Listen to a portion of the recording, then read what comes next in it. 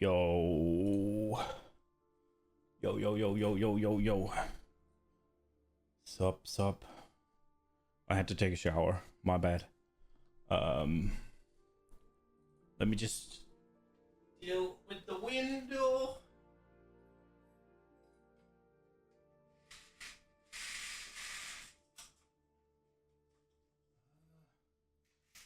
Try coming this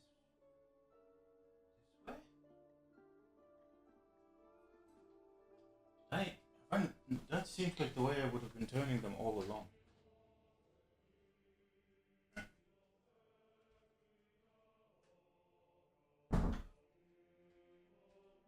Maybe I fucked up. Oh, oops, sorry. Ooh, okay. We're here. And PoE just turned on. Let's go. Headset on.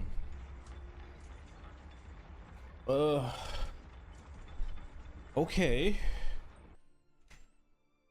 Let me just pause the music. Please don't pause the music. Alright.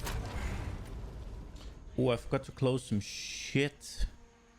Dude, I hate screen sharing. Sorry. I don't know if there's anything here that I don't want you guys seeing. Like maybe all my Futa porn is in my OneDrive folder, right? And I mean, I will happily share it with you, but not on stream because then I get banned. All right. The bonking commences. We're in Act 4 now. Well, we're not right. We have to go there, but we're done with Act 3, so it's just talking to Alva Valai. I think I got a little bit of the draft yesterday. My throat is sore. I know that has nothing to do with the food or stuff. I should have dried my hair better. All right. Let's first check Oswald. I can't pretend to guess the consequences of what you've done here. I promise you this. If I end up dead because... Let's see what he has available to us. It's not hybrid. I think we saw these last. Feel like I got baited by that exact one. Okay. Exile. I can't change there. For that to happen, time is of the essence. Returning with Doriani, I doubt if he... Okay. Oh, well. Have you... Doriani claims it is in pieces. He holds one, but there are 3 others he says are scattered in a Karui archipelago. Namakanui. Interesting.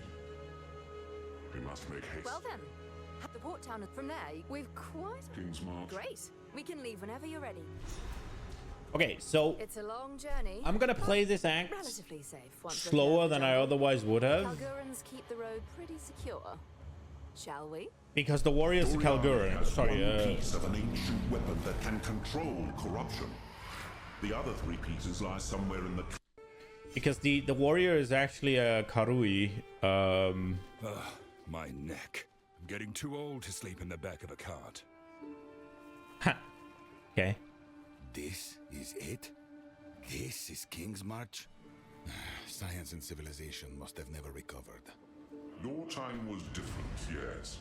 But don't discount the Kalgurans just yet. They have potential. We shall see. Where is Alva? She has gone ahead to meet her local contacts. We will need a vessel to navigate the archipelago. Yo, We Christina. must begin our Welcome. search to locate the pieces of the weapon. Try and get along, you two.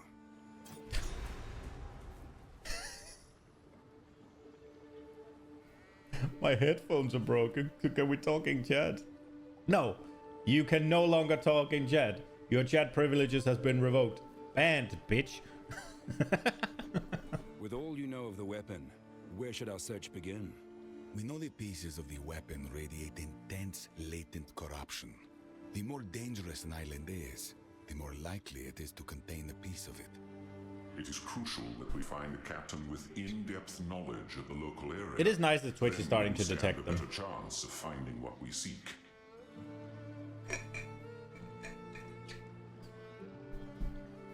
Quickly.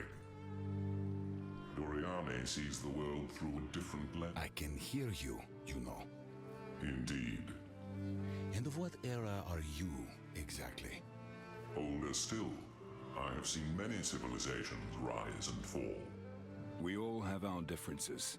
It is a strange feeling meeting someone so gifted in sciences I unintentionally brought to the world. All of Val technology and advancements derived from my ultimate mistake. You call the beast a mistake? On this I do not agree. The gods were nothing but monstrous tyrants. The power of corruption allowed humanity to seize back control of their destiny. And what did you do with that control? In your experiments, I saw death, dismember. A means to an end. That is, I've seen. Perhaps. They gave them my only Oh, to One day, all regrets will be cast aside. We will put things right. do whatever it takes. Okay. I wonder what the warrior guy's gonna be. Is he gonna be a marauder like in PoE1? Or is that the same guy as this? Are they gonna go like a knight or something? I'm kind of curious. It's gonna be cool. Is this the friend you mentioned? Ah, there you are. This is my contact, Rog, a trader with a keen eye for valuable artifacts. Rog, my friends are after a ship, and it just so happens we have a cartload of Val treasure to cover the charter. We need a skilled captain. We seek the most dangerous islands in the region. Kalguran merchant vessels don't intentionally seek out danger. However, there is one captain who may be up to the task. Name's Makoru. I'll set up an account for you, but for now, here's your charter. Take it to her. I've no doubt she'll accept. I suppose it's time we said farewell for now. I'm off to study a tome on blood magic I found back in Exile. How exciting! Do be careful out there. Come visit my shop sometime. No. Well, yes, I will, but... Hello, little man. The name's Tujin. I'm the harbour master around here. Welcome to our fair little town. You have a vessel charter, I see? That's right. I'm looking for Makoru. Just out on the pier. It's the only ship on the dock right now. Before you go, perhaps I can ask a favour. See, King's March trade has seen better days. Ships go out, and they don't come back. And that kind of shite is bad for business. What's the cause of this? A local island we call Journey's End is spewing out blasted fog all over the sea, as thick as mud. The Karui know all about it, but won't seem to touch it. Something has to be done. How will we find our way through the fog? Makoru can do it. She's Karui and grew up on these waters. If anyone can get you there, it's her, no doubt.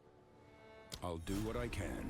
We'd be in your debt, and I got something special with your name on it. It's like a We can clear fucking that support bloody gem. fog. I'm not a tour guide. This here's the harbour. Got an harbour concern? That's me. For all other concerns, best ask someone else. Huh. Quite the welcome. Don't take it personal. We got a lot of people coming and going here. I lost count of all the ones that rubbed me the wrong way. Who knows? Maybe you'll surprise me.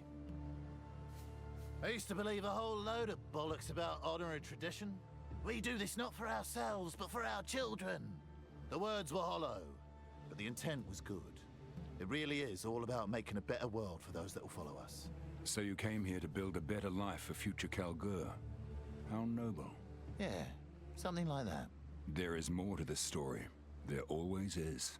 Quite worldly, aren't you? The situation back in Kalgur made the prospect of Rayclast a little more appealing than it otherwise would have been. Rayclast is anything but appealing.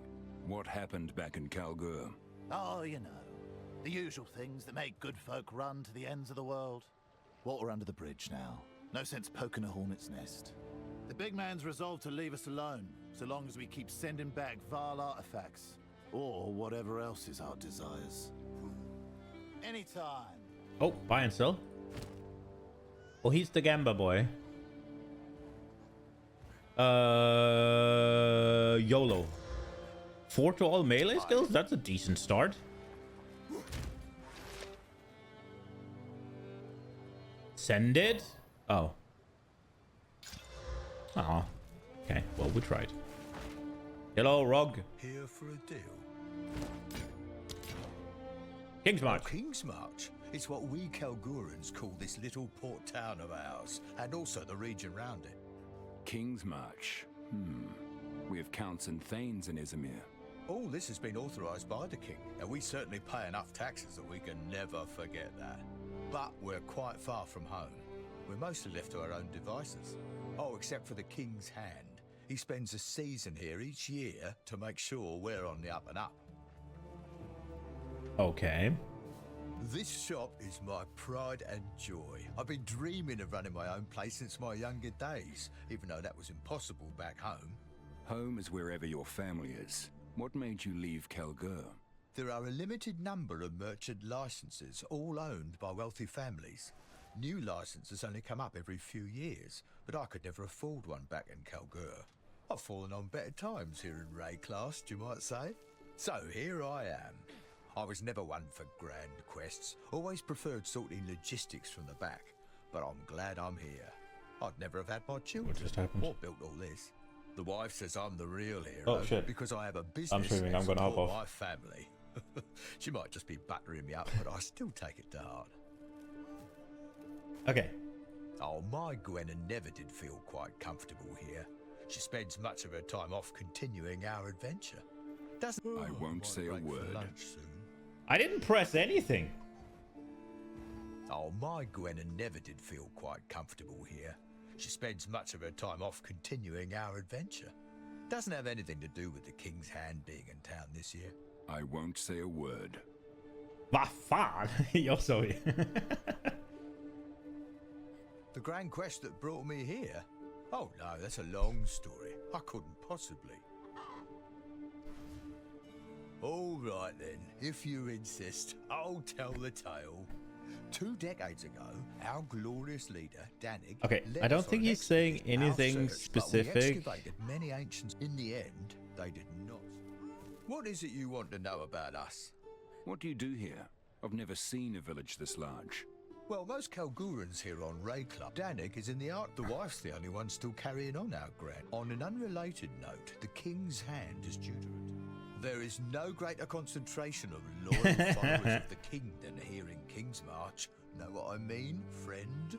I understand. I recently became a very loyal and dedicated follower of my own count. Friend. It's always good to meet a new friend. Let's keep in touch. Okay.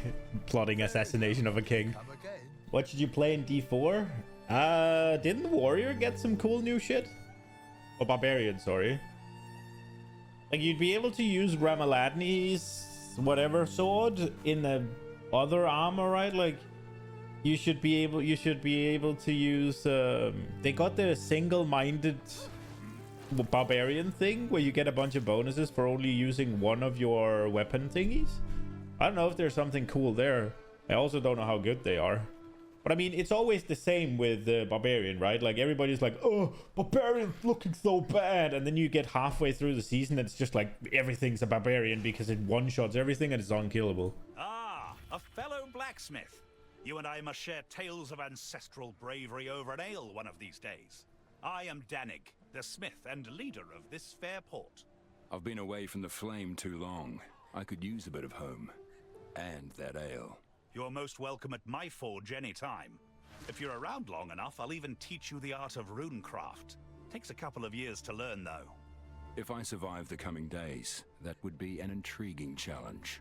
Then it's all settled. Welcome to King's March. We've had 20 years on Rayclast, and those gems you use continue to perplex me. Clearly, Are you sure? Even with focused will? Believe me, I've tried. We have our own methods of mystical power, to be fair, but your gems remain an enigma. Okay. The runes on our armor essentially capture and shape starlight. The Izamites also smith runes, but not with such power. Can your runes truly do all that? All that and more. The greatest smith. This little jewel on the sea. It reminds me of home. You've done well here. To be fair, we did have local help. Okay. King's March is actually our second attempt. What happened to them? That's why we came here 20 years ago. The king commissioned this port for trade after we ourselves would like to... Very interested. The Val. Why? Your guess is as good as mine. Well, because they were an ancient, powerful civilization powerful with artifact in our scientific known tales progress was that brought to this rivaled the continent by fucking the power of first the gods, expedition right? Like, thousands of years doesn't ago. seem... Why wouldn't you be Songs tell of interested in it? If incinerating- Ogham had possessed something like that, well, we still need it, even now. My thoughts exactly. I still Trust intend to me, the hour is always later than you think. One day there will be. I'll go make some legend. Okay, so this now comes the time. Oh wait, we have Ange still. Talking to Makoru and Kano or whatever. There might be something cool because this guy is Karui, so hopefully there'll be some cool lore shit. I would like to see if Danig has some better weapons, but I kind of Welcome to think the they have fort. the Here's same the gear shit, I've don't got. know. Okay. Ooh. Okay, yoink Carve to your that way through one. History with that one. Let's see armor.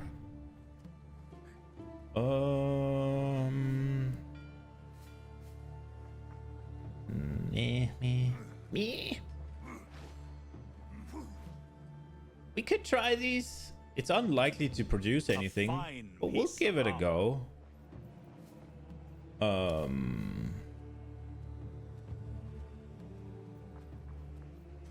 That's a lot of lightning resistance, but I lose a bunch of other resistances, so I don't think it's worth it. We'll give these a go. Can I use the currency exchange now? I can. Okay.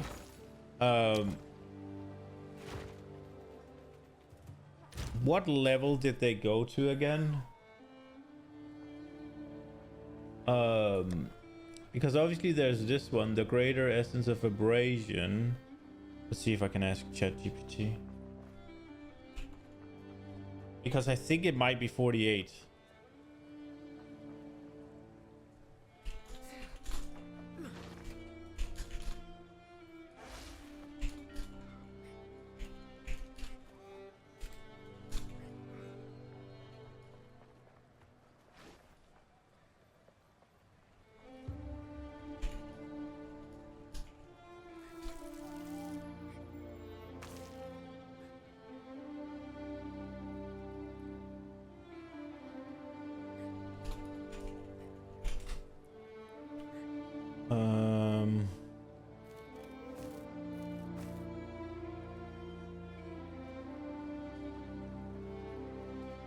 Minimum level requirement is 45.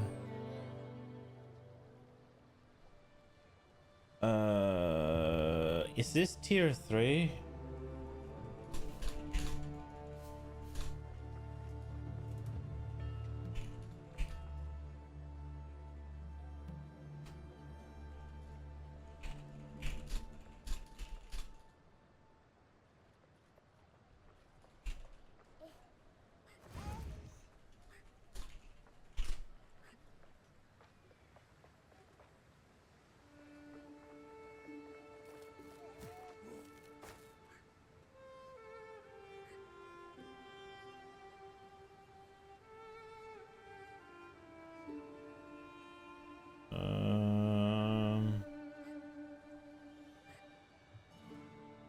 Did I do it already? I did it to something, didn't I?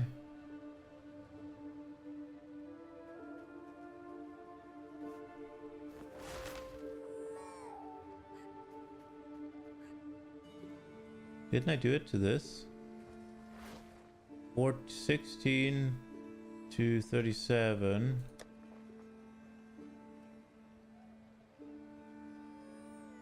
Yeah, no, that one's lower level. And what does that require? 36. Do we gamba on it? I think we do. Can I use this? No. What eye level does this require? 55, okay. Wait, is this gonna say that as well? I wish it would say it.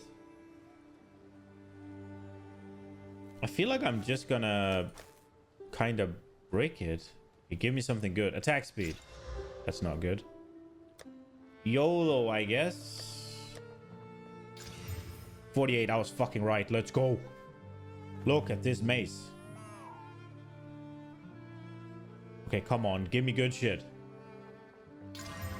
Attack speed. It's still very slow in comparison, but this is gonna bonk. What do we get? Flat fire, meh. Critical damage bonus. I mean, we don't have any crit, but... Oh my god. It's happening. Maximum mana. It's dead. This is my shop. Rog's dad. Okay, so we need one more level. Why didn't I use the fucking... Abyss bullshit? God damn it. Okay, well... It's you. Hello, learning from Rog. He's been a great teacher, no doubt about it. But gosh, has he gotten soft as he's aged. He seems like a fair man. Too fair, you might say. Years ago, he'd drive a hard bargain. He was a great negotiator. Then he went and had children. Oh, awful. Now he seemingly doesn't have the energy to haggle. Almost gives stuff away. Okay. I'm sorry to hear that your mentor died. A rather unwilling mentor. Almost unaware he even was one, actually. But thanks. Died of natural causes, they say. But I'm not so sure. He left Kingsmarch around a decade ago, but when he got back, he'd both softened. You never quite knew which, but I could tell. And you didn't ever ask him about it? I asked him once, what happened to you? He looked me dead and he was looking at. He said nothing. Under his coat, I heard he held it, so all very strange. So the night he asked him what happens is the night he died. He helped me with my self-confidence. Well, at least he tried to. He got me blind drunk singing songs with the local crews here in the tavern. I'm getting the impression he has a problem. Yes, it is a bit of a worry. Since then, for some reason, people have been more friendly towards me. Aren't people awfully strange? Thanks for the chat. Oh, bro. This thing is going to clap.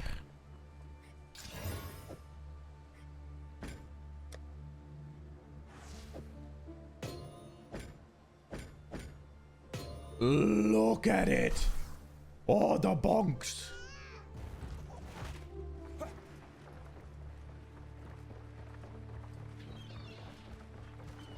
Okay, let's see. This is where something might be special. Hello. What's Kanu. your step, eh? Slip overboard and you're on your own. I'm Kanu, first mate of the Aurora May. If you're looking for a ship, best speak to the boss, Makoru. And mind your manners while you're at it. Well, quite the introduction. Good to meet you, Kanu. Whoa! Your voice is thick as a rock. Powerful. I won't mess around with you after a few drinks, eh? My family wasn't always from these parts, you know? We came out here a few generations ago. I was always out exploring the waters and fishing, even as a young boy. That's just in my blood. My family's tribe, the Tasaleo tribe, they value being on the water above all. But the young ones were never allowed to go very far. I used to drive my parents nuts. I looked out across the water and oh boy, I wanted to keep going. But I never went too far. I couldn't leave my family behind. Where they are, that's my home. Home is wherever you can find those you care about. Well, hey, here I am. And I'm thankful the boss showed me that I can make a new life for myself. One that I choose. Okay. Welcome aboard. I'm Makoru, captain of the Aurora May. I've acquired a charter, and I'm told you're the best captain for the job. Well, I think I might be the only captain at the moment, but that is nice to hear. We can take you wherever you need, places other captains would never dream of going. Your business is your business. Now, we can set sail whenever you like.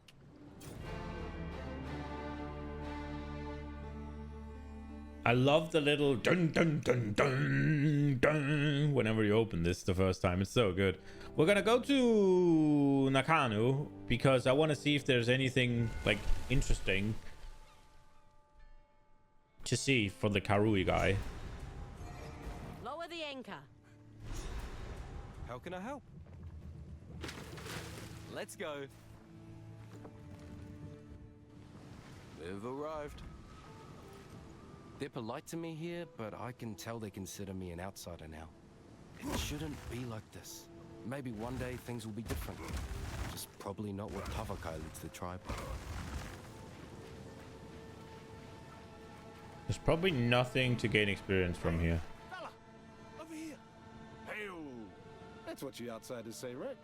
Thought I heard the clink of gold in your pocket. I'm Ruhaki. I'm an apprentice carver here on Nakamu, and I'd be keen to trade for some of that gold of yours. Okay. Just between you and I'm tired of Tavakai's teachings. I don't just need strength. I need a future. There isn't a single girl my age who'll marry a man with no prospects. What's in there? Bye then.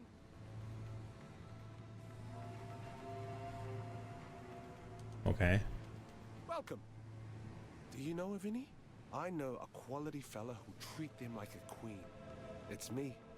Keep it in mind, eh? Like what you see? Crushes enemies on hit? That sounds really fucking good.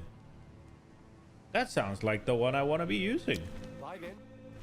Alamoana, Wayborn. I am Kaimana, yes. You are welcome here, but no further.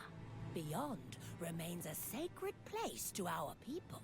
By our way to pass through, a newcomer must sing our tribe's song of greeting, yes. And I am quite sure that you do not know it. I know a song or two, but not that one. Though, perhaps you could be of some use, yes. Why don't they have anything to say to him being a Karui? Experiment, another concoction. Ha! But I'm looking for an ingredient, though it requires a little bravery to fetch. Travel to Whakapanu Island, seek a great shark, then see what you can acquire, and bring it back here. Then I'll see what I can do with it. What do you need it for? The blood fever. Tavakai insists we bring it to an end, yes. And that is my critical task.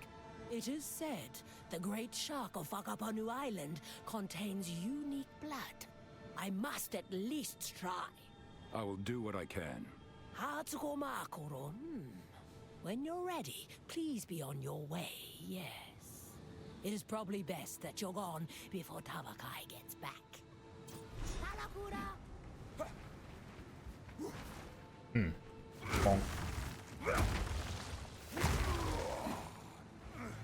I tried. Return to the ship. Okay, there was nothing of interest there. Sad, but Good day. Where to? let's start with the Strike Island. That'll make me a man in the eyes of the Karui.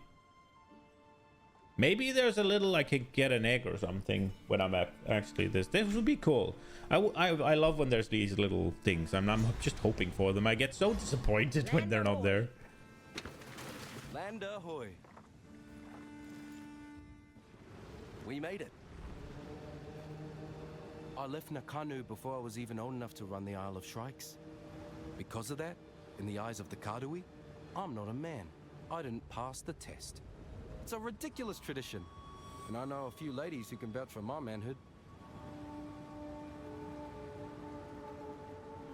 Okay, so I was hoping he was gonna say something here. You are not yet a warrior, but soon you will be. Climb these cliffs and collect one strike egg. If you feel you cannot go on, turn back. You can always try This is again what killed us next last season. time. Oh, there was only one here though. Wisdom and strength, not to destroy you. A corpse does your tribe no good.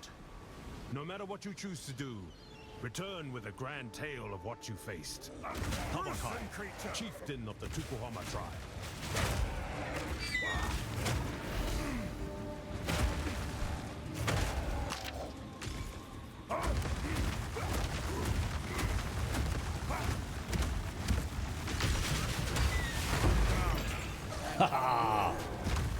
Get absolutely shit on. Oh. A little chest. Can I throw the hammer down there? Get fucked.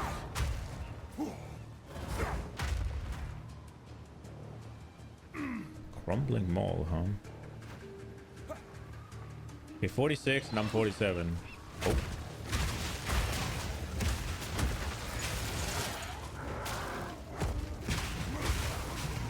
Donk. So I've somehow managed to overlevel a bit, huh?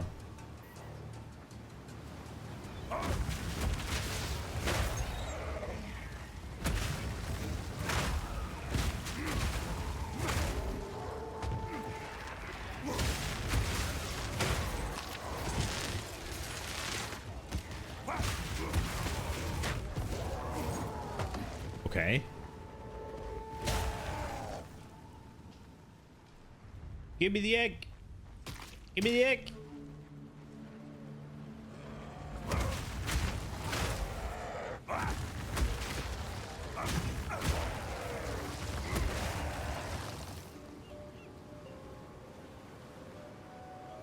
There are little bird babies that you can just stomp on here, by the way.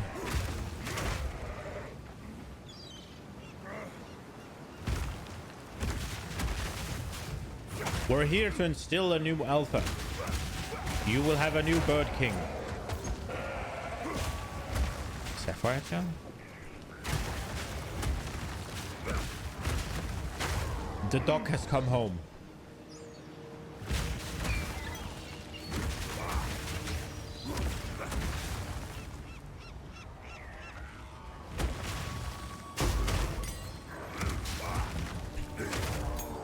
Do I have a level 11? Do I think Earth Shatter.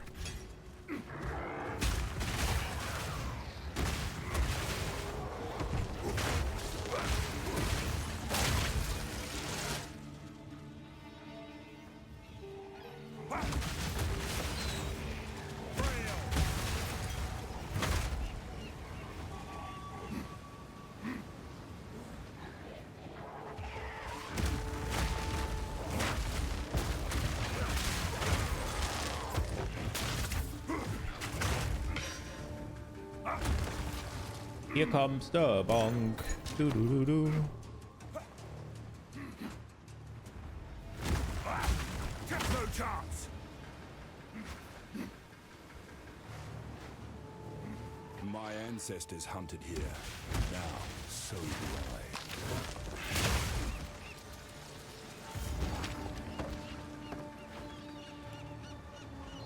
I. Then bring back an egg.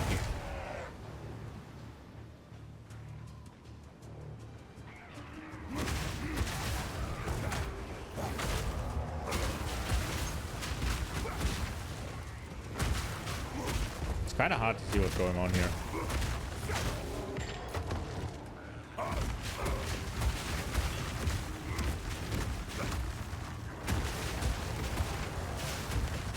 That's no Kardui shrine.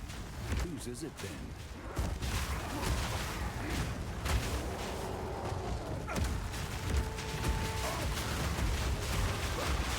Keep bonking.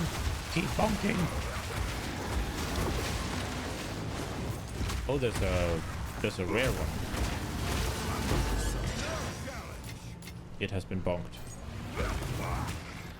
Oh, we got a depth? Oh no, it's the first depth.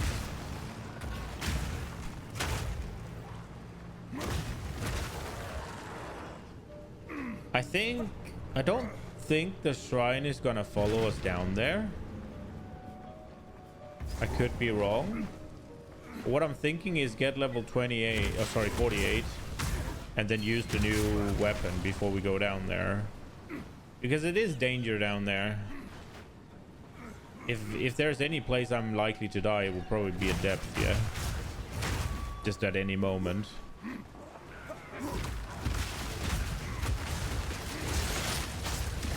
Regular mobs like this are unlikely to kill me. They can. Absolutely, but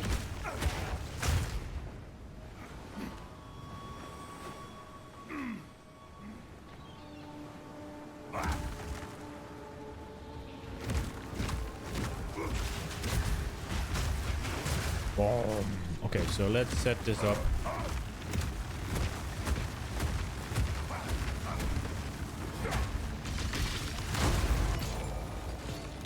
Boom.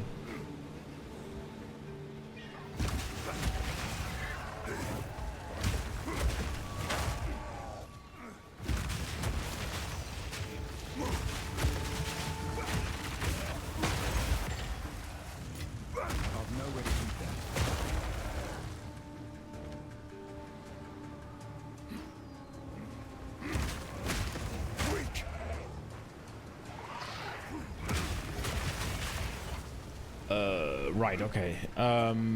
So I actually brought the freaking mace with me that I was gonna use. I didn't realize I did that, actually. Make sure to not fucking discard it, Fence. Do not discard it. Do not discard it. Do not discard it. Do not discard it. Discard only this. And this. Do not. Welcome.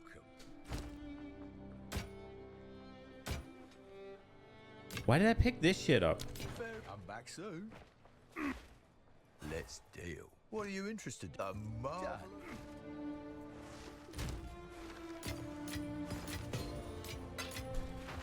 Okay, let's see what this guy has to say. Friend, I have urgent news for you. Time is short and the unmaking of the world is nigh.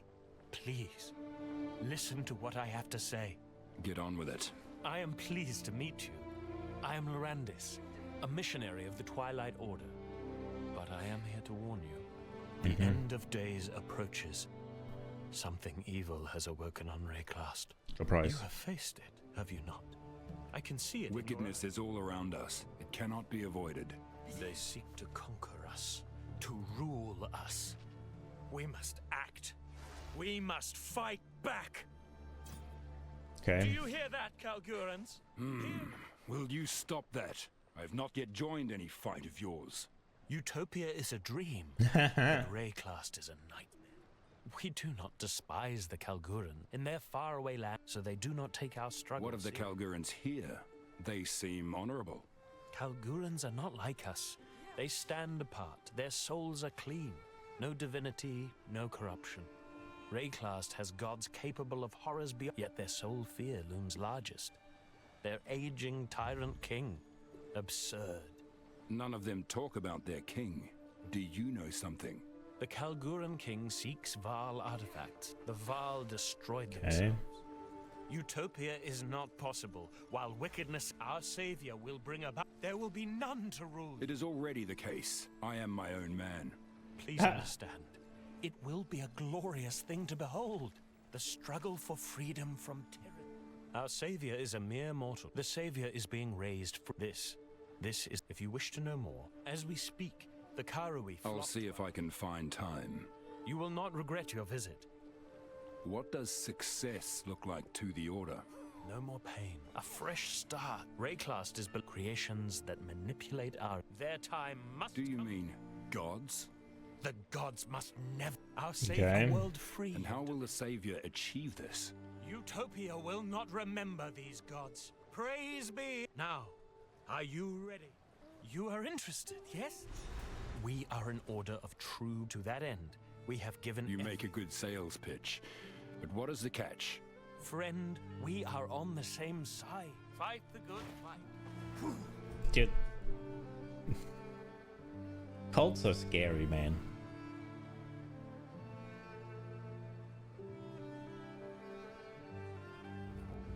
Cults are very fucking scary.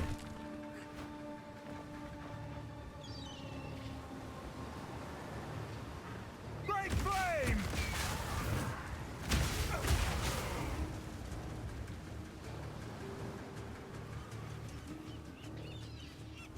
Oh shit, I think I remember what I called the duck. I think I called him Duckless. What drives my people to collect these eggs? This looks like part of a map, but where does it lead?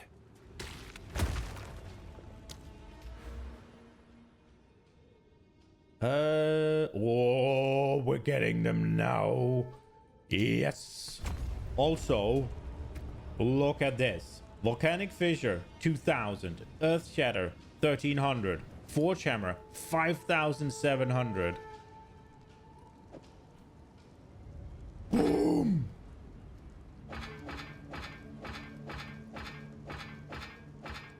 The fissure damage goes up a lot. Earth Shatter doesn't go up at quite as much. Forge Hammer goes up a crap ton. Now I am thinking that I'll do this. And I'm kind of thinking that we'll keep...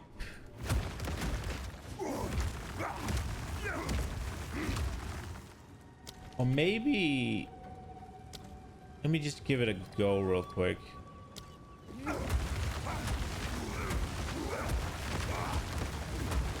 The thing is... This is the damage, right?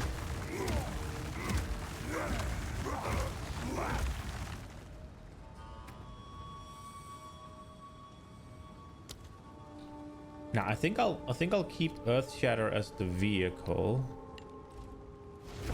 so that we get to do it fast. Do not fret. Oh, a monk. Steel yourself.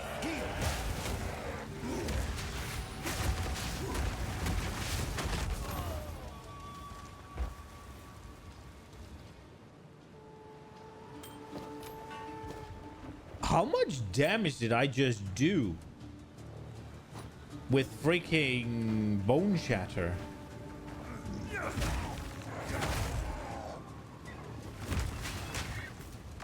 I'm not gonna lie, the slower animation is kind of painful.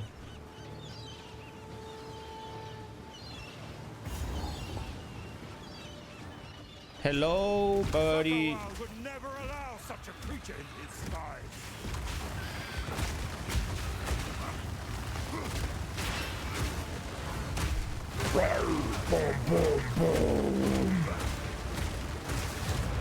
It didn't even get to puke out its little friend. Can visit this place once more.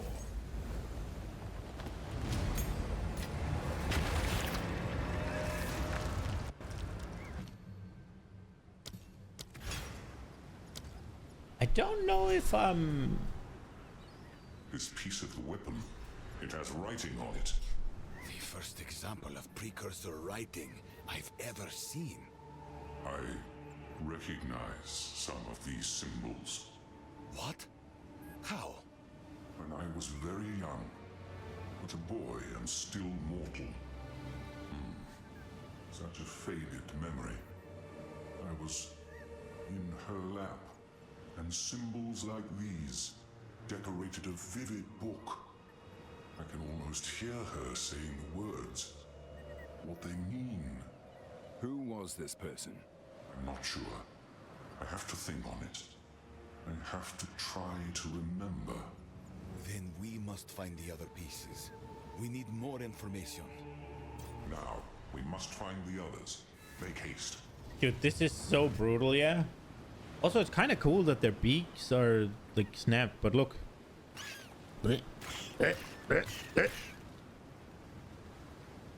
There's only one bird who rules this land.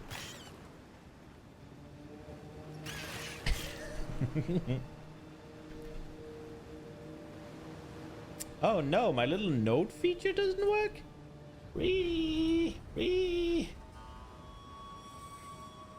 Oh, brother. Do I have to do it fucking manually again? But if I don't, I'm gonna hate myself for it when I have to look through things.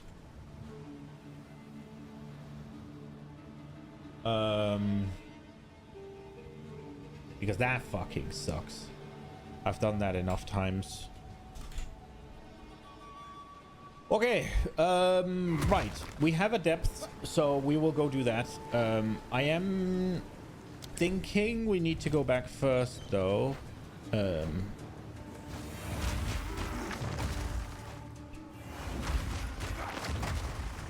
So if I do this with weapon set 1, this is the time it takes. What if I do it with weapons 2?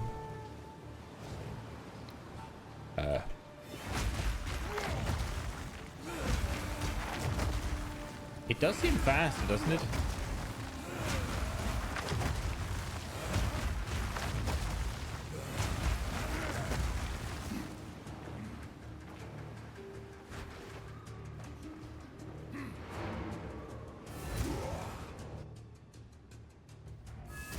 I am kind of thinking a totem would be nice. I don't like that idea. Also, what am I sacrificing for it? It'd probably have to be Earthquake, wouldn't it?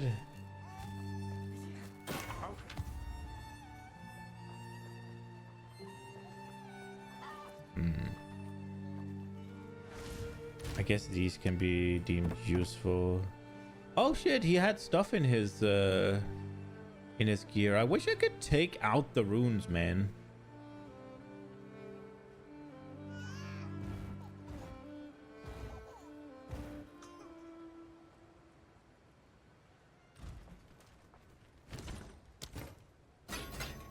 Even... Oh, he didn't call it. I'm stupid.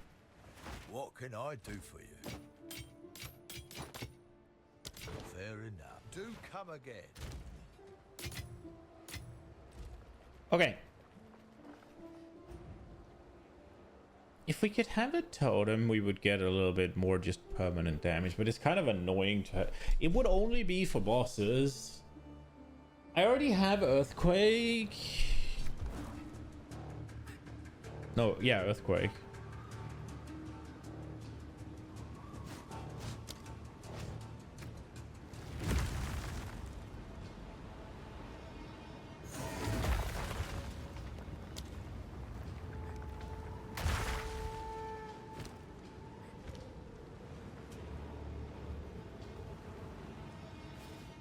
This is the first depth in this character. I don't know how dangerous it is. Deeper it goes. I love when he lands. Duckless. Coming in hot. Earth fires!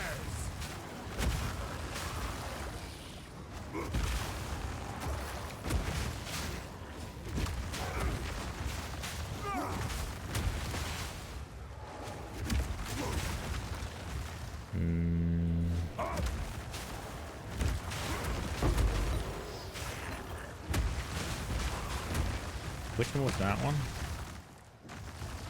Only add prefix modifiers. Let's go.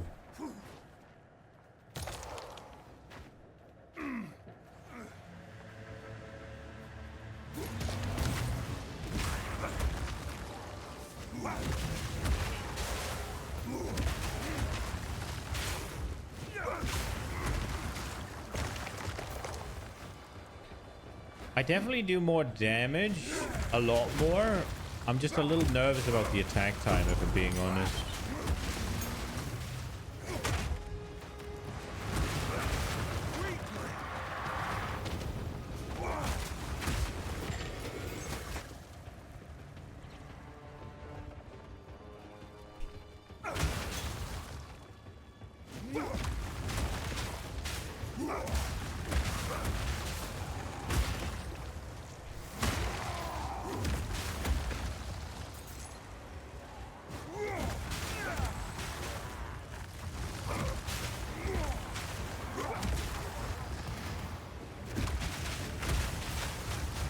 What I will say about this whole aftershock thing is it's super nice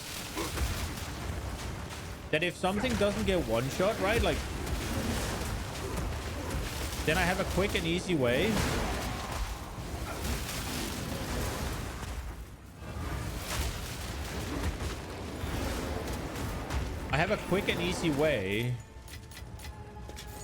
of like triggering the same damage again. Like here, boom, it goes through, it does a lot of damage. Oh, that one didn't die. Let me just hit it with this. So that's super neat, and I really like that. With that being said, we do need some more attack speed on this because, oh boy. Boy.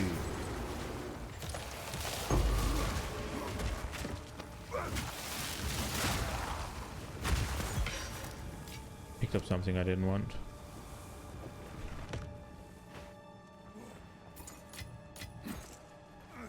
Things are kind of danger down here.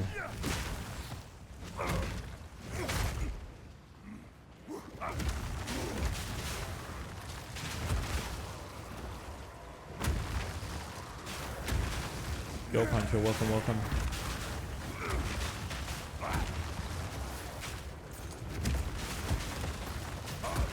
Welcome, welcome.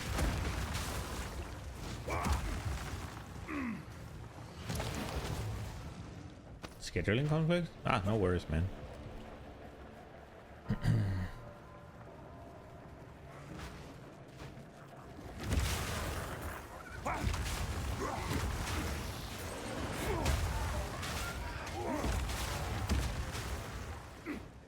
I do also kind of have a supercharged slam, right? Like if I hit this and they're like, oh, they have too much HP. Let me just send this. Oh, let me just send that. Boom. Right, like. Break.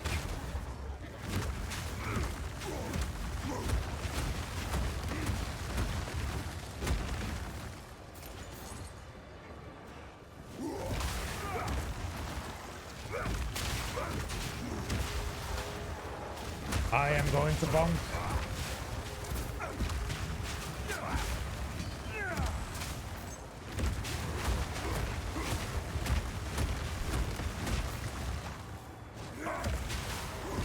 Why are they shooting at me from off screen? That's kind of bullshit.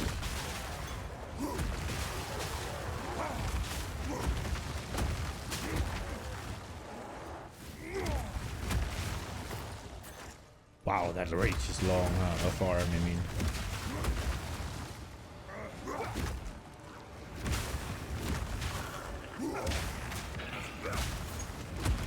Here comes the bonkage.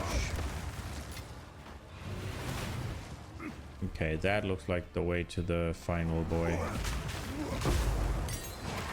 I wonder if support gems level 4 is they should contain meaningful upgrade, right?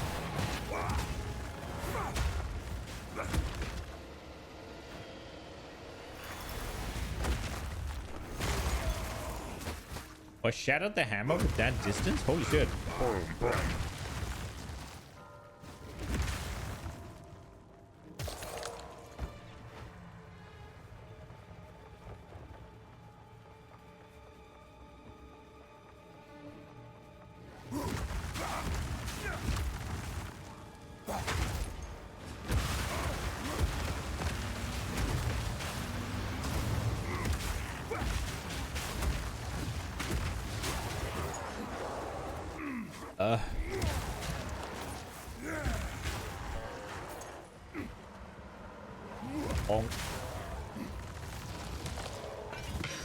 So I don't know if I feel like all of this is mostly armor, but I guess it could be, sorry, mostly physical, because I feel like I'm taking more damage down here.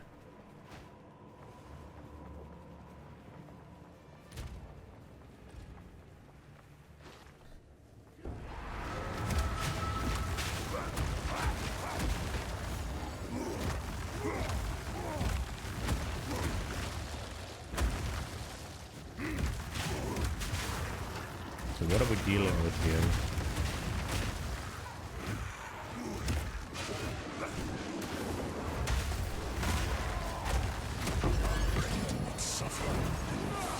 Oh, rest. Oh, he resting.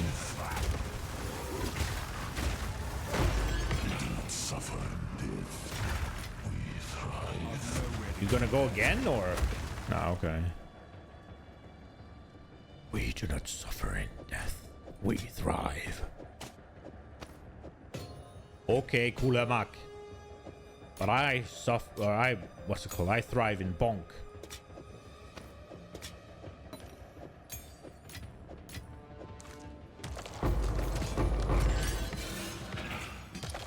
Robust rune, it says. We're gonna take this.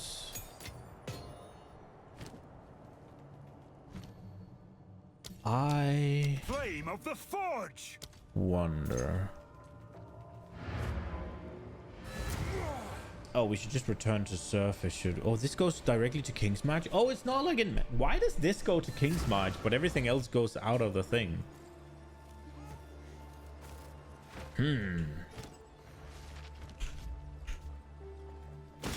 Some things is amiss.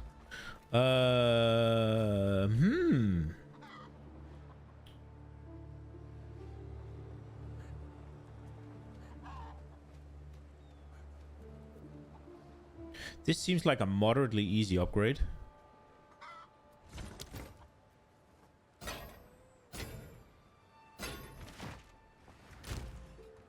With that being said, we only have one of these left, but I think I'll send it. Like 99 life?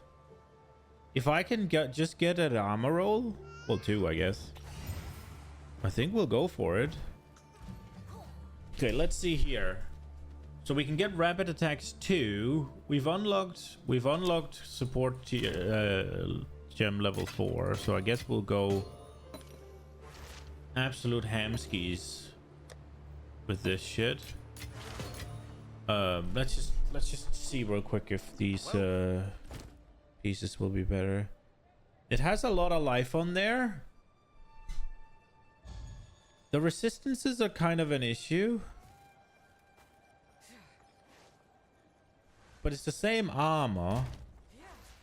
Going down in resistances is not a nice thing though. How much? How much is the Chaos Orb thing where you target a suffix? Lowest eye level, that sounds expensive. That would also take away life. Only remove prefix or remove suffix. How much is this thing? About that.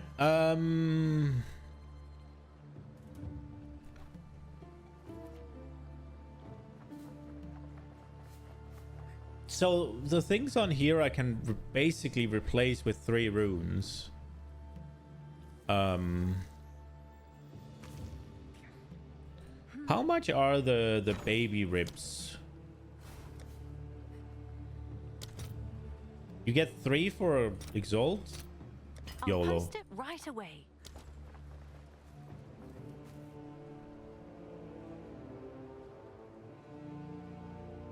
Do I care if it hits suffixes or prefixes? I don't think so. We hit a prefix.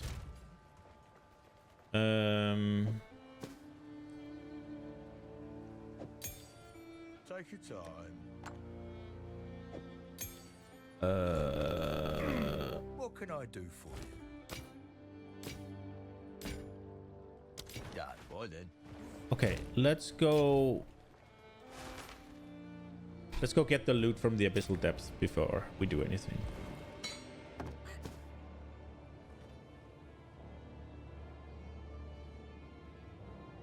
We'll pick up that one as well, just because. Okay, there we go. All right. Time for the Kulamaking.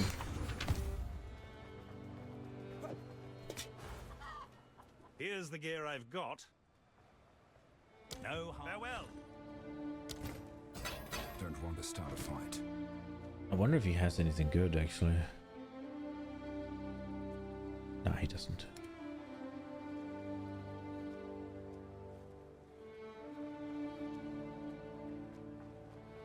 This could be good. I think I'll buy this just for the sake of it. It's just a bit of gold, right? Okay, so it's time to desecrate these 2 things. Hopefully we got some good defensive upgrades here. Okay, first things first, the chesticle. What are we looking for? We're looking for massive percent armor, I guess. I guess flat would also be okay. Spirit, though. Ooh, spirit, actually. Is that gonna allow us to do anything? No. Ooh, I'm not sure about this. I wish it would show you... I wish you could see what it would pick. Right? Like hover over it and it would show. I'm kind of... I think 50 armor with 28 increase is the pick. And I don't think it's necessarily that close. Oh, I can't. Okay, I wanted to do the other one first.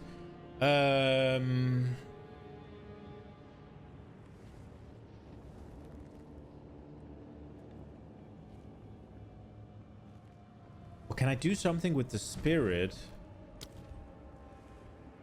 What do I have available here? So I have I have vitality and I have clarity.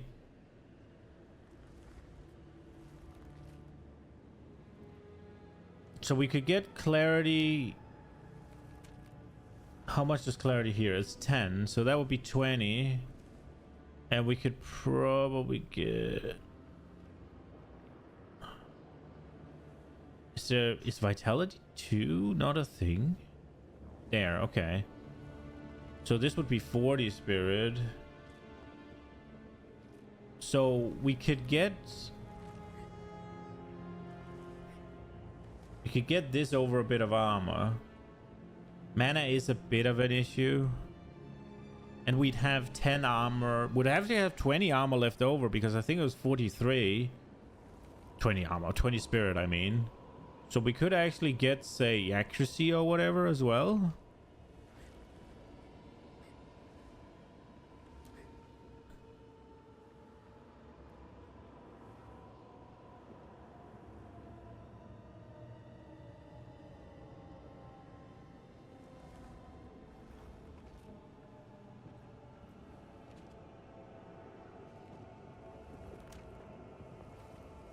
We could also get cannibalism.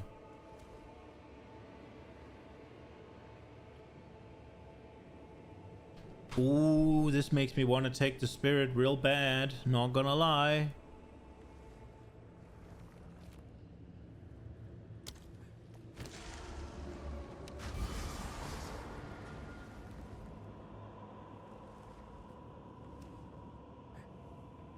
It's just a little less armor.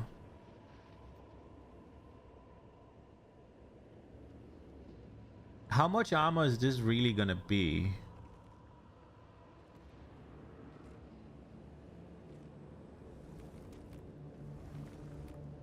I wish I could see. I think I'm taking the spirit, man.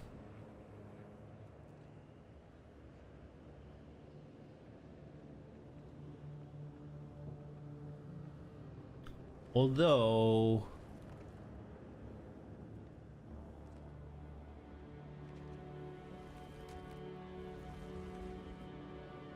I think I'm being baited here.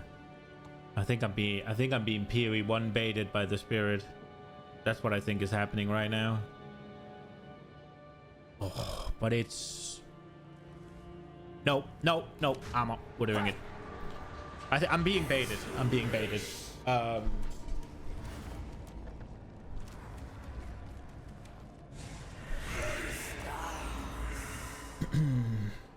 Oh yeah, 500 fucking armor before quality. Let's go. How is this gonna... So 74, we slap this on. 2% more, that's bad. Okay, whatever.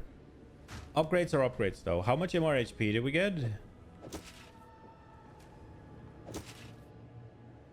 Under 100. Does this have strength? Oh, there's 19 there. Okay. All right, next one. Throw this in. What are we getting? Percent armor with life or flat armor? Oh, flat fucking armor. 88, bro. How much is 24 gonna be? Less than... It's gonna be like less than 50, right? Yeah, we're gonna take the 88, I think. The life is nice, but it already has 99 life on there, so... Send it. There's also strength on there, actually. I didn't even notice. So... Ooh! So we lost a bit of critical hit chance. But I mean, what is our crit hit chance right now? Just look at Forge Hammer. 8%? Okay. Yeah, it's significant, but we don't really have any. Our resistances are... okay. We can still slap a thing on here.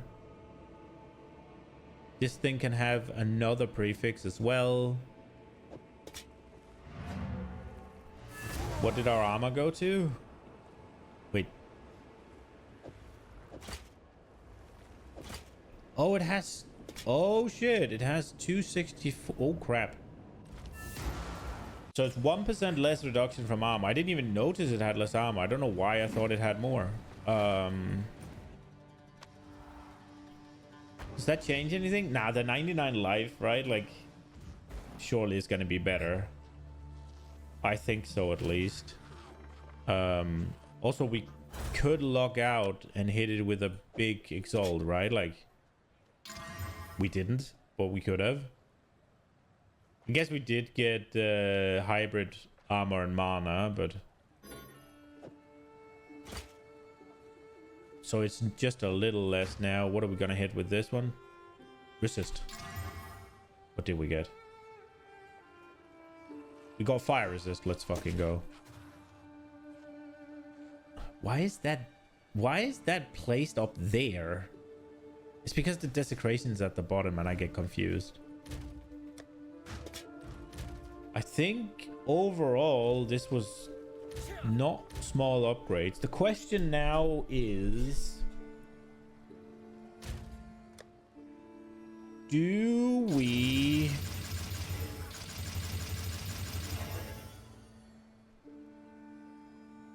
This thing only has one suffix? Oh, I need to hunt for new gloves. Are these good? No, they're not. Are these good? These are okay. These are gonna be moderately hard to replace. I'm kind of thinking whether or not I slap in some socketables. But I still don't have the cold ones. Guess we can buy them. Now that the currency exchange is available. I would like greater glacial runes. How much will an Exalt buy me? 5?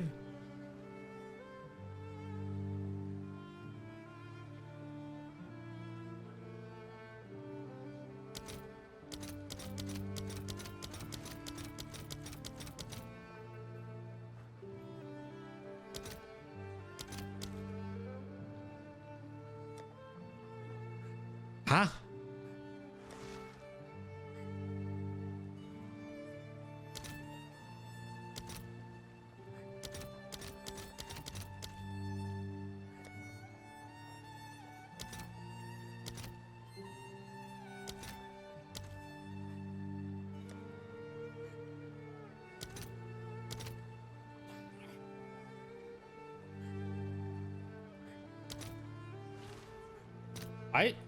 I think 5 is reasonable.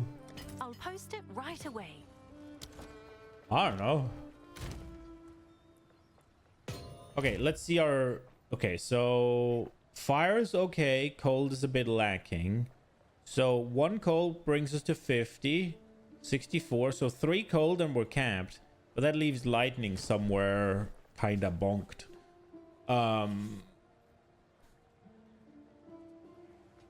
Cold, I think, is the most dangerous. If we pop in 2 cold, we're on 64. If we pop in 2 lightning, we're similar. We could get everything moderately up there. We're definitely gonna pop in 2 cold. I'm gonna pop 1 in here because I think that's least likely to be replaced. It seems cold are really hard to come by. Lightning, should we just put both of them in the chest piece? I think so.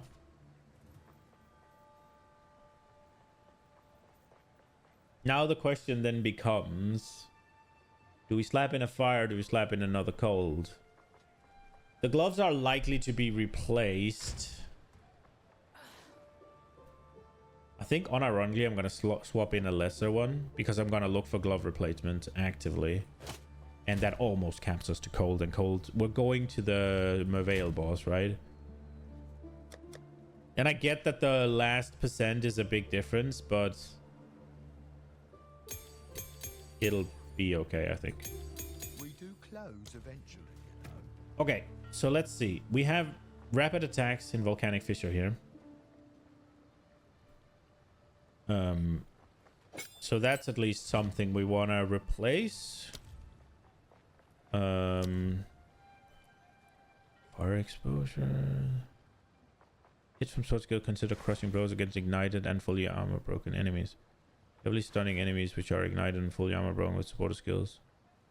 Heavily stunning enemies which are ignited and fully armor broken with sports will permanently intimidate them. That sounds pretty good. Let's get rapid attacks here.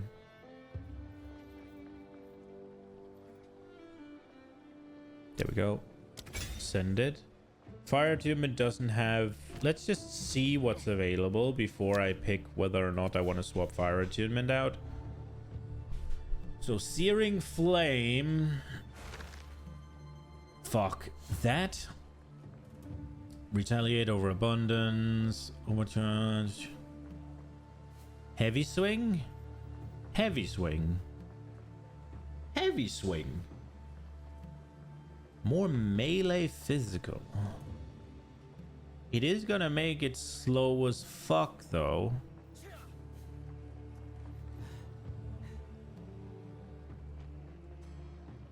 I have to see the difference it makes.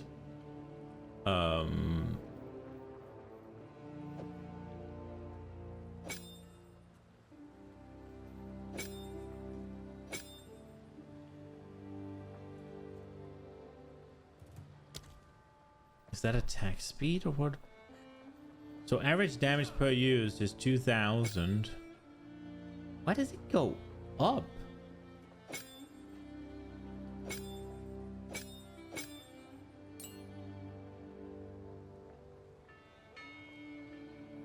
It's not a melee attack?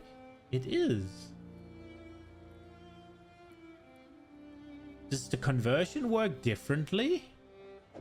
Is this just a bad gem?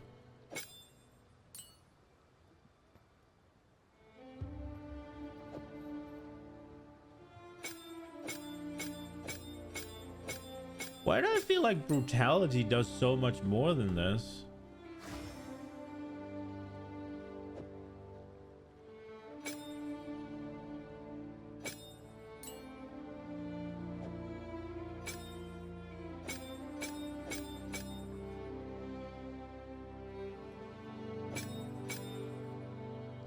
Seems kind of tiny. Okay, well, I mean, what can you do? Where is aftershock? 35% chance to cause an aftershock. Ooh. Why have I not seen that before? I mean, yeah, that is happening because when they cause an aftershock, it's just pulsing more damage out for what I'm using them for. Rage goes away. I don't know if I want to keep the armor break either, but aftershock's definitely going in. Fuck yes.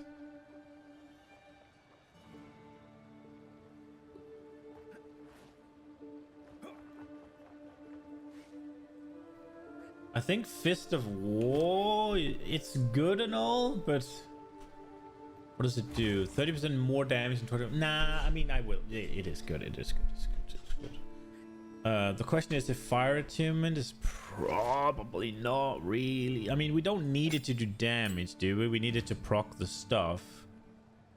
I don't even know if it's worth it for that, but I think we're gonna slam an aftershock in there. Compressed duration, it makes it hit quicker. Oh, can Stampede get aftershock as well? Oh my lord.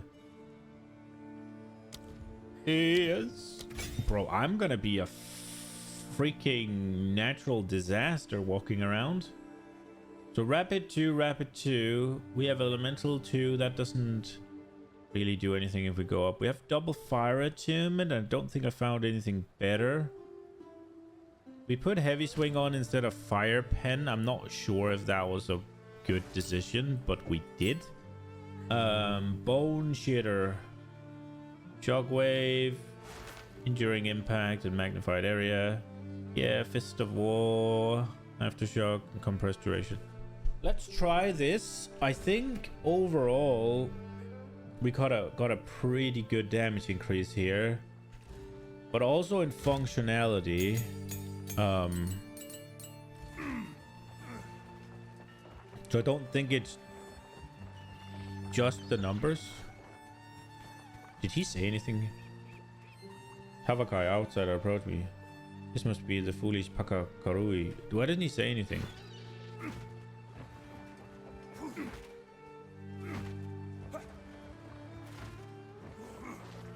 We'll go talk to him later. Talamoana. How can I help? Makuru. Boss, you mean Makoru? That's right. Makoru's the boss. But more than that, she's a role model, a true leader. She showed the Kalgorans what the Karui have to offer. And honestly, I'm just lucky to be following in her footsteps. All right, all right. You know flattery doesn't work on me, Kanu. It is simply the truth. Keeping an entire crew sober and on their toes is no small feat. The Karui have no ships like the Aurora May. Our vessels are meant to travel between islands or to fish. But the Aurora May? Woo! She feels like she could take us to the end of the world. She might have to. I'm just happy to live in times like these. I think about it sometimes, you know? What a day to be alive. To breathe in the air, feel the sun. Could be a lot worse. When the Kalgorans showed up, it brought a lot of tension to the tribes. Also brought doubt among the outer islands. My family left the Tasoleo tribe when I was only a boy. They then joined the Tukohama tribe. My parents found hope in their message of strength. Did you? Well, look, I don't reject the way. It just feels different to me. Late at night, out on the sea, I can still feel what our old tribe called the flow. It's real. It's powerful. The flow. Is that similar to the way? Oh, it's hard to put into words. All I know is Tavakai's version of the way is definitely not something I can flow with. Tavakai doesn't trust outsiders. He wants to drive the Karui further away into isolation. That doesn't feel right to me. Feels backwards. We should at least hear new ideas out. See what they can offer us. So what is this thing you found? Seems only fair to ask, since we're doing all the hard work sailing you around. It is one piece of an ancient weapon. It may allow us to slay the beast and put an end to corruption. Slay the who and then what? It could save the world. Ah, how interesting. I guess. So we're risking our necks for some old collector's item, eh? It's more than that. It could be our only way to fight back. Could be. So it's uncertain. Ah, well, either way, we're doing our part. Let's see what happens. Bye then. Good day. I'm a freshly minted captain, but not new to these waters. I joined the Trade Guild as a deckhand after I ran away from home. I then worked my way up ever since. I finally took the captain's challenge not too long ago, and now I'm the first Karui captain on a Kalgoran ship. What a story. Good for you. Thank you. But my story has only just begun. Now I've just got to get out there and make a name for myself. I've put a lot on the line to get to where I am. Who knows? Maybe we'll achieve great things together. Goodbye. Okay, I want to talk to Tavakai actually.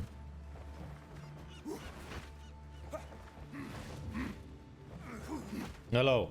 I am Tavakai, chieftain of the Tukohama tribe. These waters and all the islands within belong to the Karui. You and these Kalgurans are our guests. I expect you to behave like it. I know my place here, but respect must be mutual. I care not for your words, only your actions. I'll be watching. Those are fighting words. Well then, what is it that brings you here? You've clearly made yourself at home on our waters. I seek pieces of an ancient weapon against corruption. Our islands have become more Why and the more fuck do they have sick like a of it. blanket Those who stray eater? fall ill with the blood fever and are cast out to die alone. My Hotungo worries that the beast has returned to the world once more. It has. That's why we need the weapon, to drain and remove corruption. This weapon, it sounds like it could cure the blood fever. We believe it is caused by corruption contaminating our very blood, so removing it may heal that sickness. A powerful weapon indeed. I suppose I can allow you to continue your search. For now, we will not interfere with your passage on our waters, but you best remain respectful. He showed promise when he arrived on our shores. I saw the warrior within, but I will never forgive him for allowing the hunt of our sacred whale. Danik has spoken to me of this. He tried to stop it, but he was too late. He regrets that it ever took place. I did not know that. Either way, the Kalguran monster that is King's March is too large for any one man to fully control. Kanu was always headstrong, loud and disrespectful, all the makings of a great warrior. He threw it all away to work for the Kalgurans. We have lost many to foreign causes. That's why Ngakanu is now off limits to outsiders. Ah, I understand now. Yes, I expected you would. We cannot afford to lose more of our young to these dangerous ideas. Okay. It is disappointing to see our young abandoning the way and becoming what? Work hands? For the Kalgurans? It is ridiculous! She could be so much more! She will make a name for herself in her own way. Ugh. The first Karui captain of some outsider's fleet. Is there really honor in that? I doubt it. Kanu rejected us to be a lowly first mate, as they call it. I know his father. He is deeply ashamed. The youth these days are more foolish than ever. Yes, you are all guests here on these waters. Waters that have belonged to us since the beginning of time. Our way is our identity. It is beyond life and death. The way gave us the strength to endure all the horrors of Rayclast. Corruption, disease, slavers. Ugh, never again. I understand. As a child, my back was branded by foul hands. Some of my earliest memories are of pain. I vowed never to be weak again. Then my words are not wasted on you. Now, it is your choice, and you choose to be strong. Strength is the key. And yet here we are. Slowly but surely, outsiders forsake us. The Val, the Eternal Empire, and now, the Kalgurans. I thought their leader Danik was true of heart, until he allowed the harvest of our sacred whale, and it was all downhill from there. 20 years ago, we allowed only 4 Kalgurans to stay. It began with our remote tribes for generations, the Eternal. But where are those slavers now? Good riddance. Long may they burn. Now, we must be strong. Okay. Long ago, Tukohama put axes in our hands and taught us to fight. That is the most important lesson of our way. We were nothing before we were given strength. Tokuhama seems to have taught you well. Had we been united in our strength, perhaps history would have told a different tale. Now, the tribes must stand together and put the Karui first. We will always have neighbors, but they must acknowledge our strength, and one way or another, they shall. With respect. Okay. All right, Makuru. How can I help? Talamoana. Kalgur. They don't talk very much about their home. Are only Kalgurans permitted there? Nah, it's nothing like first. So then, this sort of custom is I am no longer. Tujin suggested that we could. Okay. I don't know what to make of the Kalgur. Gossip usually isn't very reliable, but go on. Well, they say he. But something tells me this is. I've noticed certain types of Val devices. Perhaps this king seeks something he ought not to have. If you mentioned it, and just like I will deny ever telling you this. Okay. My people's traditions have run until my generation. When I was just a young girl, Tuko, that turned my world Actually, by moral, I'm sorry, that was me. I'm looking for my own way. I thought I might find my other Karui like me have spread out across Rayclast in search of meaning. The elders call us Kaivana. They think that we have rejected the way. Do you take that to heart? Not really. At least, not anymore. Now, when I was a young... My ancestors... So who am I dishonoring by... It's a debate that I'm tired of having. But either... I became a captain to lead a Kalguran. I was given at the most dangerous point. It was set to explode. What an ordeal. How did you handle it? I was faced with at the cost of... They say it's... So I chose... That's just how Yet I here was... you stand. Well, luckily, it was the truth of it, I earned the council. It's the best situation for them. Are you telling me there may be another cataclysm? You should have told me sooner. If this weapon can... You're doing a fine job as it is. I won't fail. Maybe... Hey. What's this? A part of a map? Let me know if you find more of it. All right. Where to? We're good to go. Let's go Wakapanu Island. Right? Yeah. We just We just fixed our cold res. We just got a bunch of upgrades. Our damage should be popping. This is as close as we can get.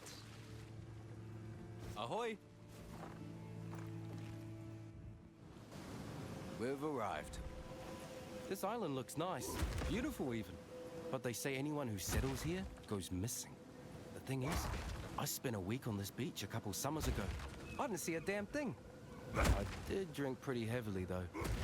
Nah, rumors and tales, you'll be fine.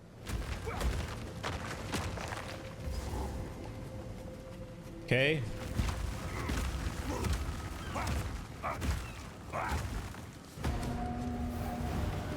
Bonk, bonk, bonk, bonk, bonk, bonk, bonk, bonk.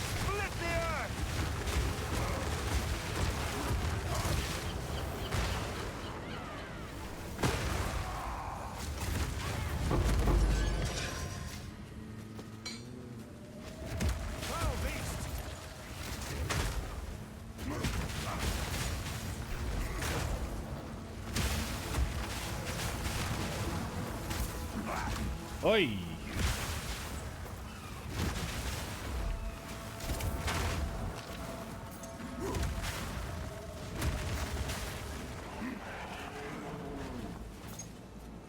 What was that?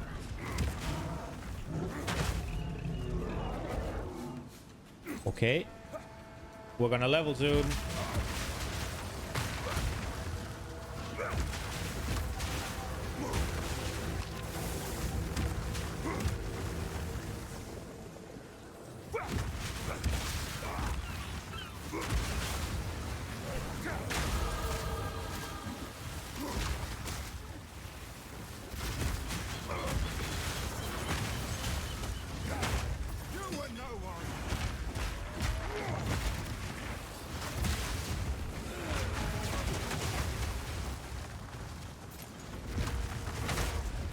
How does this work when it creates an aftershock?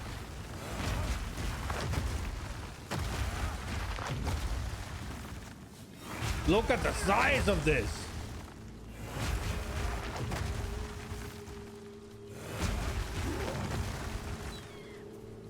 Come on, trigger. 35% chance. Boom! It looked like a fucking meteor landed.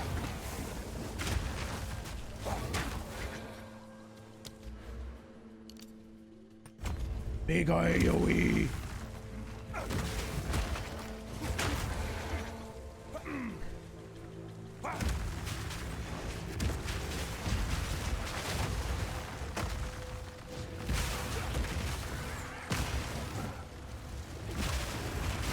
What happened here? Where have the people gone?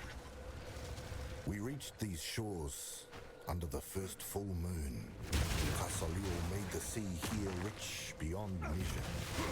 We slept deeply and knew nothing of the dangers of this place. Tarfor offered us living wood, and Valakor was kind. We sang for the bounty of our new home, and to Ramakor, and to the beautiful Arohongui as she watched from Lani Hua's palace in the sky. We found abandoned homes. Others lived here before us. This was a sign that we had chosen well. We didn't see the statues until much later.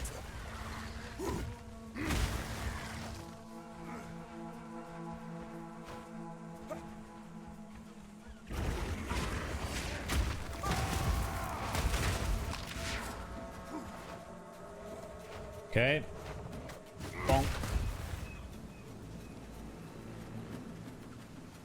Man, this looks beautiful. There's some big sandworms though, but...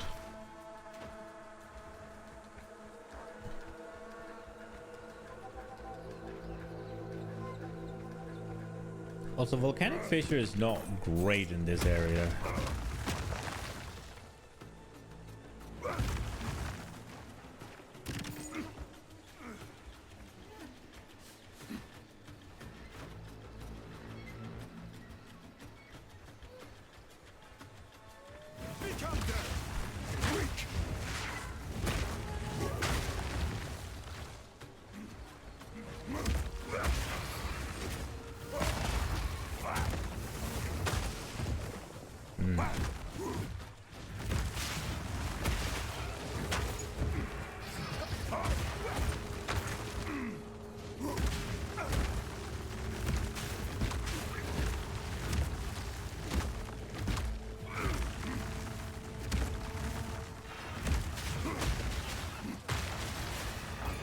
Bonk, bonk, bonk, bonk, bonk.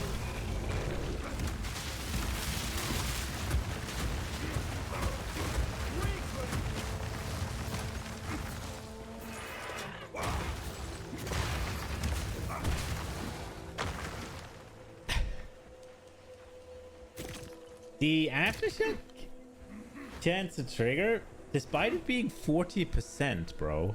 Like, oh, and I just complained that every one of them triggered. Okay, bro. Oh, hello, Shocky boy. The size of that fin. At least it can't reach me up here.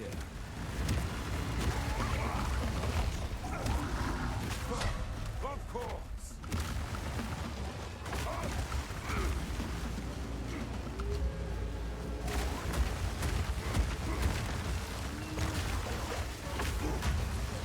Oh, god damn it, I thought it would come up here. Rawr!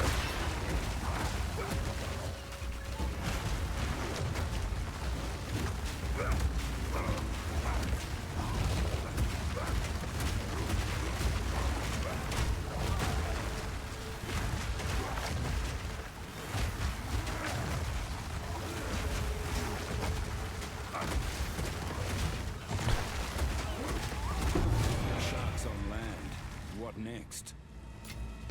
Could be useful to someone.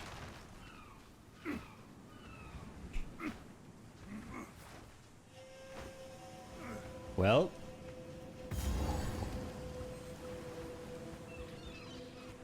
I'm not sure about our damage here.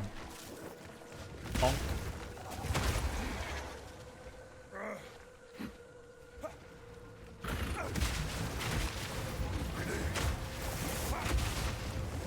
I wonder if I'm overvaluing the damage of the fissures.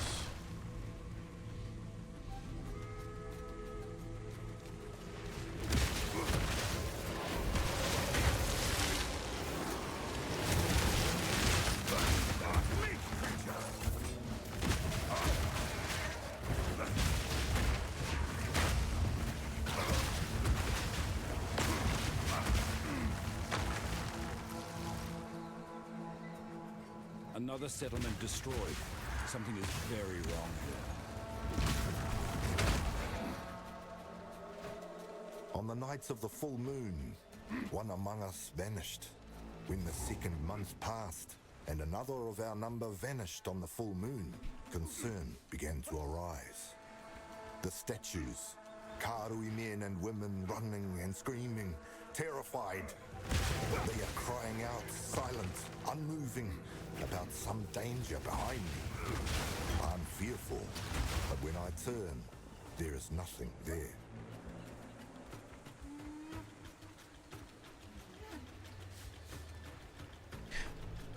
The attack speed downgrade is definitely noticeable, and it feels super bad. Like the difference between this donk donk and this.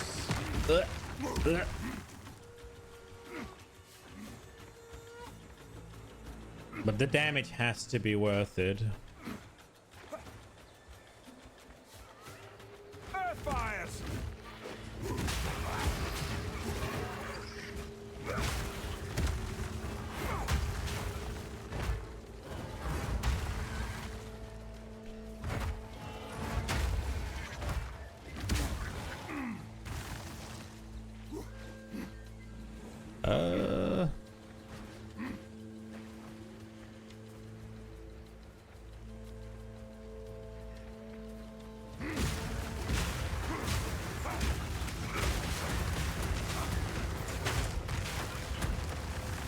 Chased them through the jungle, begging them to stop.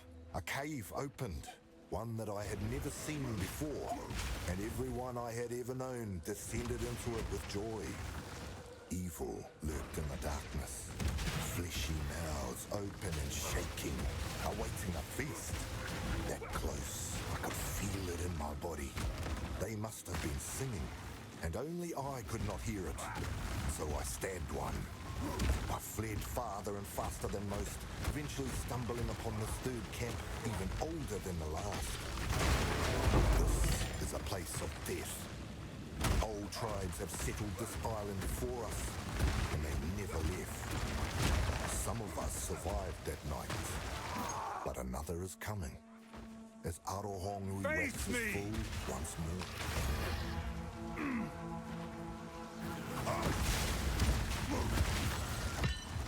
I like these little lore things. They're cool. Ooh.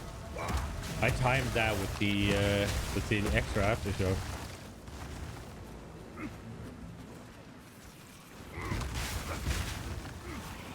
Bonk.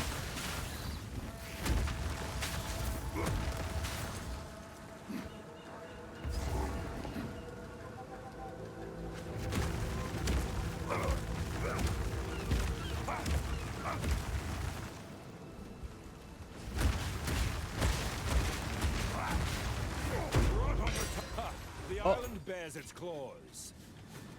I didn't even get to do anything. I was so ready and it just got deleted. Okay, well. I guess I was very ready.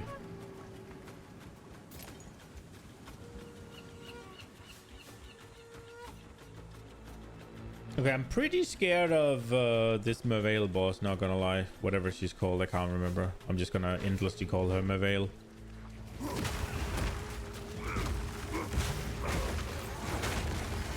Titty Piranha.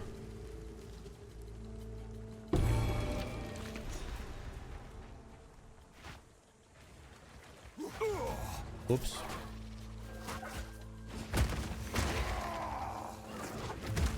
That doesn't kill it anymore? Okay.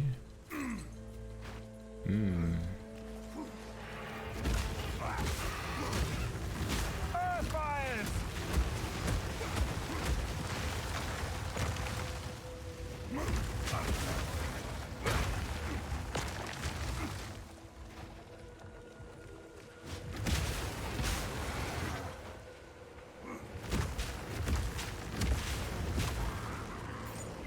Okay.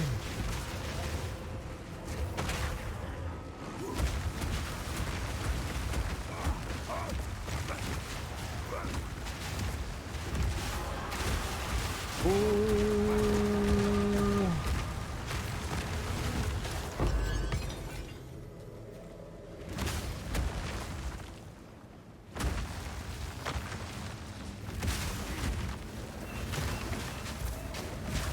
Oh wow, that's a pretty dangerous attack, isn't it? I should upgrade it again.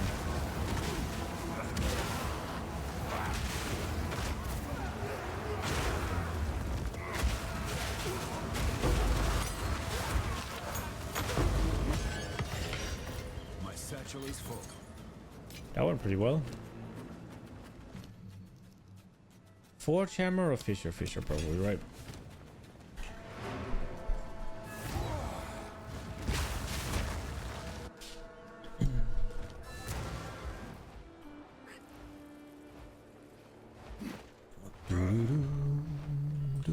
How can I be of aid?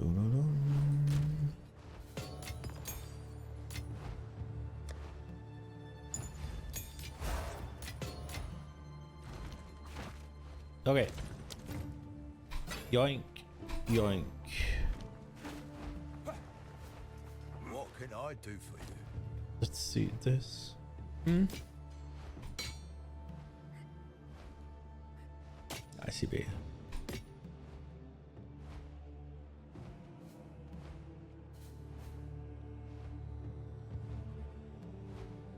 One to all melee skills that lose cold resist.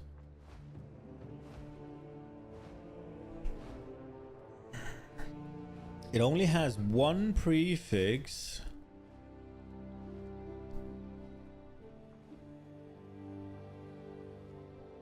At lose the fire. I wonder how the math works out for this one actually. So let's see. So there's flat fire here. Oh, might break for lunch soon. So this works out to be a bit more damage with this one. However, I will lose 8 cold resist. And right now I'd lose a bunch of armor. We'll desecrate. They aren't really that good, but we'll give it a go. They could be better. I will lose cold resist though. I'm not sure I'm into that, but baby flat armor. Should we toss them now? Like, I was hoping for a bit bigger armor, if I'm being honest. I mean, if I roll a percent armor on the thing, they'll be better, but they'll barely be better. Right, like, they're a bit more damage, but again, I lose.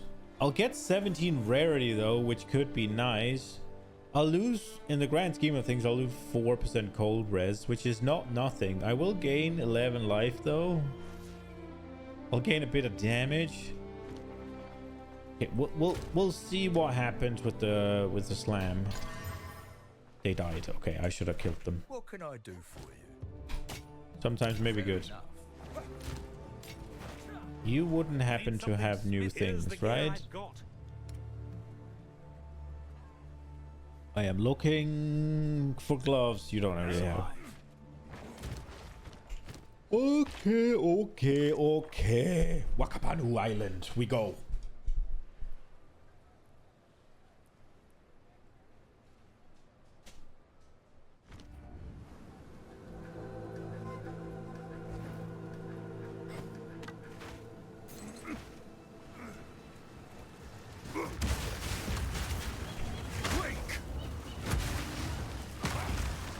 Oh, little aftershock. Holy shit.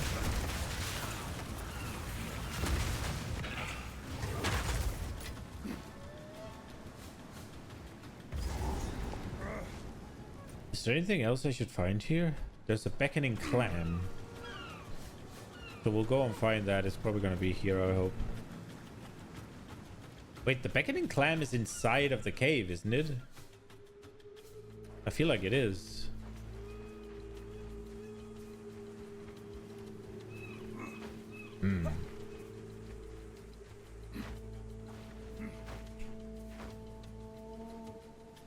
Where is the stack of gold? There it was. Okay.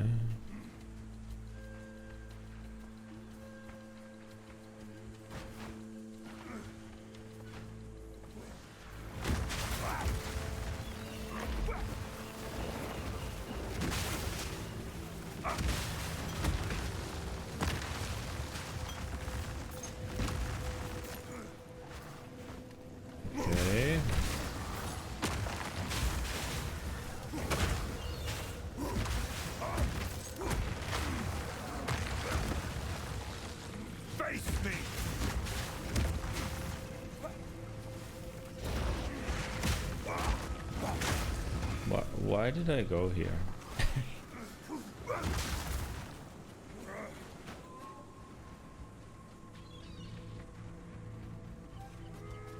Okay.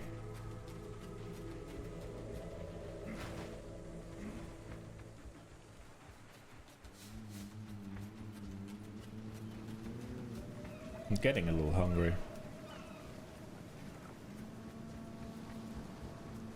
I should get some food in me.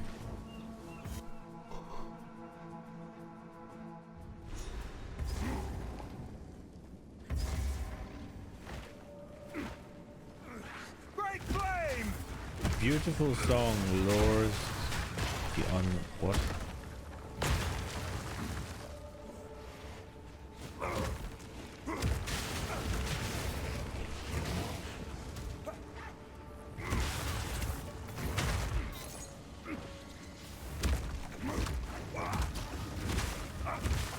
Okay.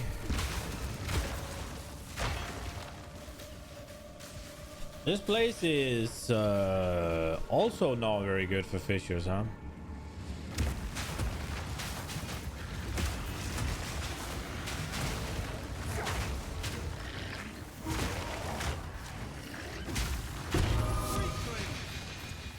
Maybe it's not a case of the dungeons not being good for Fisher. Maybe it's the case of Fisher's not being good for PoE too, huh?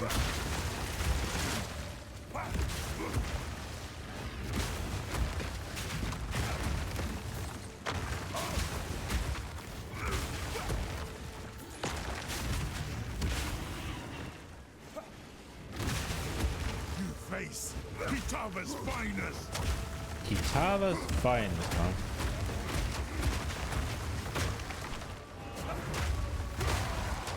Obliterate! I'm becoming the weapon I was born to craft.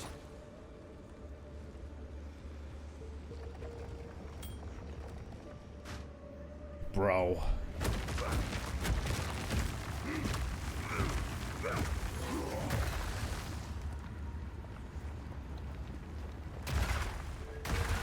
Oh my god, yes. Oh shit, I have a point. Big AoE.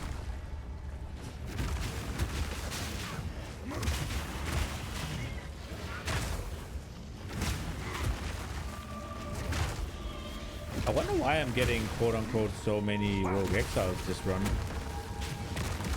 I don't think I got any on my first run.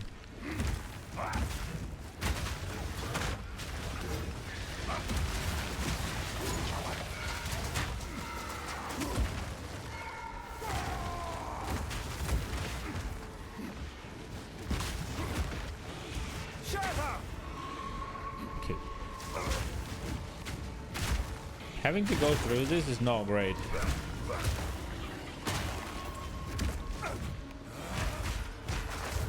Oh, the wrong way. Oh, it had a reflection, the wisp. That's cool.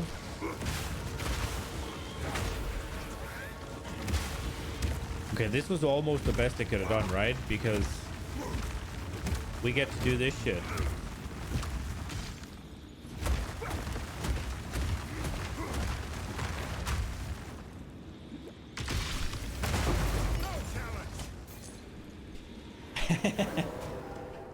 Boom.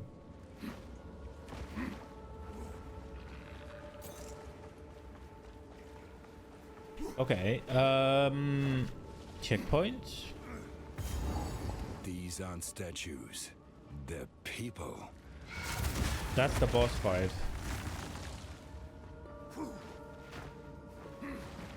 I guess we should just go.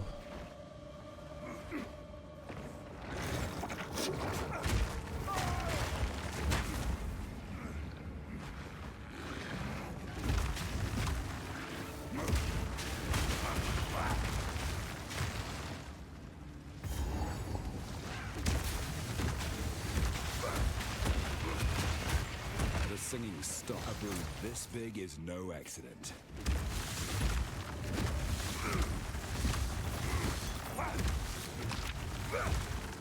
The singing stopped when I got to the eggs, huh? Did he really say? I know it says it read it out and he said accident, but it very much sounds like he said accident. Did he sneak a little pun in there?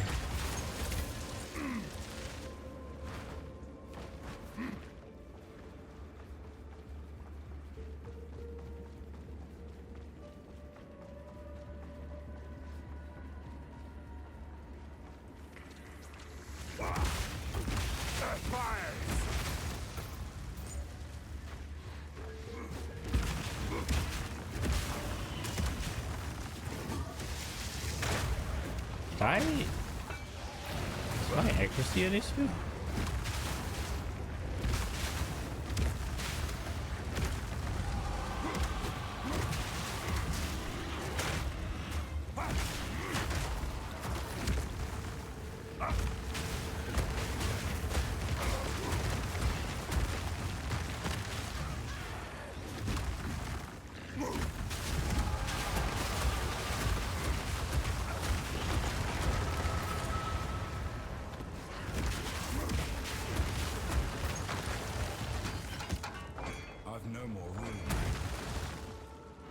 Okay.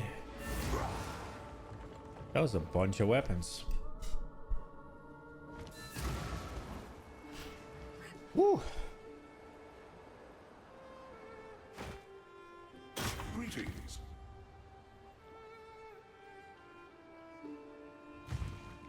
This guy has got to be the strongest character. Tier 1 cast speed, that might be useful.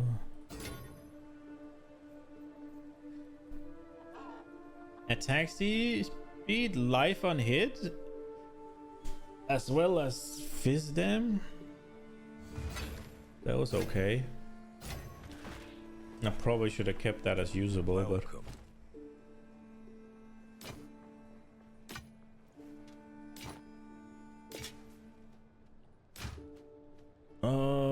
max anti-shield, cold, lightning, chaos. What do we have? We have spirit and attributes. We need those.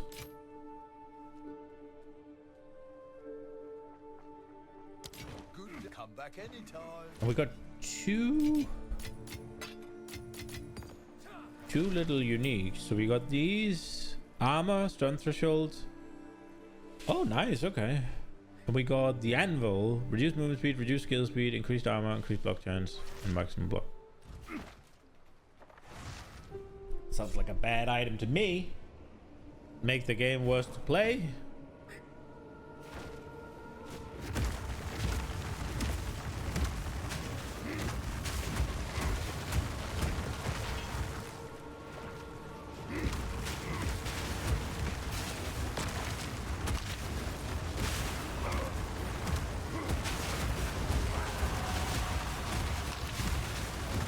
Oh my lord, everything got destroyed. Oh, so did I almost. Okay, let's get this. Bonk, bonk, bonk, bonk, bonk, bonk. Boom. There we go. Get dealt with.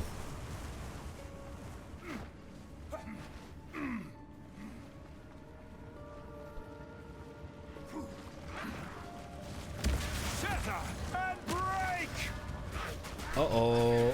Oh my god, look at that damage reduction.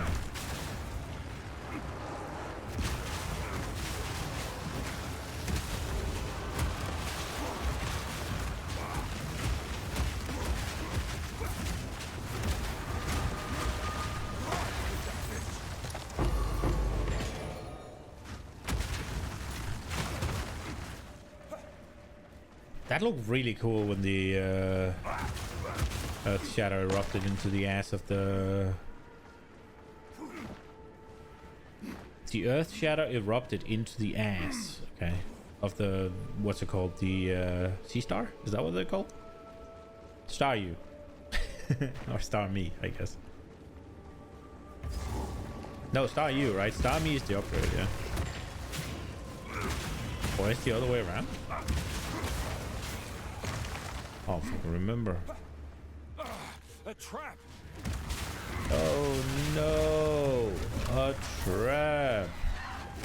Confined combat in a confined space. Whatever will I do? Oh, setting up everything. Fancy for me, but Rog may want it.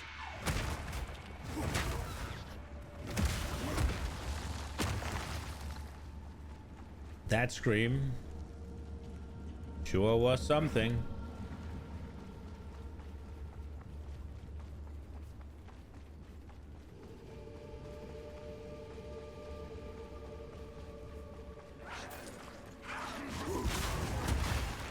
Okay, I gotta be careful with this bitch.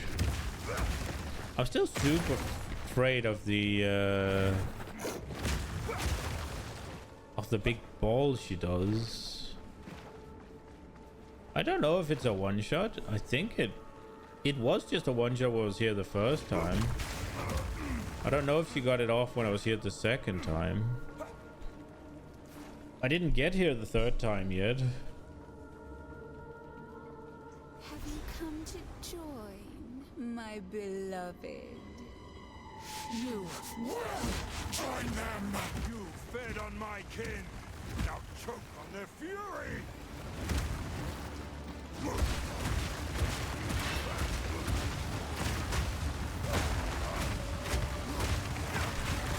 Oh, killer the stun! And I even have more damage going already. Well, she was not very dangerous. Holy shit.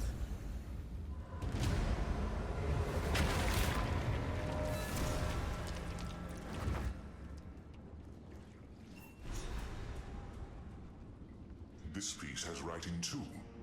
I have some sense of the meaning. Give me everything you recall, no matter how insignificant. Get we fucked. must try to translate them. What does it mean to you? Do you remember?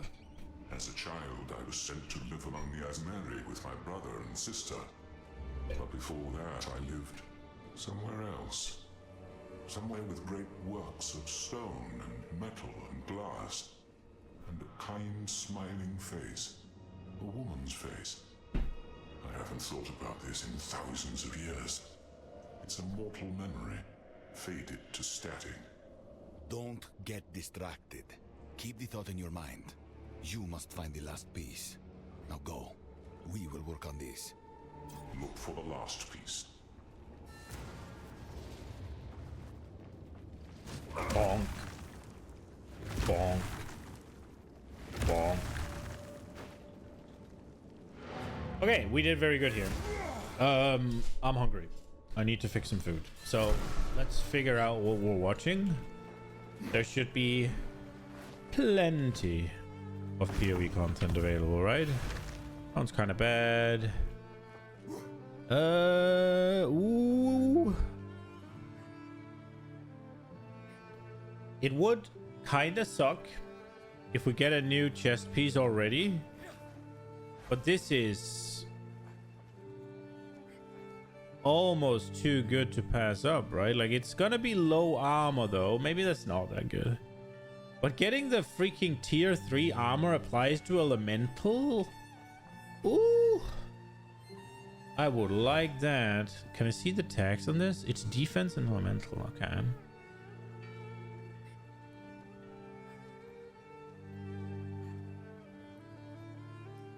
So it has live. The thing is, if you want, the thing I don't much like about no life on the tree is that you have to have it. Wait, I have an extra. What is this? Flame of the Forge! Is that for the Lich or something? No, not the Lich. There's somebody who can equip an extra ring in something. Is that in PoE too?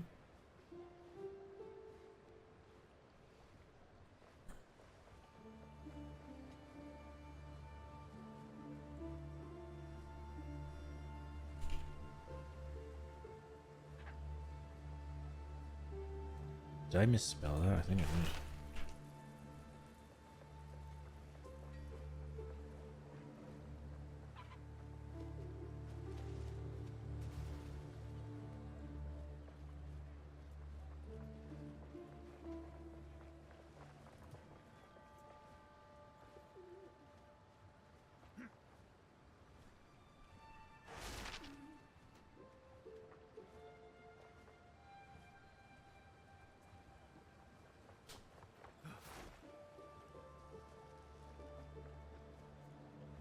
Oh, it's this guy, right? +1 ring slot. Yeah. It's the unfurled finger.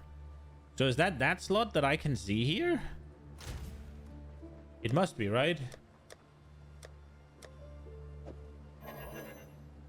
Yeah, it must be.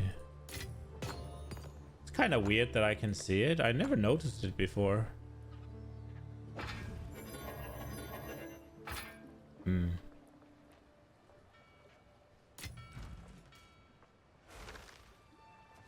Yeah, that is kind of the bad things about armor builds, right? Because you need 4 prefixes, right? Because you need flat armor, you need percent armor, you need hybrid flat and percent armor, and you need life. But if you had it on the tree, you could kind of weigh things up. And especially for the Especially for the, what's it called, the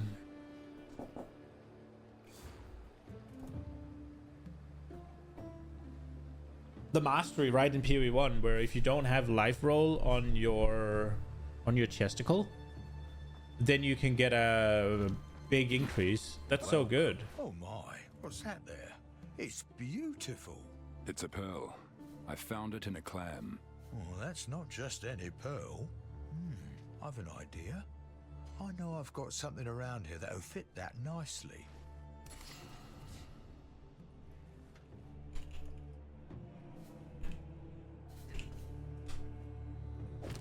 Skilled work, my friend. Consider this kindness in the future, friend. What is this, friend? Aren't they overdoing it a little bit?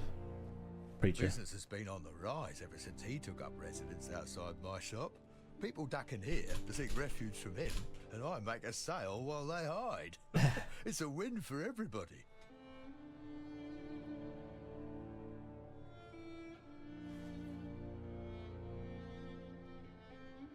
Okay, so there's a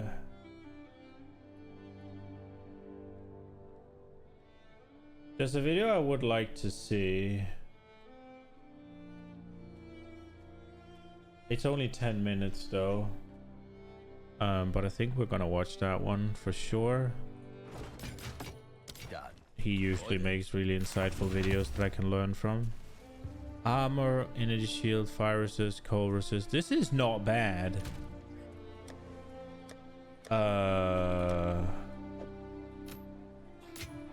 Okay, we finished this one, right? Oh, it's you. What you need? Oh, that's a lot from him. Right. We will swap over to the videos because I'm getting fucking hungry. Right. So I think I don't know. Oh, I pressed something wrong. I don't know how much I'm gonna enjoy it. Cicerin has a honest thoughts on the current state of Path of Exile. I find Cicerin to yap a little bit too much for my take. But the one I really want to see is we have Dreamcore's made a video, and he usually, in my opinion, makes pretty good videos. So I think we'll watch that one. Let me just set it up real quick. And I really want to see, because it's like, it's called Item Design in Path of Exile 2 has a big problem. Now, I don't know if we're being baited a little bit here by like Doomer bait or whatever. But yeah, we'll see what he has to say. I just thought about with the life stuff, like I might actually have to go energy shield, and that's gonna make it a lot harder to craft the things. I'm just kind of thinking, if I don't get any life on the armor, then the armor effectiveness goes down a bit. But at the same time, I want to get massive armor, and I want to turn it into defense against elemental. So maybe the chest piece is gonna be just pure armor, and maybe I go, I don't know, I'm not sure, we'll figure it out. Okay, let's get this going. Hopefully it's gonna be good. See what he has to say. Oh, has introduced a few sweeping changes that see. The third Edict update has introduced a few sweeping changes that have had a huge impact on the overall state of Path of Exile 2. The removal of the support gem limit and the extensive additions to crafting specifically are at the top of that list. These changes have shaken up balance in a big way, but balance in Path of Exile 2 is not in a good place right now. And I'm not talking about character to character balance or even skill to skill balance. Those have problems too, but they're bound to be addressed over time as the rest of the game is fleshed out with the remaining missing classes and ascendancies, and as new weapon types are added in with new skills and updates to the passive tree. No, the balance that I'm referring to here is exactly where an average character build obtains their power from. Now, this is obviously an extensive list of sources. So you get too much power from gear and too little from everywhere else. I can see it. The main thing I think they said is that they want the character, the passive tree to be multiplicative with your items, right? So that's why the items feel so so powerful, right? Because higher base equals higher multiplier, or sorry, higher base means you get way more out of the multiplier, and given that it's a multiplier, you don't get fucking shit out of it until you have a good base. I would like to see a return to the PoE one where you can actually get some flat shit on the tree as well, like realistically. You have the passive tree and jewels socketed within. You have an ascendancy choice and the nodes that are chosen. There's the character's armor and weapon items. There's flasks and charms. Yeah, the ascendancies doesn't feel that impactful for a lot of them. They seem a little bit underwhelming, like in terms of power, and not all of them doesn't really gives you all that much fucking good shit. I don't know. The Titan one is really cool, or really powerful, but not super interesting. And then another one is like 25% chance to cause an extra aftershock. It's like, it's 25% chance for double damage essentially, and it procs off a lot of things. So it is quite powerful, but it doesn't feel quite as powerful as some of the PoE 1 ones, but maybe I'm wrong. Also their skills and support gem choices. These things combined make up a character build, and each source of character power should probably be somewhat comparable to each other in terms of how much power is gained from any one source relative to the others. Because by balancing these factors out, you can keep each one in check. There's never a case where one or several of these components are severely lacking behind the curve, because they all kind of rely on each other to balance out a build. However, that's not what we have in Path of Exile 2 right now. In the current game, there's a giant imbalance regarding where character power is coming from, where the passive tree is generally too weak and generic, whilst a character's gear, that being their armor and weapon items, are providing a huge majority of their overall power. And this right here, in my opinion, is the biggest problem that Path of Exile 2 must solve in the coming updates. Because when you look at a lot of the issues that the game has right now, many of which I discussed in my previous video, a lot of these problems can be traced back to gear providing far too much power relative to anything else. So let's take a look at a few of those issues. First of all, the player experience throughout Path of Exile 2. Players' experience playing through the game, especially regarding their very first playthrough, is something that can somewhat be curated. GGG have done quite a bit of work on this aspect, with subtle guaranteed drops in specific campaign areas, and points of interest you can visit as you traverse through the acts that reward you for seeking them out, whether it be with a guaranteed rare item drop, or Artificer's Orbs, or Jeweler's Orbs. They've tried to make sure that they can offset the RNG imposed by other systems in the game, by making sure the player has what they need to keep moving forward. However, as useful as many of these guaranteed drops are, they don't really come anywhere close to making up for having bad gear. As an example, gaining the guaranteed Jeweler's Orb at the beginning of Act 3 might net you in the region of 20 to 30% more damage from the extra support gem. That's pretty good, but the damage you're dealing is largely determined by your weapon. This is true even for spell builds due to the sheer amount of damage modifiers you can obtain on a wand or a staff, but it's especially true for attack builds, of course, where the base damage is directly derived from weapon damage. If you already had a bad weapon, gaining 20 or 30% more damage isn't going to feel all that impactful. And obviously, if you had a great weapon, well, you were probably already trivializing the game, so now you get to kill things a bit faster, I guess. Now this, of course, rewards knowledge, which I think is something that must exist in a game like Path of Exile 2. A player that knows how to utilize all of the tools at their disposal, and a player that knows what item modifiers are useful and what's not useful, will be able to navigate Path of Exile 2's campaign without many problems at all, even if they have terrible RNG with bad item drops and currency drops. This is because they'll know how to best utilize whatever resources they get their hands on, and on top of that, they also better understand game mechanics and monster and boss mechanics. However, a player that doesn't know what to do with their currency, for example, not using the essences that they come across, or not making use of their regals or exalted orbs, or not gambling for a weapon upgrade, or not checking the vendor for movement speed boosts. All of these things are knowledge gaps, and the difference in the gameplay experience between a player that knows what to do and one that doesn't is massive. And to be clear, I think this should be a thing. Rewarding player knowledge is a good thing, but right now, far too much player power is gained from items, and not enough is gained from the passive tree and elsewhere, to the point where it's very hard to offset bad RNG with good passive tree choices. And so, let's get on to the single largest contributor to this problem, and I probably should have started the video out with this point, but we'll get on to it now. Gem level modifiers on gear. They're completely out of control. This one item modifier provides way too much power, not just compared to other item modifiers, but compared to everything else. The passive tree, ascendancies, everything else pales in comparison. For most builds, a weapon is complete trash if it doesn't have gem levels.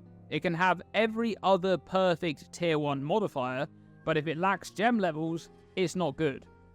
This is so extreme that a mediocre weapon with a gem levels modifier beats a perfect weapon without it. So, what's going on here? Well, for some reason, you can obtain up to 7 gem levels on a two-handed weapon, then up to 3 on an amulet, more in the case of unique amulets. Then there's the gloves. You can gain some gem levels for melee skills on there too. And then there's even the Prism of Belief jewel that you can gain another 3 gem levels for a specific skill. Oh, shit. Now this is just a ridiculous amount of gem levels, especially when you realise how much damage they provide. So let's not even take the most extreme example. Let's first just look at a crossbow with and without a gem levels modifier. So a perfect Essence of Battle adds 6 gem levels to attack skills.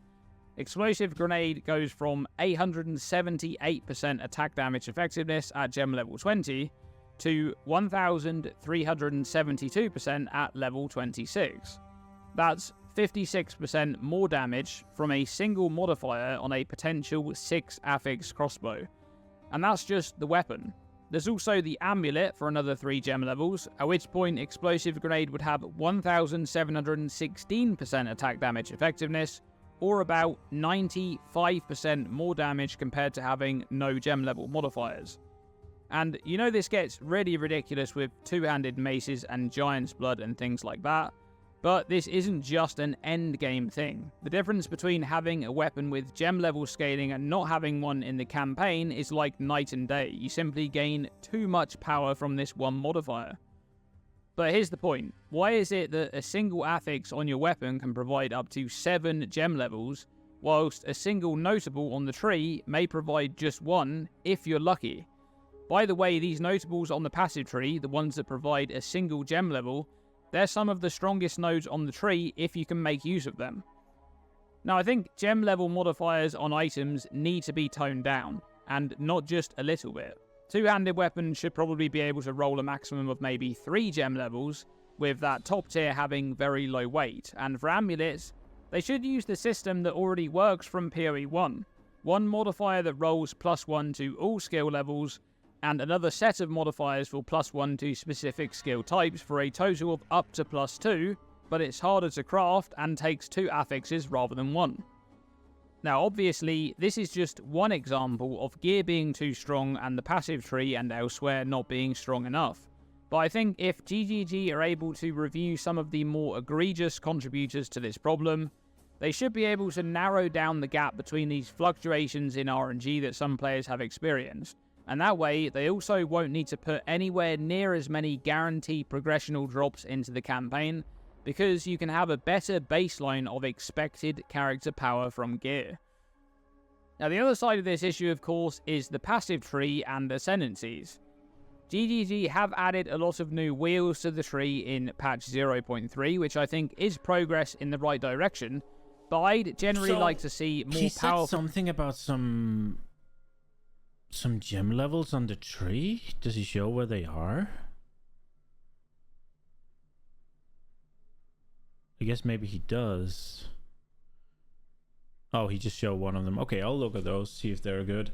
I do think the plus gem level, it is a bit of a... D4 has them as well, and they're also just oppressively good.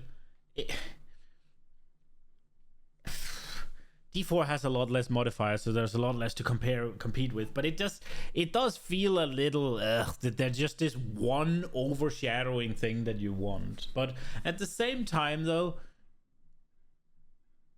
there's always going to be something that's best, but probably not as much the best as gem levels is right now, I guess.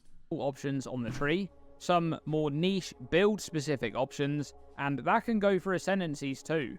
I think when you have ascendancies like the Deadeye that are just generically very powerful, that's quite boring. Ideally, ascendancies should be more niche, providing interesting build-defining options within their niche, rather than just being the generically strong projectile ascendancy like the Deadeye is right now.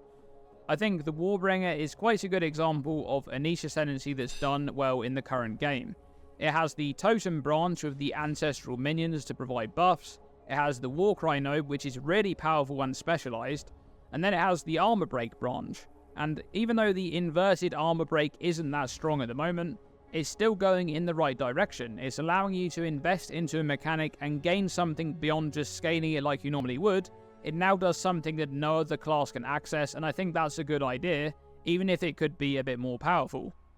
But what are your thoughts on this issue in Path of Exile 2 right now? Let me know what you think by commenting below. Thanks for watching this video, and as always, stay tuned and stay safe.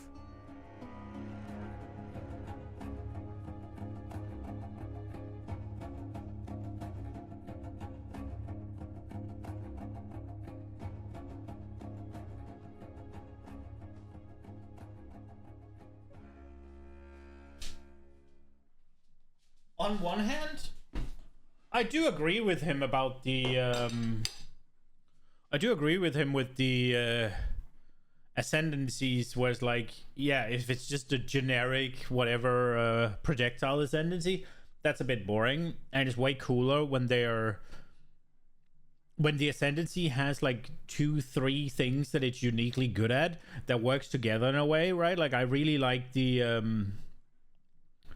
synergy between ascendancies, where it's like it pseudo pigeonholes you into a mechanic or some sort to take advantage of the ascendancy. I do like that a lot, and those are probably my favorite. However, there needs to be some generic usability to ascendancies, or at least to a lot of them. So there has to be some of the Deadeyes of the world, right, where this is just generically the best projectile build. Like that's okay, but not everything should be that. So it's just like, yeah, if you're going projectiles, you're going Deadeye. If you're going mace slams, or if you're going slams, you go this. If you go blah, you go this. You can't really what's it called? You can't really escape that though in a game with as much optimization. But I think having stuff where it's like more open-ended is more often than not better and desirable, but there is also some value to simplicity, right? Like if you just want to fill the screen with projectiles and Deadeye is the choice, that's pretty cool, I think. I think there does need to be some generic things that are just like, yeah, just do this. All right. Remember those boots you finished crafting them? Deadeye was always this way in PO2, and it's niche. I don't think that should change. Nah, I agree with that. I think that they can't have too many of that. Does that make sense? Yeah, PO1, yeah. I think it's okay with me that Deadeye is just a projectile boy. It's still somewhat of a niche, although pretty wide one. I think things like giving them certain mechanics that they excel at, or a unique way of interacting with it, like the mercenary getting the tactician getting deflection based on armor, right? Like if deflection was a bit better, and maybe armor is, if hybrid gear and deflection was a bit better, that's a cool little thing you can do, right? Like, oh shit, maybe I can make an armor stacker that gets deflection and just become giga tank, right? Like that enables something that others can't do. There's the trickster, was like, yeah, the more different weapon masteries or whatever you pick, you get increased more damage. Like that sort of also does something different, right? Like it's kind of like the witch hunter was like, yeah, you get 100 weapon swap talents, it does something different. But I don't think every single ascendancy should be all that unique and interesting and complete, like have that much depth and change to it, if that makes sense. I think there should be some that are simpler and some that are more, you gotta do more shit to benefit from. Like, I mean, he was mentioning that Warbringer guy that has like the war cries, he has some totems, he has some armor break, right? Like, if it gives it a new unique spin on armor break that nothing else can have, that's cool. If it gives a unique spin on totems that nobody else can have, that's cool, right? Like, same with the war cries. If it gives it a unique spin on war cries and it enables some sort of archetype, it enables some sort of thing, that's really cool. But that is probably less simple. Less simple than the Deadeye, but it's still not like, wow, mind blown, right? Like, I think there needs to be a little something for everybody. I think you do need to have the generic, easy to see what to do with classes, like Deadeye, yeah? You read Deadeye, oh, it's projectiles, right? Easy clap. And you can probably do other things with it. Maybe it should. I think they mentioned that's what they want to do. Less focus on skills, more focus on essentials. Maybe shouldn't need a PhD to understand it. See, I think something in between, right? Like, there should be something for everybody, right? If you just want to do projectiles and you go Deadeye, that's cool. But maybe maybe the Pathfinder or the other Ranger one, maybe that's more difficult, right? So maybe that has some more intricate mechanics, right? I think that's cool. I think it's good to have something that's kind of like, yeah, this is going to be projectiles. Yeah, this is going to be slams. Yeah, this is going to be spells, right? Like, it's okay to have that one where it's just like, yeah, you just want to be powerful at doing this one thing.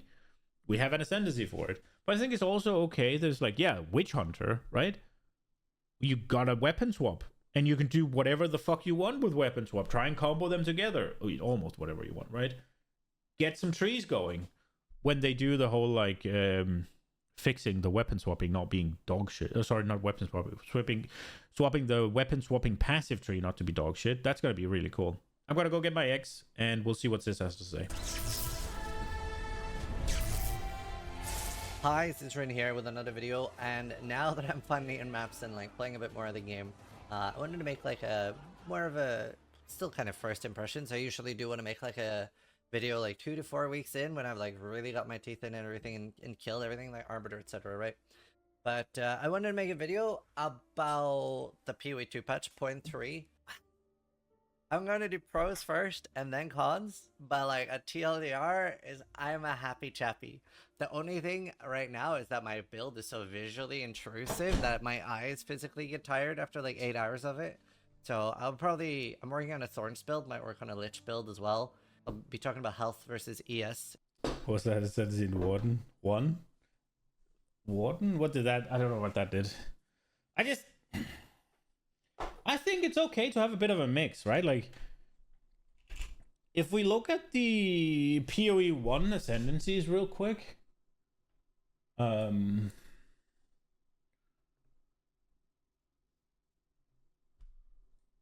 like, hello? There we go. It's like, here you have, okay, so you're gonna go elemental, right? You're gonna go some sort of stacking thing, right? And then you have some what's it called, the thing to take advantage of. Oh, right, so I'm gonna go like this kind of pigeonholes you into being, okay, let me split the damage I take. Something goes to my life, something goes to my energy shield, and it's just a lot more open-ended in terms of what you can do with it. Whereas you go for the Deadeye, right, and it's like, oh, double projectiles? Let's fucking go. And then there's chaining, and there's projectiles, and there's projectiles. Mirage Archers is also right? Like, it's okay that I think this guy is like really, this is like traps and bombs and stuff, right? Like, traps and mines. I mean, traps and mines on that guy. It's okay that he's sort of like, yeah, this is what he does, although he does it bad. And then you have the more open-ended things where it's like, oh, maybe frenzy charges. There's the, what's it called, the different defensive things. Where is the one with the damage? 2% more damage for each different type of mastery and all that, right? Like, recover life for each different type of mastery, recover energy for each, like, this is more open-ended in terms of you can do pretty much everything with this, whereas this is projectiles, right? Like, it's okay that there's like different things. This guy is what, bleeds and shields, right? Like, you got the overleech and all that, you got the fortify stuff. It kind of hones in on some things that you want to build around. You got fire and stuff. Like, it's really cool, I think. But not everything has to be equally simple. Not everything has to be equally advanced.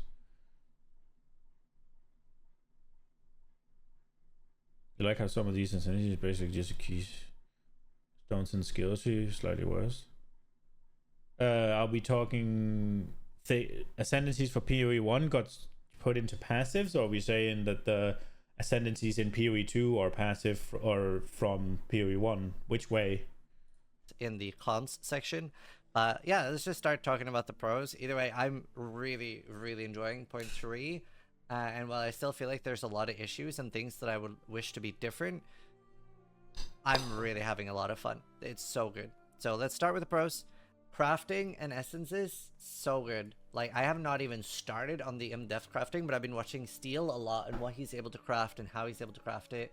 And so much of the advanced crafting is really cool. Just the fact that just the greater ones are amazing. Going from a magic to a rare item, and you're basically guaranteeing a good 3-mod item. This is already so strong, so much power creep. And just really gives us agency. And agency is my favorite thing in the game. I like having control. Ascendancies from PoE 1 are now notable keystones on a different ascendancy. Okay. I haven't really noticed any of those, if I'm being honest. Over it, it's why I don't really like Ruthless, because in Ruthless, a lot of it is just, you just got a map. You're not necessarily target farming anything, a lot of it, and I know it's gotten slightly better, but especially in Star, it's just like, just map and hope something happens, which is really rough. And it's why I like PoE 1 so much, because especially in SSF, you have so much agency. You can, as an experienced player, have like 10 to 30 different goals that you're working towards at the same time, and you really feel like you're in charge of what's happening. And these essences, so cool, and the perfect ones are so good. For example, this one, even on a fully crafted item, like I used it on this to guarantee +6 level of all attack skills. So this just literally guarantees that, because it removes a random modifier and augments a rare item with +6. But it can only remove a suffix when it's adding a suffix. So this had like attack speed, crit chance, and leech, or it was a mana on kill, life on kill, something like that. And obviously, I just have to hope it doesn't remove attack speed. Now, sadly, the perfect haste one is onslaught. It's not actually attack speed. So they've obviously thought about stuff like this and what they want to allow or not for free power. But yeah, that was huge. I really, really enjoyed that. And you also can't upgrade 2 perfect ones. You have to like Val or find them naturally. So the essences, so good. The omens also really, really good. Still quite rare, maybe a little bit too rare, and I was positively surprised how generous they were with Abyss crafting and Abyss crafting as well. Just, I'll talk about Abyss separately, but so fun, so great. That adds so much to, like, I feel like previous patches of PoE 2, especially in solo self-fun, because that's what I started, I was running around with like 2-mod items. I was very happy when I ever had like a 4-mod plus item. I was like, oh, this is great. I'm juicing. I have a 4-mod item. Whereas like now you're able to actually have like proper good items. And on Trade League, especially softcore trade, very, very good items, right?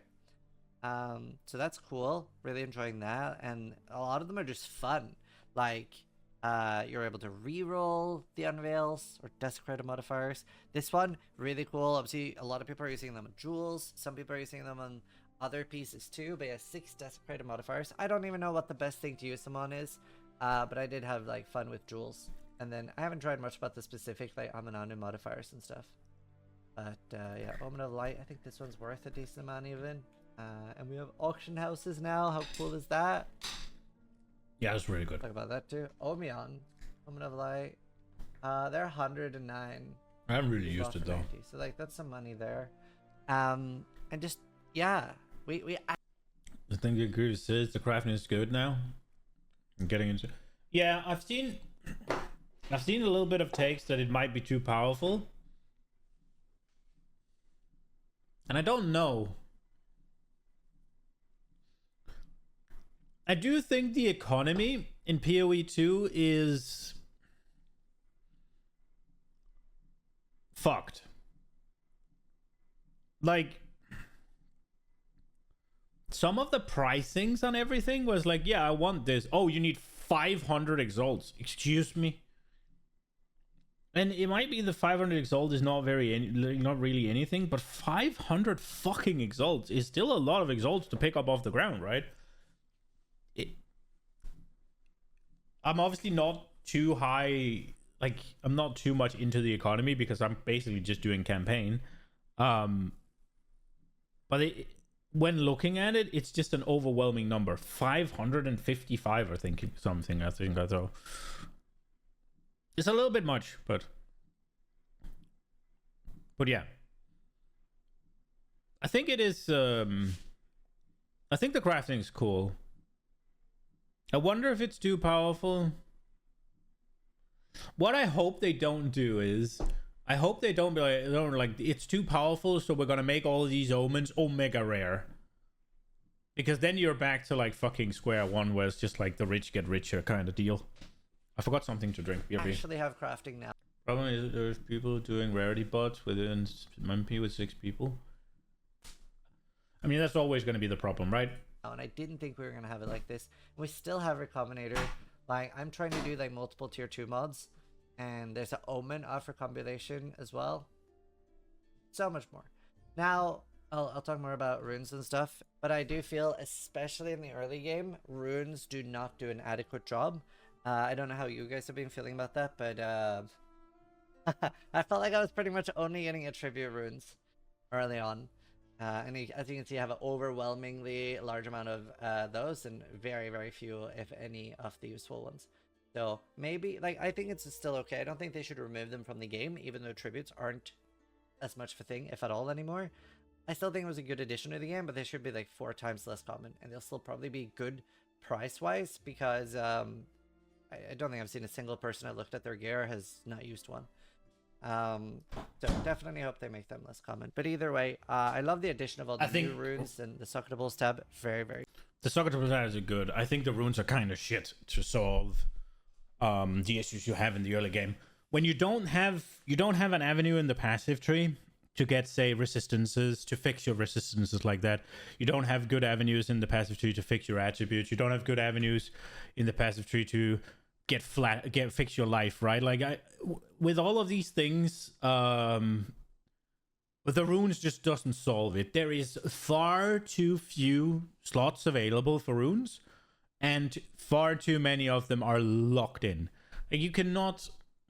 The crafting bench was just so much better. Like, just simple, easy to understand maths, right?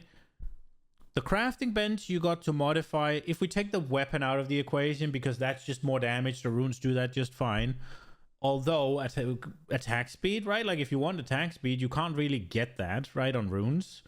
So if you don't get attack speed on your weapon, you can't get attack speed. Whereas in PoE 1, you can fucking craft attack speed. If you get a weapon with good fizz percent, good flat fizz, all that, you can craft attack speed on it and blast, right? So in that regards, the runes aren't even solving the weapon problems. But in terms of just adding damage, they're okay. If you then just look at the gear, right? Like, you have 2 rings, an amulet, and you got a belt. Neither of them can be ruined. That is 4 slots that you cannot use to fix your resistances anymore. 4 slots that are taken away from you. And you get 1 extra because the chest piece has 2. So runes just does not solve the issue of shoring up the weaknesses, filling out the holes, patching up your gear where it needs to, like the crafting bench does in PoE 1. They just don't. I'm not saying take the runes away. Not at all. I want the crafting thing back, and I'm okay with keeping the runes. And is that going to be a little bit of power creep? Probably. Bring back the crafting bench, keep the runes, all good. Let me fucking slap on 20 fire resist onto my shit, right? Like, there you go. And you can have the runes and keep them, you can put in more, right? Like, it fills out the holes later on. Yeah, later on is the problem though, right? Like, that's not... It's fine that you need them and use them for it later on, but during the campaign, you don't fucking have the cold resistant. You don't have the cold resistant. I can't fucking find cold resistant. I have the others. I don't have any cold resist. It's always cold resist. There's none of them. I had to buy them today. And it's still less than I would have done in PoE 1.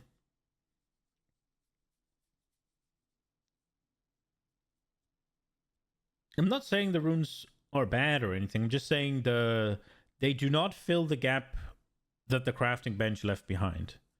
Talisman he's looking at, most of them are just bad. That's the ones from... Wait, talismans. Oh, right. That's the ones from the wisps, right? I think they're very situational. And a lot of them are like aura cocks, right? And they don't really have the aura stuff even.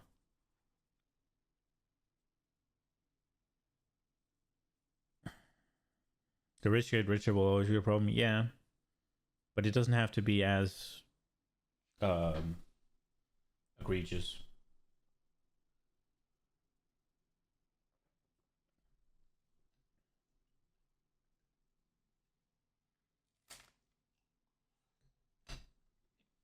It is though, they said so.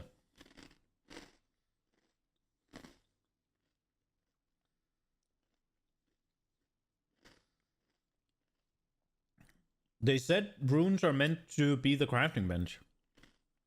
And what the crafting bench does is fill the holes in your gear. And they don't.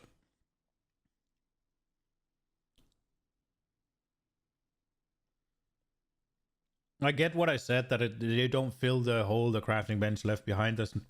What I mean is, they don't... Think about it from a PoE 2 only player. I mean, it's the same shit though. Whisper is bad, even like the rabbit sound is just like think noise, times spirit. Cost 20x. I mean, that might be because it's super common, right? Devs shouldn't say that. They said, when they were asked to put back the crafting thing, they said the runes are there to replace the crafting bench. They said that, literally. The runes are there to do what the crafting bench does in PoE 1. That's what they said. And it makes sense, right? Because what does the crafting bench do for you in PoE 1? In the campaign, at least, right? It helps you fix your resistances, and that is what it's on runes mainly, right? Like, but it just doesn't. It's not. It doesn't do it enough. It's not, and they're annoying. They shouldn't be dumb enough to say that. What do you? I mean, I don't get that argument. Like, people are saying, look, we need something in order to sort our resistances. And they're like, yeah, you have the runes.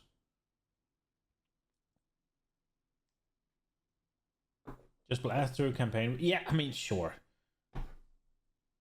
But right now I'm doing a hardcore challenge, right? Like, it's not just blast through, it's enough damage, right? Like, if I get one shot, it's over.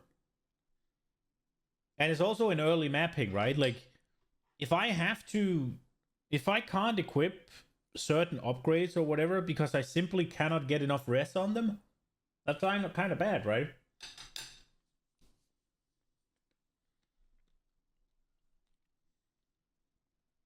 You want to cap your rests, right? And it's just, in PoE 1, you can pick rest nodes on the tree, right? Like, you can get a decent amount of res on the tree in PoE 2 or PoE 1, sorry, it's pretty readily available to most starting areas where it's like, yeah, let me have that, let me get that.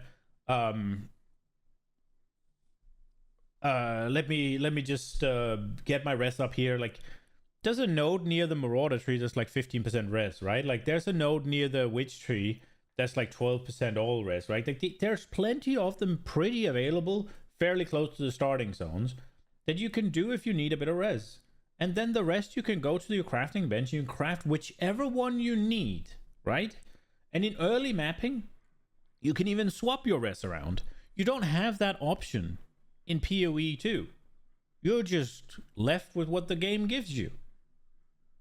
And then you can slot in 5 runes. And that's it. It doesn't offer the same, what's it called, malleability.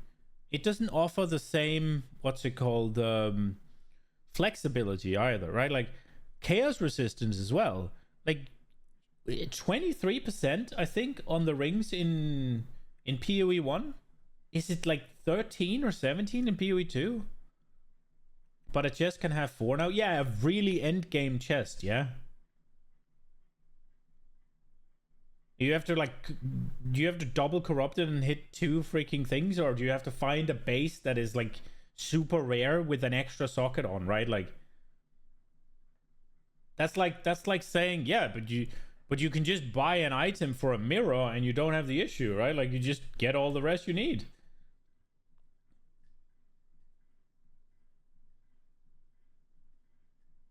It's not that it can't be fixed. Eventually, like, eventually you won't pick the nodes on the eventually you won't pick the nodes on the tree that gives you rest, right? Like, eventually you'll fix it with gear. The point I'm making is, you have all of these options. If it's like, yeah, I'm doing this, I don't have quite enough life, let me pick this node, this flat life, so I get some scaling, right? Like, you can't do that in PoE 2. Oh, I don't have my resistances, let me just craft resistance on this. Let me just pick these points and now my resistances are fine and I can play, right? Like, you can't do that in PoE 2. You're just left with what the game gives you.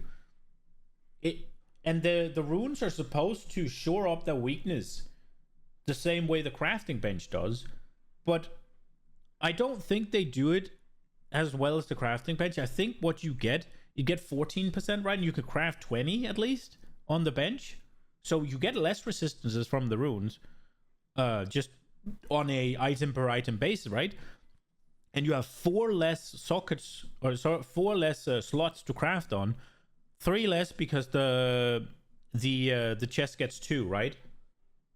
So, like, with the runes, you have 5 options.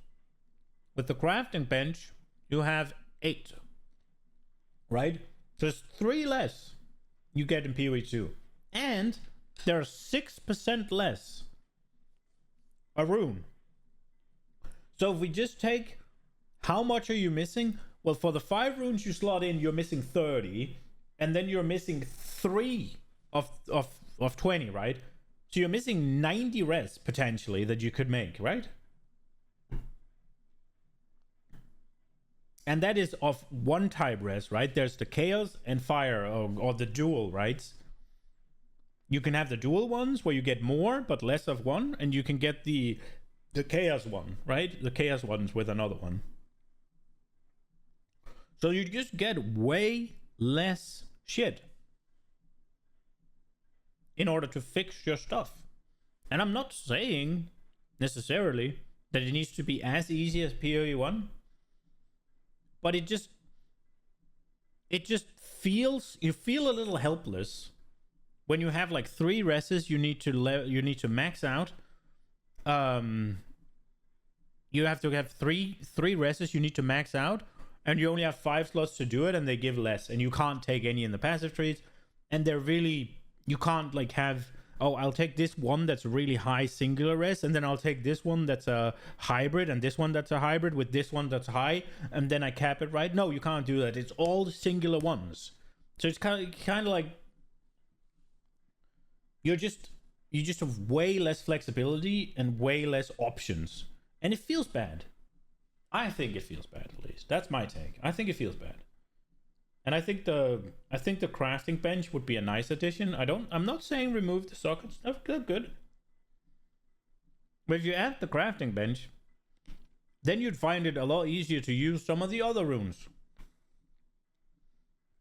And then I guess it becomes an arms race between runes and crafting bench in a sense. And I don't know if it's too good or too bad or whatever, if it doesn't work together. But I do think that they need to alter the approach a little bit with how much flexibility we have available, because it's kind of annoying to reach maps and it's like, yeah, I'm kind of defense capped here. I can't really go further, because if I go further, I'm gonna die a lot. I'm gonna lose experience, I'm gonna lose my maps, I'm not gonna be able to sustain. So I just have to play until something drops. How long can that be? Who the fuck knows?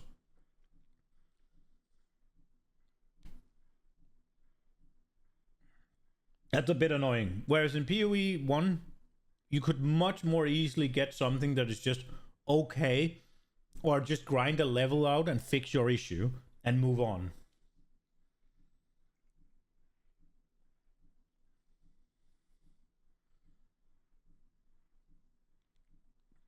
Yeah, but there's a difference. One is deterministic, the other one's fucking the hand of fate.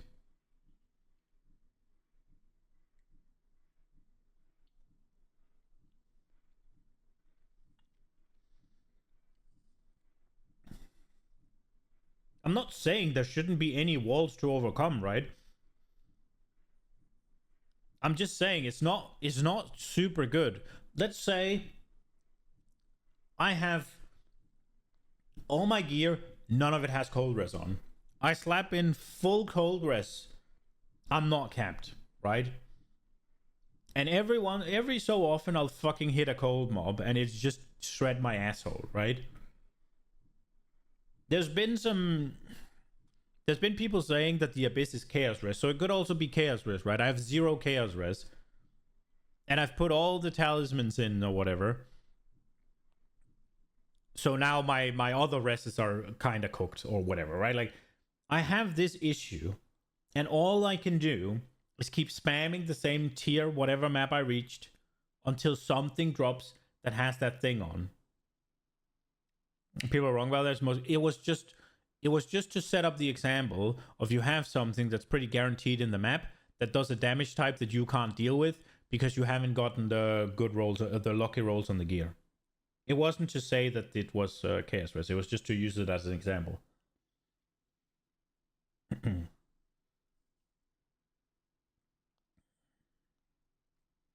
In PoE 1, you could go to your crafting bench, fix whatever fucking res you're missing, and move on. If you couldn't fix it in the crafting bench, you could unspec out of some talent nodes in the tree, get the things you're missing. Didn't roll any HP on any of your...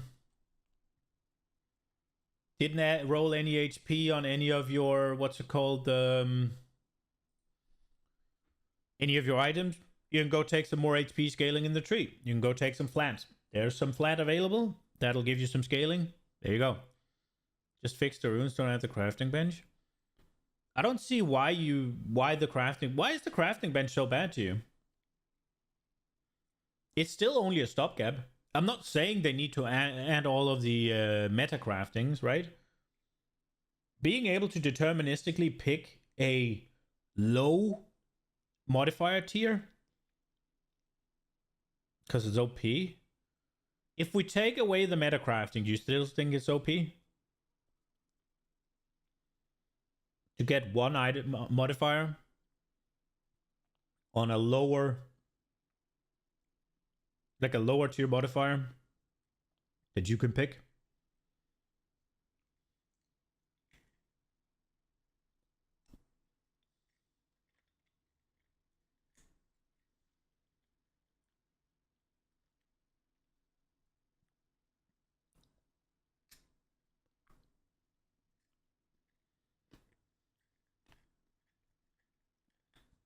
You're half-half. The thing is, I don't really care if it's the crafting bench. I don't. I really don't care. I just want more agency. That's it. And I don't want more agency in the high-end crafting, because I feel like the omens do that. I want some more agency in the early to mid-game. That's where I want more agency. I want better ways of solving my issues when I don't have thousands of exalts to spend on it. I don't want a better way or cheaper way or easier way to craft end-game broken, busted items. That's not what I want. I want something when I'm in Act 4 and I have 24 cold res and I'm gonna fight the what's it called, the fucking piranha titty girl, right? That's what I want. I want to be able to fix that, and I don't want it to be some item that never fucking drops, because that's the problem with the runes as well. There are how many of them? Like, let's just assume you only ever get the highest one. Let's just assume that, just for the sake of it, right? There is how many? 13 different runes? So it's 1 in 13 whenever one drops, and they don't drop that often for you to get the one you need. Half of them are useless. The other half, like, there's only one that you need.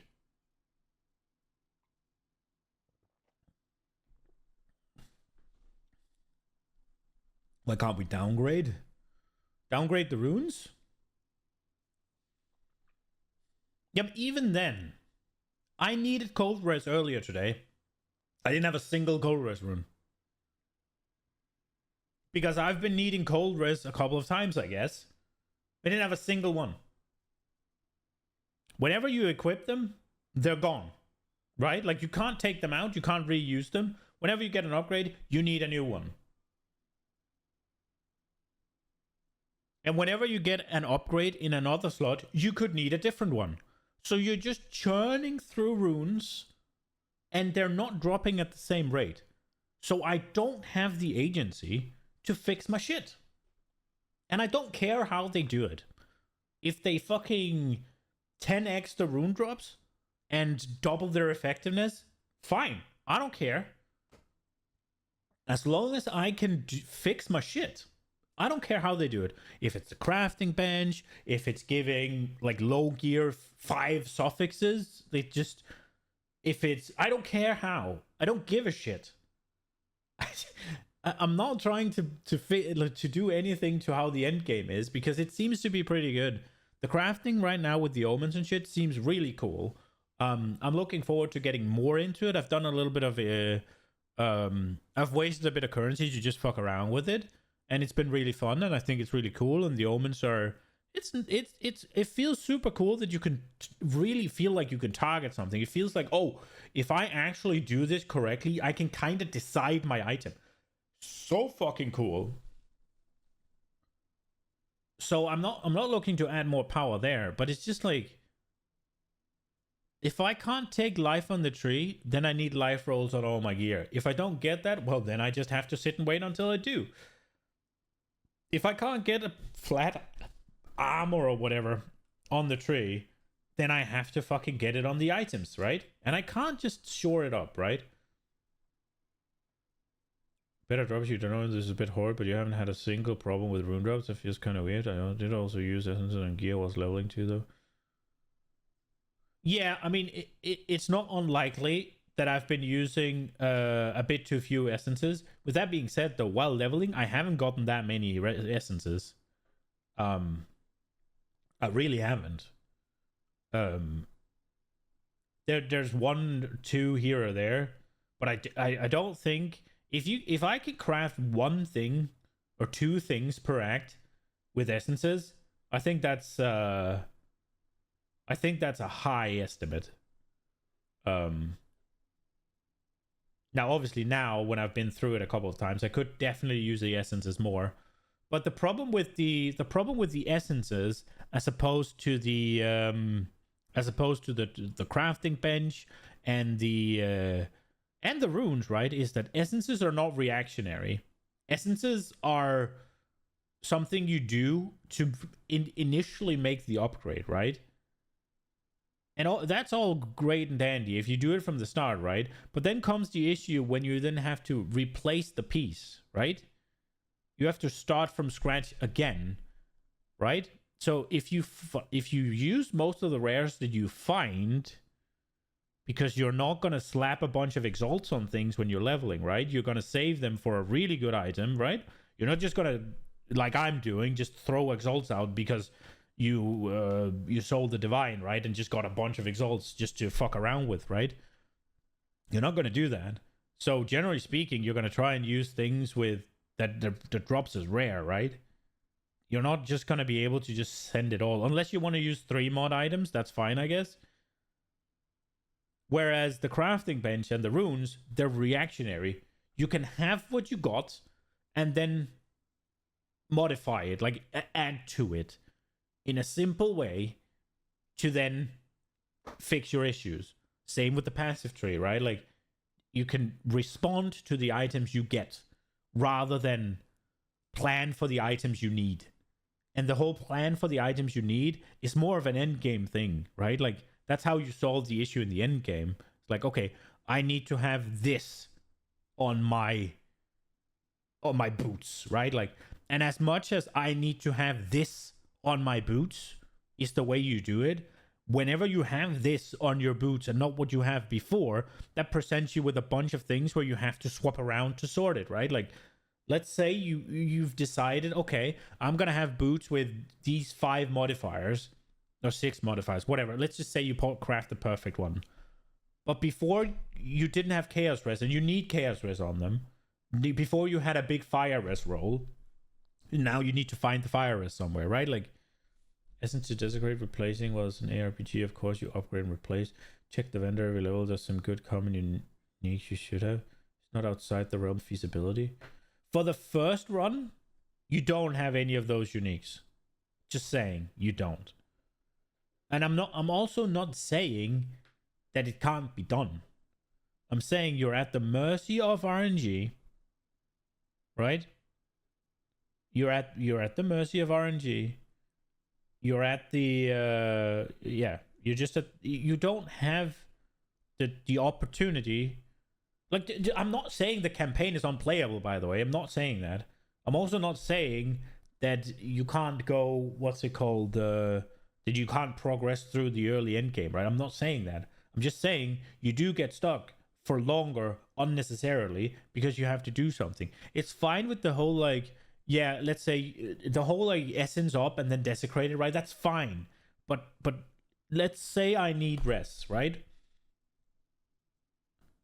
And I get the whole, like, oh, then I get a magic item with the 2 modifiers I want. I upgrade it with an essence, and obviously I get the rest I need there, and then I desecrate it, and the desecrate misses, right? Whips. And my issue is still not solved. Then maybe, like, there's still the RNG in even that. I'm not trying to be like, oh, you can't do anything, right? I'm just saying it would be super nice that I can look at my character, see, oh crap, I need a bit of fire res now that I equipped this. Let me just sort that by swapping around these things so I can continue playing. Rather than it being, oh, I can't equip this upgrade unless I get this on this. And then essentially you need 2, 3, 4 pieces to even swap one if you want to keep the things, right? Like, all of that is fine in the end game or the later stages of the game, right? But when you're in the fucking campaign and you just want to get enough lightning res to just smash out Jarman Ra, you just want to get enough whatever, you don't have the option. And for the ones that are just blasting through, doing damage, just having the option to shore up your weaknesses is not going to affect them. And what I'm talking about is also shouldn't really impact the end game at all, because you don't have these issues in the end game. You'll have plenty of runes once you're farming a high enough map, right? You'll have everything you need to just swap around. And whatever things that are expensive that you then have to swap around, you'll have the currency to buy them. But the fact that if I have to do, let's say I get a new pair of boots and they don't have the same resistances as before, right?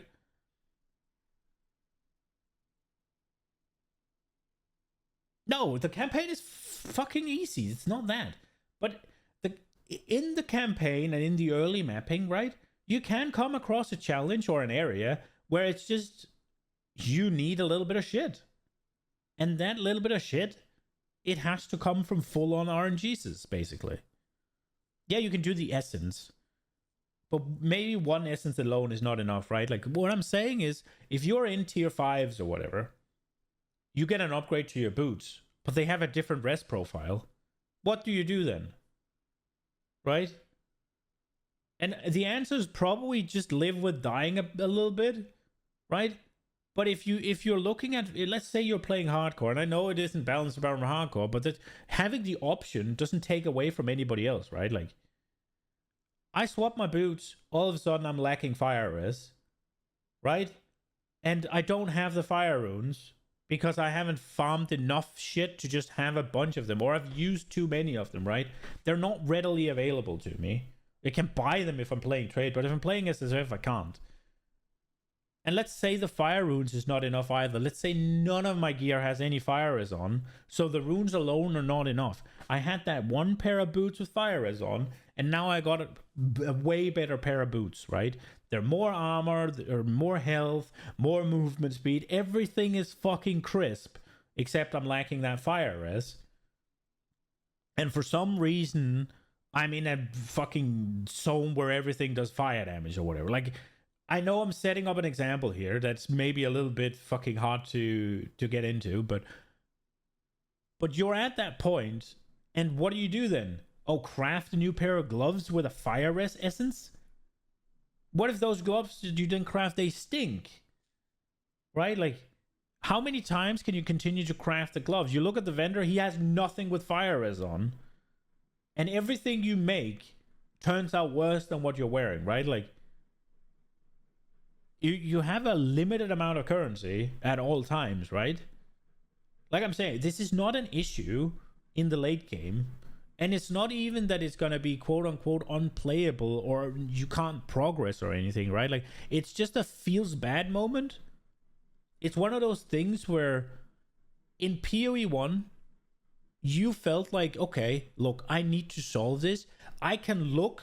I have these avenues of fixing it, and I can actually do it, right? Whether you need to or not is beside the point, because you've decided that you want to.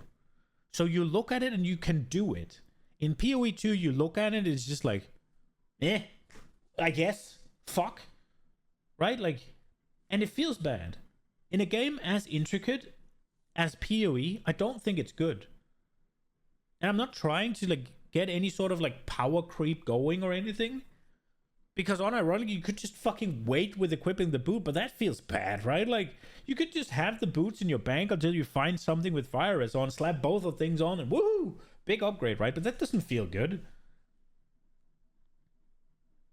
If it's like, okay, I need this fire res, let me take out this wheel that's just a little bit of it's just a little bit of feels good, or maybe it lowers the size of the upgrade I just got, but it's still an upgrade, and then I can take these wheels and I get a bunch of fire res, boom, I'm fixed, right? Like, you don't have that option, and I think it's bad. Cool. But yeah, crafting, very good, super enjoying it, and loads and loads of interesting stuff to find there. Think about how far we've come from like not being able to take runes out of our gear. Like, that was toxic. I remember running around with 2 pieces with no runes, and people were like, why don't you put runes in? And I was like, because I can't put anything else in if I do. And I don't have the one I want yet. That was awful. But yeah, huge happy with that. Next up, Abyss, the season mechanic. Man, almost only positive things to say about this. And they have nerfed already quite a lot of the things I was complaining about. I don't know if they've nerfed the globules yet. The like green globules that explode are crazy fist damage. And it's hard to get enough defense for that. We see a lot of clips of those 1 or 2 shotting people, and they also don't look as scary as the big there's like these big pieces of Abyss that like glow and explode. They do like a fourth of the damage of the globules, even though they're scarier looking. Aside really? from that, I have no complaints about Abyss. I mean, some people feel like they're laggy, but I have a very solid PC, so that's been fine for me. It's super fun. Every time I see Abyss, I'm happy. It's very rewarding. I love that there's the RNG mechanic of will it open up a depths, and the depths is very rewarding. And yeah, there's so many omens I want, and obviously I just want more of these, like desecrate an item, especially the one desecrate jewelry. It's just so much good. Fun mechanic to interact with. I love the way it interacts with like rogue exiles and anything else. I love that. Just I love everything about it. It's a better, way better version of the Abyss we have in PoE1. And I know some people would like to just see pure new mechanics, but in my opinion, this is effectively a purely new mechanic. Like if you put this in PoE1 and call it something else, it might as well be a new mechanic. It's just because it has the same name and it's green. Oh, the color scheme actually, like green on green on green. I would like a little bit visual clarity. But other than that, just huge fan. Lovely league mechanic. And it just, that alone has just really, really renewed my happiness in PoE more than anything, because Dawn of the Hunt was so rough, and it was definitely better than nothing. And I get that they were so low on time, and just like they were just like, we got to give them something. I get that, but like until that moment, I didn't really know what league mechanics were gonna look like in PoE2, and I still didn't with Dawn of the Hunt, right? Because it was a non-league mechanic. Again, better than nothing, and I'm happy we have it. But this now, I'm like, wow, okay, like this is really cool. They've also added these like Stonehenge things that spawn a random boss. Huge fan of that. I love not knowing what is in my map.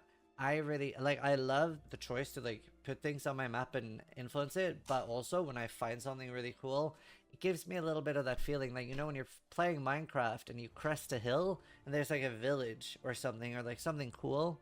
I always love that like feel of discovery, I guess. And the ruins, the Stonehenges, just seeing things like that, I love that. So more RNG things that can happen in map. Rogue Exiles as well is another good thing there, right? They're not always going to be there, but when they're there, they're quite exciting. And armor was super underrated. People did not think it was going to be viable at all. It is super strong. It is not super strong compared to Energy Shield, but it is super strong. Especially once you get up to where it's like 20 to 40,000. We're seeing armor actually be very impactful. Don't know how impactful it's going to be in the endgame of tier 15s and stuff, but I think that's not necessarily the problem of armor. That I think is the problem of life. Another positive thing I really want to talk about, Ange, my sweetheart. Look at this.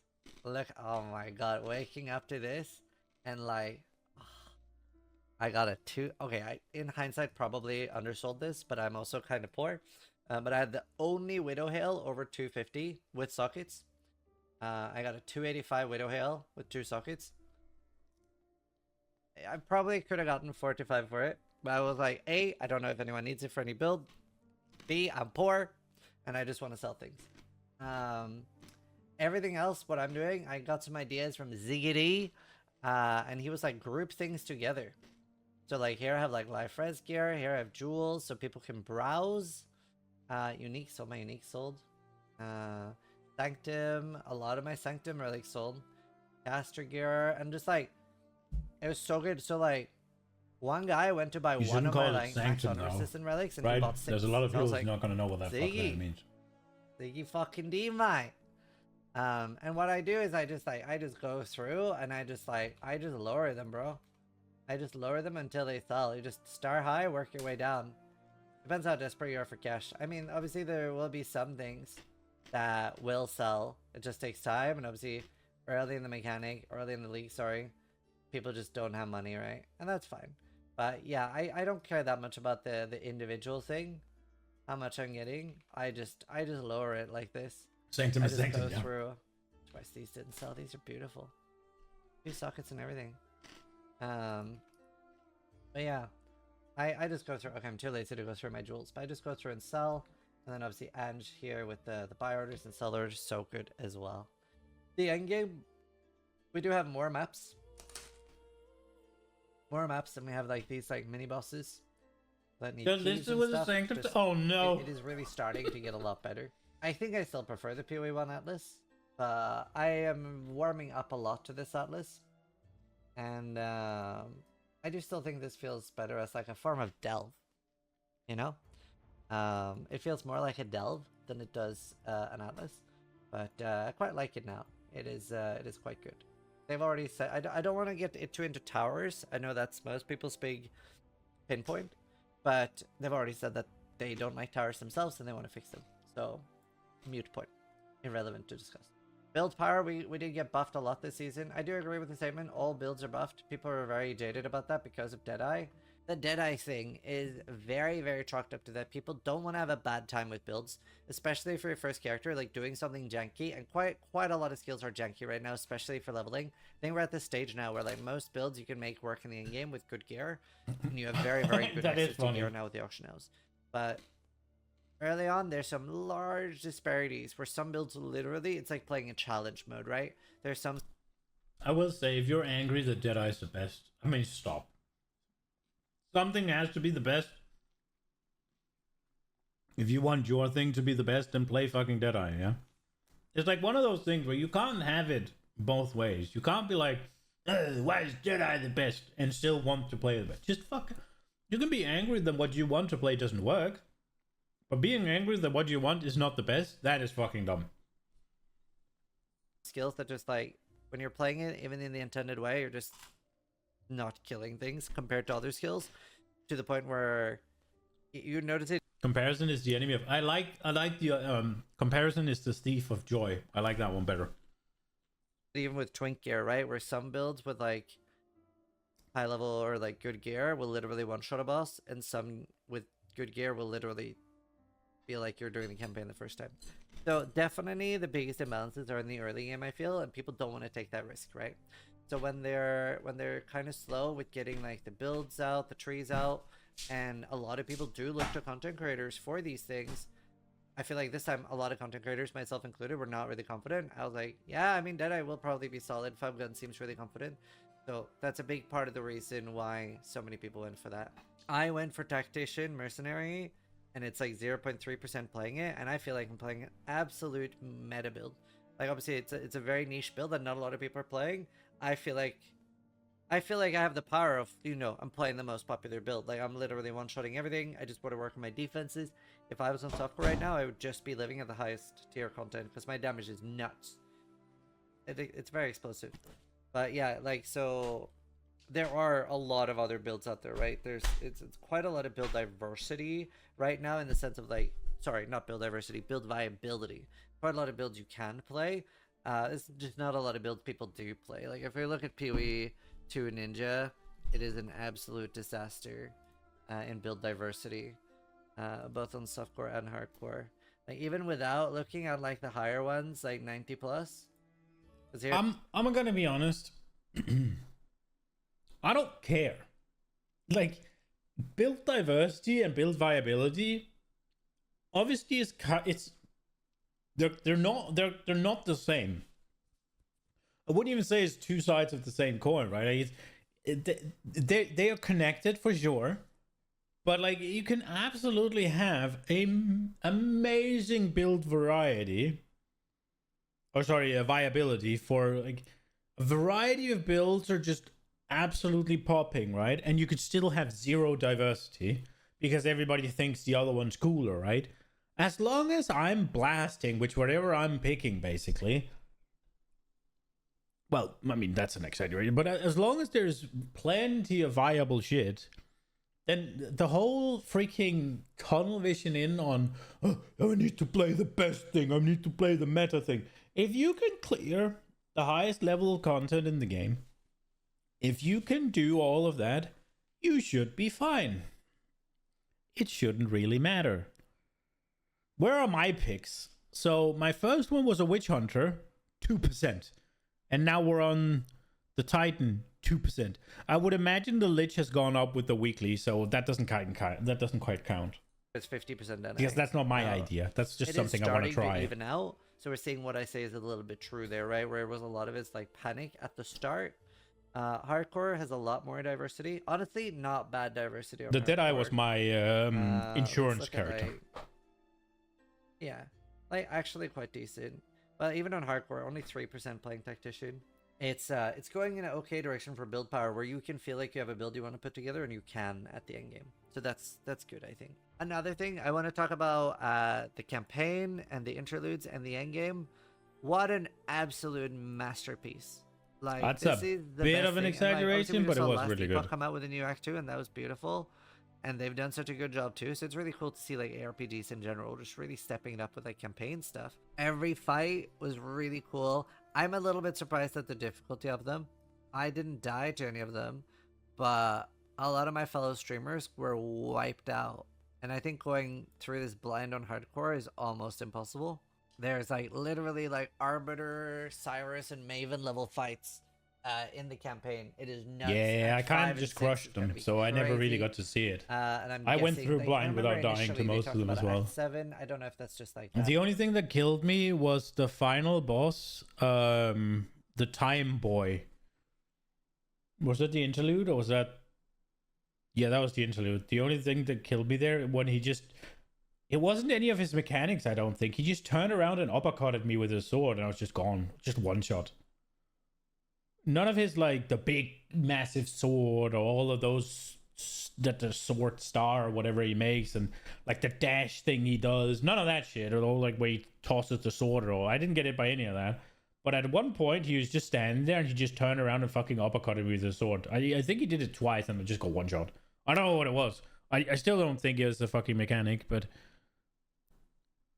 And then obviously Tavakai producing a sun after when he's dying, and then it stays for 20 seconds and blows up, that killed me. Held down to just one boss fight now, or what it is, but I'm assuming 5 and 6. Oh and shit, the Merveil fight. Final boss fight, I'm She assuming they're gonna murdered be all, me. like, That is crazy. true. I mean, let's I did get slapped by I'm trying her. to remember, like, obviously the fish lady. She murdered Yeah, me, but that was because great I had fight. minus More of that. resist. Awesome. Honestly, it's making me even care a bit about this story, to be honest, which I'm not a lore guy. Hidden Cat Noodle is really good lore videos, but it's yeah, very, very, very good. And the interludes, I thought these were basically going to be Endless Ledge when I heard them talking about them. I thought we maybe got like one big area that would maybe scale with us, and that we just reset that until we were ready for maps. I did not expect basically fully finished acts. Like, that's a bit of they're an exaggeration. Pretty short. They're really enjoyable. Crazy hard bosses. They like way overperformed with the interlude. I think I was I had so low expectations for the interlude. How the fuck is this something they just like is a temporary thing? It's wild, absolutely wild to me. So very, very positively. I don't surprised. understand. Yeah, I don't understand how he's so impressed by it. It's just a bunch of maps cobbled together with bosses in there. Like, there's no story. There's no anything. I mean, I'm not saying it's bad. It's good. They are good, but it's not something you should be. I don't feel like it's something you should be that impressed by. Is it? It's literally just map with boss, map with boss, map with boss. There's a bit of story with the djinns and stuff, right? Like, there's a bit there. I mean, the interludes are good. They're really good. I'm not trying to dog on them. I'm just saying it's not a fucking act, that's for sure.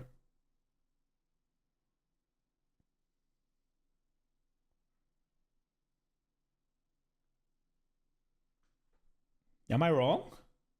I don't think I'm wrong. There's not that much story to it, right? Like, there's no like back and forth kind of thing. You just go kill stuff. Maybe I'm wrong. But then again, the bar for acts in Path of Exile in general are really low. It's not like there's that much to it in terms of like storytelling and all of that. So I guess maybe from that angle. That's mostly the positives I wanted to talk about. I do have some negative things I want to bring up too. There's a weird time in the Path of Exile community right now, so I do want to preface this a little bit because there's some people that are only negative. I really, really dislike that. I like, if I don't like something. That fucking tourist guy got to him, didn't he? I don't want to hear this. But some actual issues that I do feel are a problem. Health versus energy shield. Energy shield has points on the tree. Oh my god. I don't understand why. I don't understand why energy shield has points on the tree and life doesn't. I understand the concept of energy shield is that you can get a lot more of it, but it's harder to recover. But the gear already has a lot more on it. And there's nodes on the tree. I don't understand both of those being true. It's not fucking life, bro. It's a defense. Like, saying you don't understand why life is on the tree is fine. Saying there should be more life is fine. But saying that life should be on the tree because energy shield is such a fucking logical fallacy in my point, like in my mind. It's so... Oh, it must be me. It must be... It has to be me because I'm the only one. Everybody else is saying it must be me being stupid. But energy shield is a fucking defense, bro. It's meant as a fucking defense. Therefore, it works fucking differently.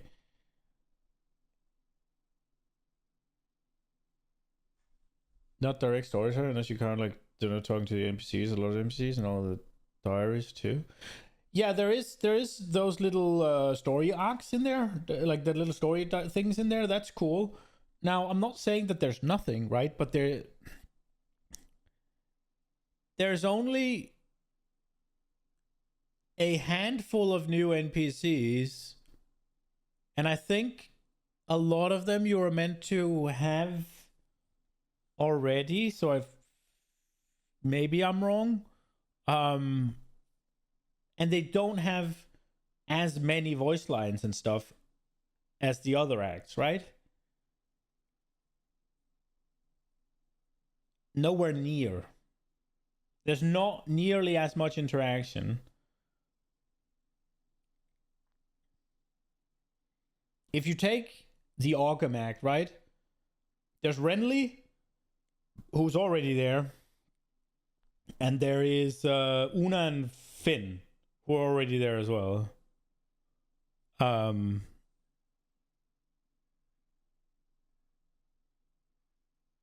What? Yeah, but there's a lot more in the regular acts, yeah? Yeah.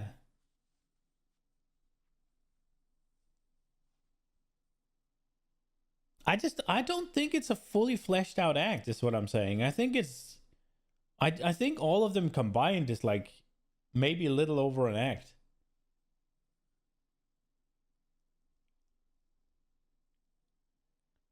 There's less than there is in the campaign. Are you kidding me? Go talk to Renly in Act 1 and see how many fucking dialogue options he has. Then go talk to Renly in Ogham and see how many dialogue options he has. He has way less. And it's obviously... I'm not trying to dog on it or anything. I'm just saying... It's definitely not an entire act. That's all I'm saying. Like, you think about Act 1, right? There's pretty different story beats, yeah? You go, you find the hooded one. He's hanging from a tree. Okay, what do we do about him hanging from a tree?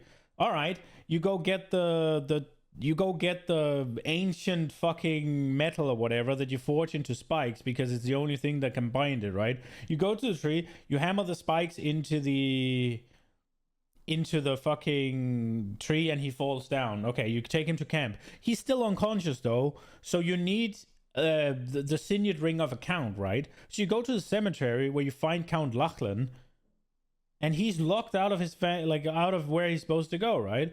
So you go kill these two guys, right? Like, you get the key, you open it up, you find out that like Lachlan's family is dead and he has the signet. You go back, you resurrect the hooded one, and all of a sudden he can tell you about the corruption thing, right? Like, then you take off to the side and there's you get introduced to the King in the Mist, right? Like, you go through, you see the destruction of Ogham and all the villages, and you go find Count Geonor that sends you on your way, right? Like, if you take the same interlude 1, you get there and it's like, oh shit, the whatever they are, the Thanes or whatever, have gone mad and they're destroying people. So you go through the forest to get there, and it's a little bit more King in the Misty, right? But rather than, like, you need to then, instead of instead of banishing his altars or whatever, you go activate that ring that summons a boss, right? Which is introducing you to a campaign, like a map mechanic. And then you go through the forest, and you just go through the destroyed city, right? Like, and you go to the mansion, and you kill the guys. Right? Oh, there's the side area with their with the warden guy. So you go there and you kill all the guys, right? Like, but it's definitely not. If you skip, but I skipped all the lore along the fucking other one as well, right? Like, the point I'm making here is, obviously, there's a lot more in the finished act than there is in the interludes, right? So saying it's fully fleshed out acts and shit, I think is a bit of a massive overstatement. Like, there's a bunch of diaries, there's a bunch of things in the other one as well, right? Like, in just the cemetery, you have those two guys. You have a... No, I'm not saying there's none.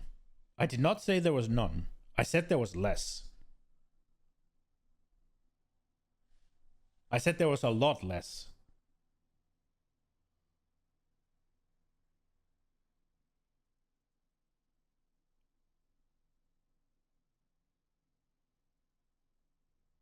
I think so, at least. I don't think I said none. I don't mean that there's none, but there's a lot less. I think the interludes combine to a bit more than an act in terms of just storytelling.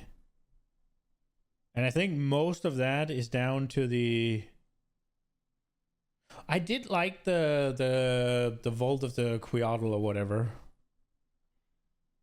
Maybe a bit more. I don't... It's just not... It's definitely not 3 acts. That's for fucking sure. Definitely not. And there are a lot of the zones that are kind of just a guy that died telling a bit of a story and then a boss, right? And they're good. I'm not saying they're bad. Don't get me wrong. I enjoyed them. I think they're cool. But like...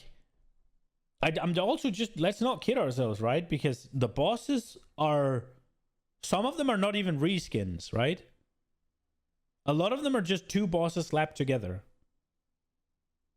And some of them are not even 2 bosses slapped together. There's the one that is actually the same 2 bosses, a boss fight that's already there in Trial, right? Like, they got those 2 giants instead of Candlemas, and that's the same fight as in Trial, just a smaller room. You got the Scorpion with the Devourer, right? Same fucking fight. You get the interlude act boss from Ogham, right? That is just the guys, the man and woman from the cemetery, those 2 bosses together with a new fresh with a new fresh coat of paint, right? Then you have the bosses that are slightly different, right? You have the Frost Monkey it's the same model and a lot of the same animations, but the fight is different.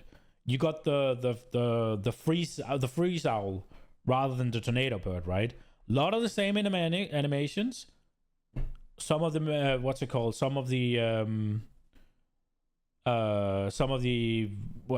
mechanics are different, right?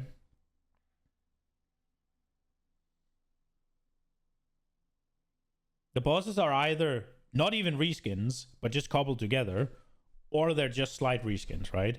And it's not that I'm saying that there's no story. I'm saying there is definitely less story than there is in the acts, and the story is definitely more straightforward and less... Like, there's less curves, there's less things, there's less, like, branching paths, there's less implications. It's very linear in the interludes, and it's not as linear in the acts. I'm not saying they're bad though, just to be clear. I think they're great. And I think they went above and beyond what I expected when it's temporary content that's going to go away, and it was made for rather quickly. They went above and beyond what I expected. It is a positive experience, but it's definitely nowhere near an act. That's my take. I enjoy them. I think they're cool. They introduce us to new characters. They have they have some fun voice acted lines and all of that. They have some lore. They have some story to flesh it out. It's super cool, but it's definitely not the same as an act. Has so many energy shield nodes on the tree, and not all of these are like 40% increased energy shield. But I'm struggling to understand why they have both, right? They can get 1200 energy shield on a chest. What is the actual max? I don't want to misspeak. Okay, 1145 is the current highest energy shield on a chest that you can get. No matter what I try, I cannot get 1145 life on a chest, right? And on top of that... No, because your chest will also have armor or evasion or energy shield, bro. Like, imagine if you could go fucking 1100 HP on a chest, bro. Imagine. Who the fuck would play energy shield? That they have energy shield nodes, that I don't understand. Now, I actually do quite like the concept of having no life on the tree, but I don't think it's in a good enough place, and I don't think, like, currently, if you just throw on the equal amount of life nodes that energy shield has access to right now on the tree, the game would be in a better state. Straight up. If all you did was just go through and add life nodes, even just some, the game would just be better right now, because the disparity between energy shield and life is not in a good place right now. And it's such a dumb argument. I can't. But everything is just like everything's just screaming. Like, bro.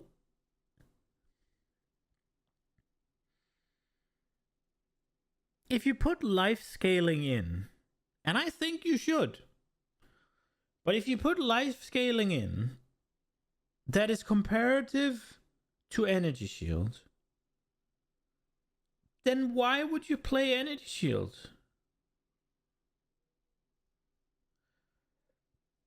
The more life you get, the bigger the value of DR.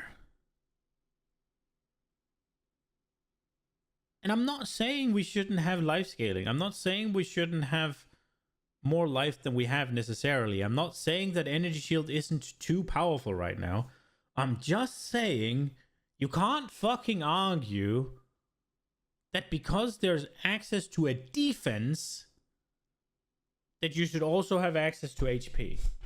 Just because that defense happened to be increased hit pool. And especially in hardcore and Soul Self-Fun, where our economies are so much more limited, it's way harder to get crazy enough gear that you can be very tanky on a life build. People are playing around with like deflect, people are playing around with armor. I'm going for armor, and it definitely is impactful, but I think armor is in an exceptionally good place right now. I just think life is the issue, because the amount of... Yeah, and that's a fine argument, that there's too little life to keep up with how much energy shield there is. That's fine. But it's not that, oh, they have all of this energy shield on the tree, why do they have that when it's just blue life? No. It's fine to say that the DR can't keep up because the life pool is too small. That's fine. Armor we can get access to right now, if you could get between 4 and 6k life, is stellar then. But it's hard to get enough life. Like, right now, I don't have bad gear. I have 100 life, 114, 103, 80, 160. My boots are pretty trash. 94. I'm also trying to get a lot of armor. Also applies to elemental damage. So, Sis is way better at the game than I am.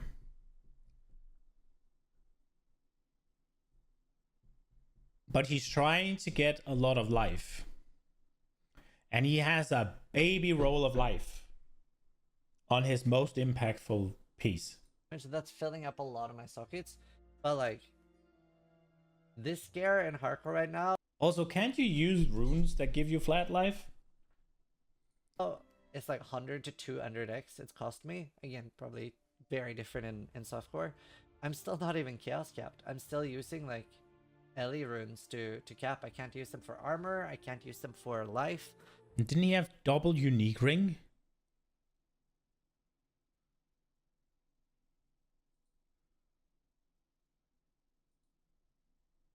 Now, I don't have bad gear. I have 100 life, 100 No, okay, those are just... Why do they look like that? life. Like, right now, I don't have bad gear. I have 100 life, 100... Cool grip. Why does it look like that?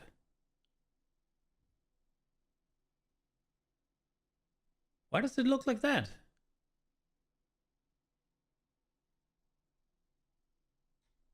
Is it better base?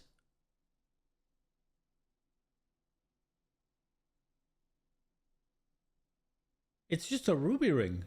Why does it look like this? 114, 103, 80, 160. My boots are pretty trash. 94. I'm also trying to use them for life.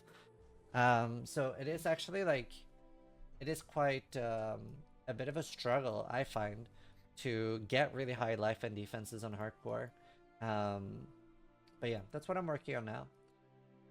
Life nodes though would probably be a big W or gain more life per level. I don't know what the solution is because like I said, I really do like the concept of no life nodes on the tree. It makes that you're just thinking more about your build and doesn't create a weird disparity between softcore and hardcore. In softcore builds can just forego defense in that way. So I'm not necessarily saying we need life tree nodes. I do think there definitely needs to be a change here to make life a bit more viable.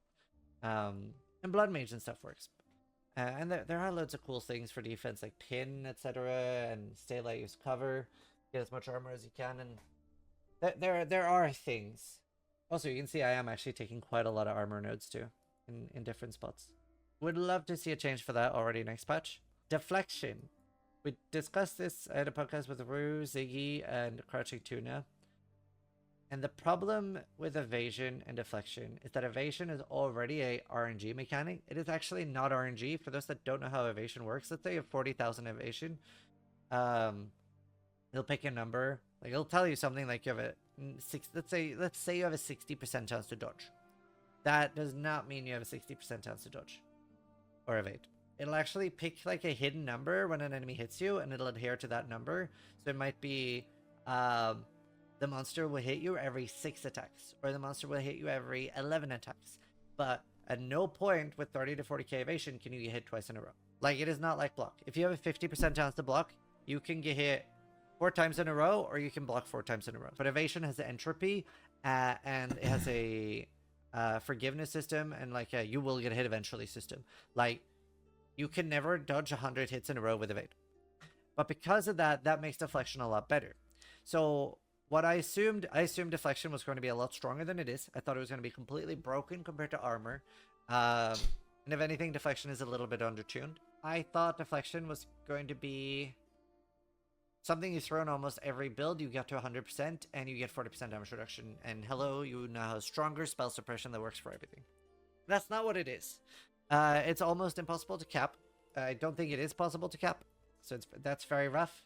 On top of that, that's super shit. Isn't a good synergy for evasion, because when you are running a build with evasion, the idea is that you're barely ever getting hit, but then when you do get hit, you don't get one shot. Yeah. So for example, in Path of Exile 1, I think we have this in PoE 2 too, but I don't remember what it does. So in PoE 1, we have an item called Kintsugi. And this was very, very commonly used with evasion builds, because it's 35% less damage taken if you have not been hit recently. And recently is every 4 seconds. So if you're only getting hit once every 4 seconds, it is 35% damage reduction, which is huge. And that's sort of the role that, in my opinion, Deflect should fill, because I don't think stacking... I don't want to run an evasion build if it's like, I'm barely getting hit, And when I get hit, it's a 70% chance that I get one shot. That's not fun. I can't get behind that, right? Like, you really want Deflect to be able to get to 100%.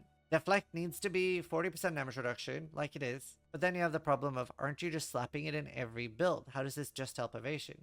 So very often, I don't have suggestions on how to fix things. I'm not a game developer. And most of the time, I'm just able to be like, I don't feel this is good. Maybe make it better. And there are some devs that have said, like, players rarely have good suggestions, but they often have, they're good at identifying problems. I actually think I have a pretty decent suggestion for deflection. So I think it should be something that's meant to pair with evasion to solve that problem of when you do get hit, you don't get one shot. The scary thing then is if you make it too good, everyone's going to slap it in every build and you have spell suppression.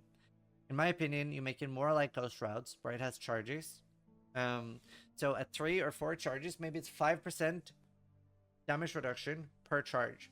So you have, let's say that you have like 4 charges or something, you have 20% damage reduction or 40%, maybe you have 10% damage reduction per and 3. But whether it's 30 or 40% damage reduction. But the goal here would be that these charges get consumed when you get hit. So let's say that you're an armor evasion build and you're getting hit every second attack, you're always out of charges and you're effectively not getting any damage reduction anyway. If you're an actual evasion build... I don't think it's super cool to take it away from hybrid gear. I feel like deflection is for just pure evasion, right? Like you don't get hit that often. Then if deflection goes in and it serves so that you don't get one shot. For armor and evasion characters, I feel like it should just warrant a much higher investment in order for you to get far with it. Or you could have it like it is kind of now, where feasibly you can't cap it unless you're a pure evasion. But that's kind of boring, and it probably usually leads to it being too hard to actually cap in the pure, and then completely unable in the hybrid. But it could just be that when you're running armor and evasion, you just have an RNG. You just have 2 basically low chances to get, medium, I guess. Because you have the evasion that's going to dodge some medium amount of attacks. And then you have deflection that's going to apply to some medium amount of attacks, right? Now, the problem is if you can just cap it, right? Like if you do hybrid evasion energy shield or you do hybrid evasion armor, you can just cap it and have permanent 40% DR on everything. And then all of a sudden, okay, now energy shield is twice as good, right? Or now armor is twice as good, right? And then everybody has to do that. If you keep it to where you can't really get there guaranteed unless you're evasion, I think it's more than fine to have like an RNG 40%er. And then that's just not viable for hardcore. Boo-hoo. And you are barely getting hit. You get hit once, boom. Well, that hit did 40% less damage to you or whatever. And if you get hit in the next 4 seconds, you're going to take 30%, then 20, then... you're getting that much less reduction. And eventually you're getting full forced hits because you are supposed to dodge, you are supposed to evade and play away from the monsters. But I think that really solves the problem of deflect and doesn't just add it as a free defense for everybody. I think that would be better than currently. I am using it in my build. Right now it is just, I get free deflect for armor. This is nice. I now have 36% deflect. So 36% chance to get 40%. And it will get up. I'll probably get it to like 50-60%. It's very unreliable, and having a defense like that can't be unreliable. Like, that's sort of the antithesis of evasion, I feel. So, bit of a rant on evasion and deflect in life there, but I do feel like those... Yeah, but it can absolutely be RNG if you're playing armor evasion and armor evasion and energy shield, and it can then be guaranteed if you're playing pure evasion. Fixed. They just need to tune the numbers a bit.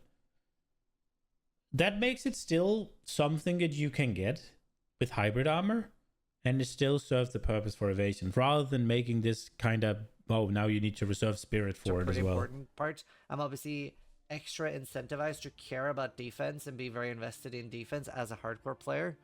I don't want to die. And I do feel like it's very, very easy in both Path of Exile 1 and Path of Exile 2 to get crazy damage and one-shot all the bosses.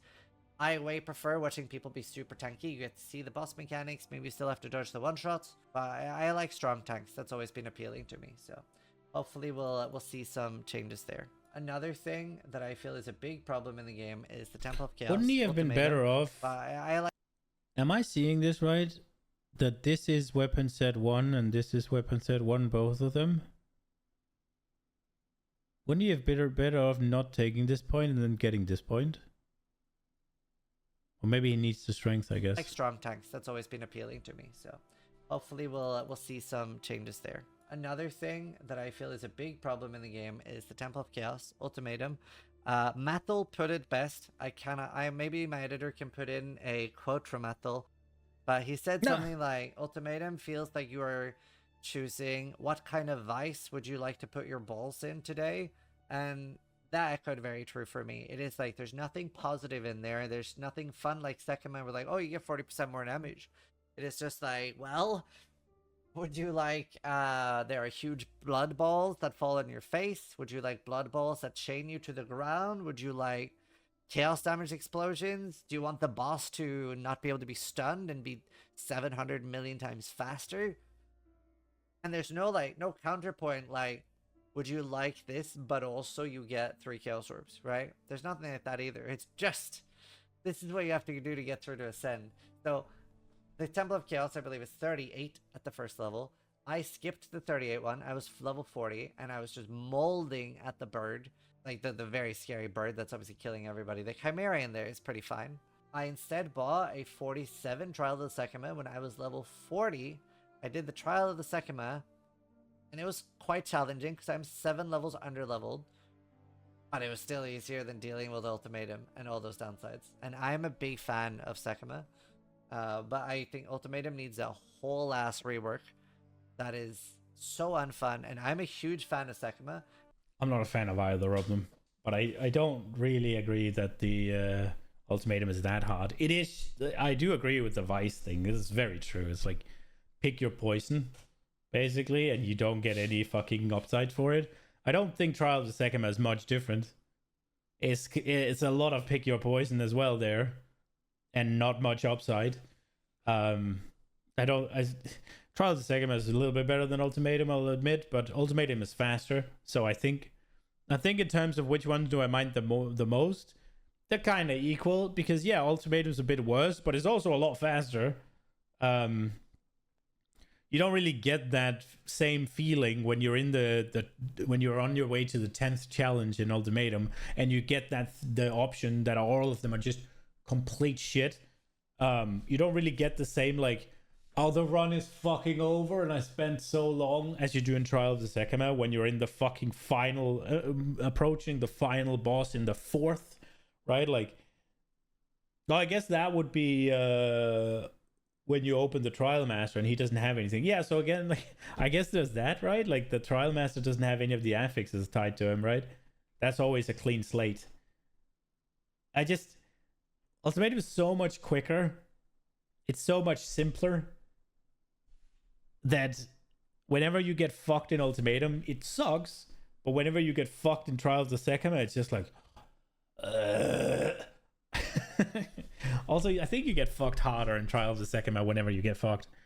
Like, imagine being a fucking CI build and you're pigeonholed into taking, you have no energy shield. Yeah, the run's fucking over. Or if you're an evasion character and it's like, you have no evasion rating. Or an armor character, you have no armor. A freeze-centric thing. Oh, enemy monster's actions cannot be modified to below base level. Okay, so it can't be fucking frozen. Yeah. Really like it. It's one of my favorite mechanics. I still think it could be a little bit better, and there's a reason so many people hate it. Probably somebody just had whiplash when I said it's one of my favorite mechanics. Little pet peeve with Sekima. I was shocked to find, after how many people I see complain about they hate Sekima, they hate Ascension, they miss Lab. I love it. I was shocked that after all that loathing from so many in the community that they made a worse room in the 4th Ascendancy one. There's like a way worse gauntlet, which the gauntlets are what people don't like in Sekima generally. There's a worse one this season. I was surprised. Oh, no. And I even like, I love Sekima. I was like, okay, that one's a bit much. Now, I do want to talk about a negative thing no. about the campaign. I don't have this problem in PoE 1 because it's so much faster and we have so much access to speedrunning here. So I can... My fastest campaign run on hardcore now is 2 hours and 3 minutes. Or 2 hours and 1 minute, sorry. I beat my record this season. That's my fastest hardcore. He gets through PoE 1 in 2 hours?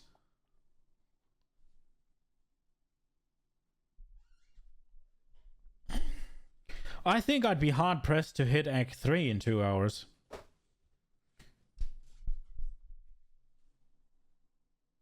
I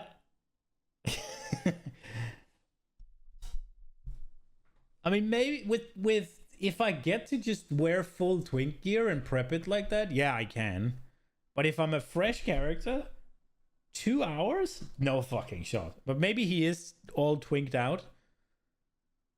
Then maybe I can do Act 3 then I can do Act 3 in 2 hours. I can't do the fucking campaign in 2 hours no matter what. I don't even think I could do I'm not even sure I could do all 10 acts in 2 hours if you gave me a fucking endgame level 100 character fully pissed out.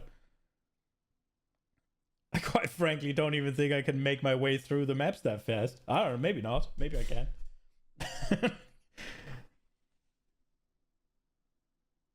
Ain't no fucking way. Fully twinked out, I can probably make it to Act 3 in 2 hours, I think. You think he's talking about ults, maybe? Yeah, he might be. He did save so good access to speed gear and all of that. But even then, ain't no fucking way. Maybe I can make it to Act 3 in 2 hours. No fucking way I make Act 10 in 2 hours. No shot. Campaign run. And I can break that because I didn't even have anything crazy. I didn't even have 7 league step. Now, even my 4th character was like a 11 to 13 hour campaign run. Now, part of that is hardcore. I'm sure you can do it on like... I don't know what the fastest full run with gear is right now. And obviously you can have faster builds than what I was playing. But I don't know, I guess... I think the guy calling everybody tourists said he could do it in 6 hours. Fastest would be somewhere between 4 and 8 hours, right? For a campaign run. I'd be very surprised if you can do sub 4 hour campaign. If so, I would love to see it. I have a lot to learn still. But it is a lot longer. It is a lot longer. Like my campaign runs are long right now. And they're also better though. And that might be because it's new. But are a bit of a slog. Like I am enjoying the campaign, but they're a bit of a slog. I remember on a podcast, I don't remember if it was Chris or Jonathan. I don't really agree that they're a slog. I'm having fun. But they got asked on a podcast if they would ever consider an alternative leveling method. And they said if people still dislike doing the campaign repeatedly after the PoE 2 comes out, they would consider it, but they would feel like they've failed. And I think they're just thinking about it the wrong way, because I don't think it's about failing. I think it's an almost unsolvable ARPG problem. I don't think it's anyone's fault at all. And I don't think you should do the Diablo 4 method or like a World of Warcraft method, where in Diablo 4 you only do the campaign once. In World of Warcraft, you... Let's just be fair to D4. You can do the campaign every time if you want. You get to pick if you want to do the campaign or not. Can boost characters to like a higher level. I don't think those are good solutions. In World of Warcraft, you buy the boosts. Just for the record, it's not just like you can just pick it. That takes real money. So... Let's say, like, ARPG players, a lot of us play a lot, right? I think there are very few people that are playing one character that has an issue with doing the campaign. And you shouldn't. You should always have to do the campaign at least once per season. Always. I'll die on that hill. Like, I think it's a very great way to break up the start of a new season. And I think it's super important. And it's maybe a little bit too easy in Last Epoch on your first character, and I hate that you don't have to do it in D4. Even though the campaign's maybe a bit too long in D4, but Tier 2 campaign's pretty long. The campaign in D4 is ass. And the thing is, this is the thing where it's like he says he doesn't have to do it in D4, then fucking do it, bro. You can. The reason he doesn't is because it's inefficient, and he's trying to fucking optimize the fun out of it for himself. If you think it's bad, that you don't have to do the campaign at the start of each season. That is because you want to do the campaign at the start of each season. So go fucking do it.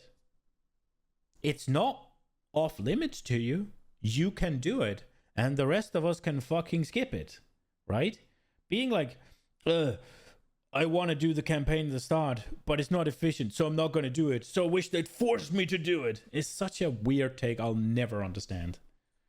The problem is when you are playing a lot, this number will differ for some people, but on your 3rd or 5th or 10th character, there's some of those where there's not a single person that will care about anything those characters are finding. That in my opinion is the crux of the problem. If I'm doing my 6th character through the campaign, it is just a chore because I already know how all of this works. It is just taking a while. There's not crazy high density, so leveling actually takes a while too, and I do actually have to kill a lot. And there's nothing that character can find that is exciting, right? So a lot of people almost feel forced to just stay on their high level characters rather than spend another 10 to 15 leveling a new character. And some of that is practice. Like, we will get faster. There's very little you can do to solve that. I'm not 100% sure on good solutions. Like I said, you could have like part of the Atlas nodes or amount of Atlas points.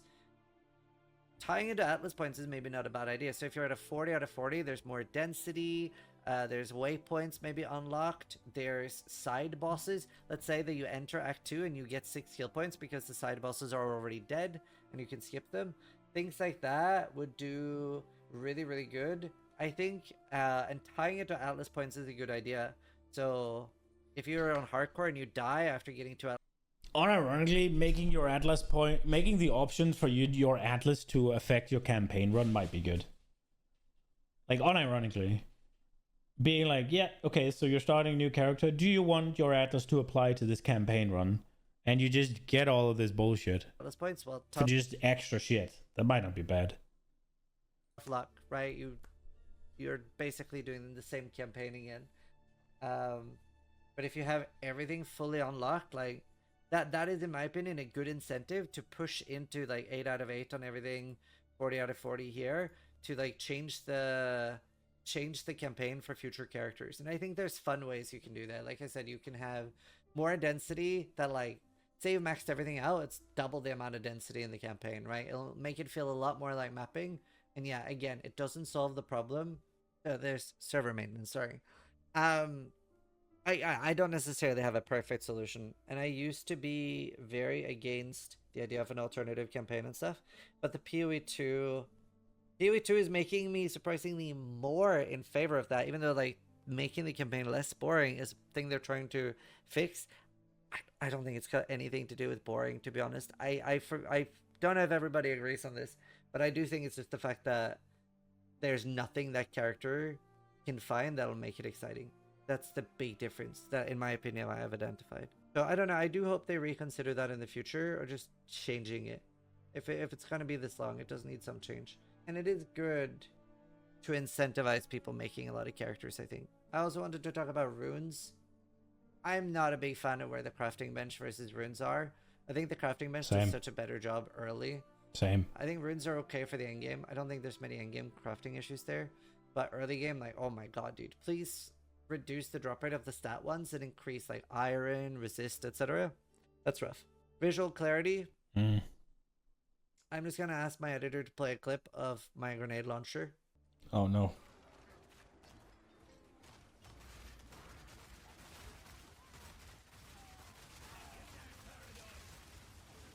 I look at that all day, and I'm like trying to think, like, can I do this in any other way where it's still good damage? And it's rough. It's sort of like how you should build it for good damage. Please, pretty please, give us the option to have bosses on top of every effect, or reduce opacity. Like, I can't see bosses. I have no idea what they're doing. And I've really enjoyed this build. It's super fun. It's super strong. I cannot see bosses. They are completely... Dude, this is fucking cool, though. If my but holy build shit, pin, it's annoying to look at. Because I will not be able to dodge any attack. And totally, you could just say, well, don't play that build then. But I don't think that's a good solution either, right? Nah, it's not. It's not. That should be fixable. Ideally, you should like abandon a build because it was weak or you didn't like the playstyle. Hopefully everybody agrees that you should not abandon a build because the visual clarity was so awful. Like, it's just I can't see shit. That shouldn't be the reason why we abandon builds. So I think that's... I don't think the issue with that thing is that you can't see shit as much as, yeah, that's annoying, but it just seems like it'll be painful to look at. Like, I think he said that in the podcast we saw yesterday, right? That it hurts his eyes after a while. Like, it's the same as the flashbang shrine you get when there's purple explosions. My final negative point.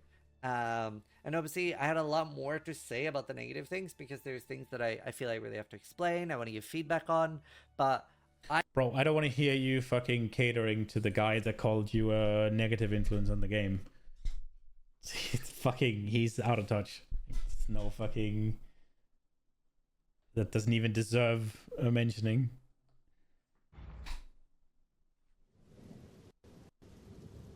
People are more likely to give negative feedback. That's just a fact. You don't have to preface anything negative you want to say with some positive.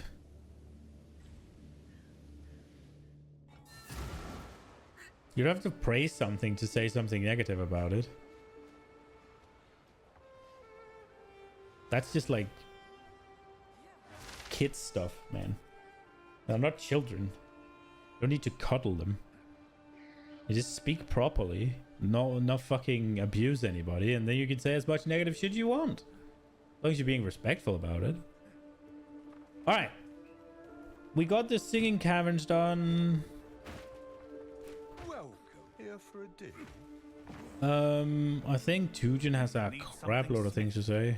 I don't think we're going to find ourselves in open warfare. What whale incident? Our king commanded one of our vessels.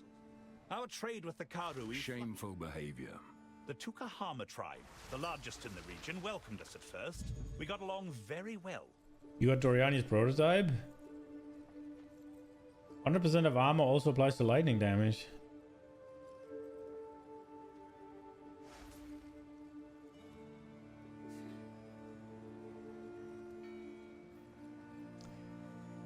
Why is that armor and evasion rating?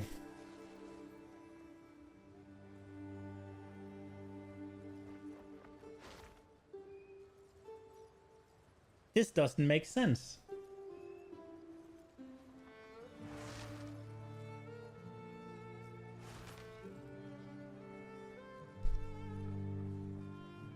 Survive. That should be a pure armor one. It has no synergy with evasion rating. There's no reason that's evasion rating. Hail. Because then you do merc with the evasion apply. Oh, right. So only mercenary can do that, or do the. Why are you asking? Who sent you? Bugger off. No one sent me. Why do you fear him? None of your business. Move on. Makoru's got something to prove. Look, you won't go wrong. She's been underestimated. The Karui? Aye, she's left them. I'm fond of the Karui. They haven't not just talk. For real. They live the way us Kalga. They're wild. And free. Why do the Karui underestimate Makoru? Oh, you know how it is. And the younger ones get the Karui passionately follow. What do you make of the way? Well, I don't know all the ins and outs of it, but it's a kind of code of honor. And Makoru rejects the way of her tribe. Reject is a strong. She forges her own. I admire that. He's fairly new in town. He seems capable enough. Tavakai seems like someone to avoid upsetting. That's right. Best not to cross him. I'll keep that in mind. Good luck with that. Well, you met the chieftain. How was it? He's strong. There is no doubt about it. On one hand, he's on the other. Balancing your convictions is never easy. You're telling me? Now there's a true friend. Me and him have been on the next thing you know, and here we are. Any regrets? I'm just now realizing I haven't been on an expedition. Time really is. Maybe one day you and I could venture out together. Stranger things have happened, I suppose. Till next Yeah, time. isn't it? You talk about this? Iron reflexes?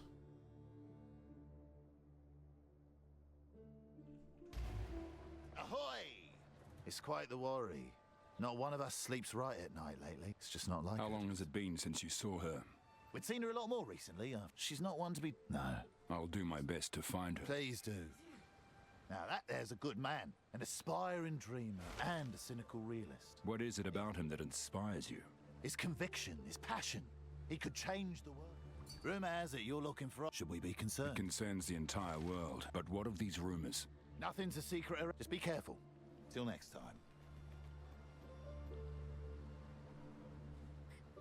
Movement speed, flat, percent, deflection, sad. Other than the deflection is really good. Really good.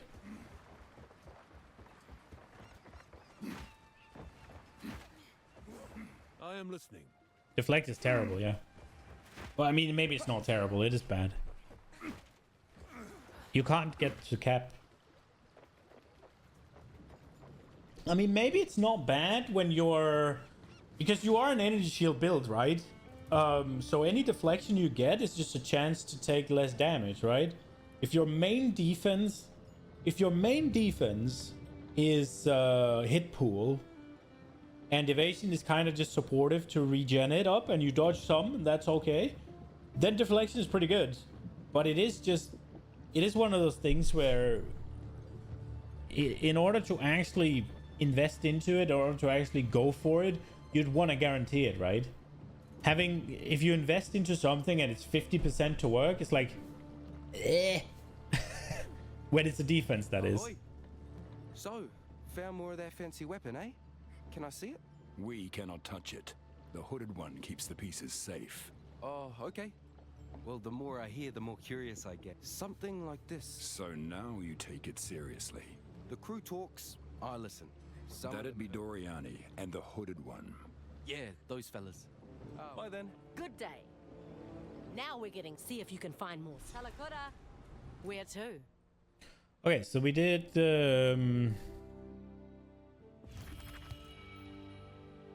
Let's go Isle of Kin.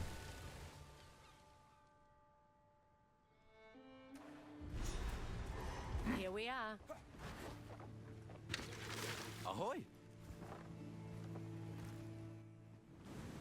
Here we are. Be wary here. The kinfolk are a bit crazy. They used to be nothing more than a nuisance. But now that volcano rumbles like it's hungry, and you can see them carting sulfur. Ahoy! I forgot. We should go to Namakanui. Oh, that's the whole island. So Nakano, and turn in the shark fin. Lower the anchor.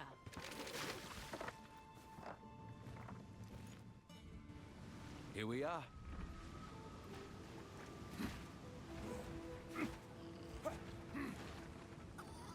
You'll get the essence of horror and remove one of the two bad suffixes. Wait, Blast. what do you have there? Is that a fin from Vakapanu Island? You recognize it? Could it be useful? Blazing Valakor! I don't believe it! I was seeking something from that beast for my next elixir. Yeah, you told me. I am experimenting day and day. A cure?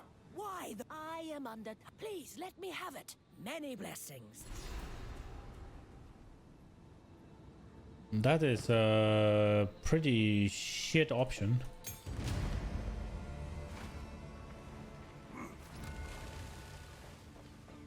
There should be a stash tab on the ship, by the way.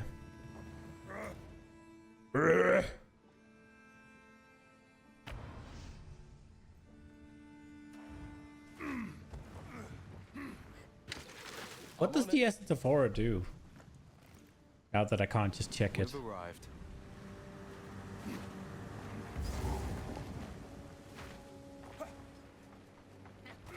They are mining this substance? For what purpose?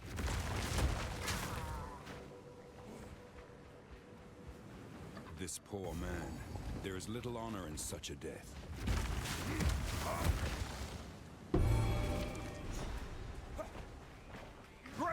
100% increase of socketed items. Oh shit, okay. Is that only on boots or?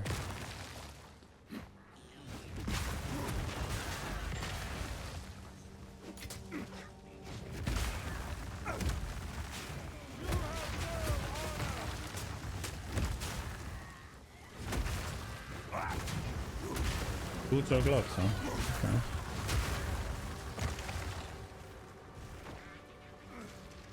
Interesting. The kinfolk seemed... Now I see why.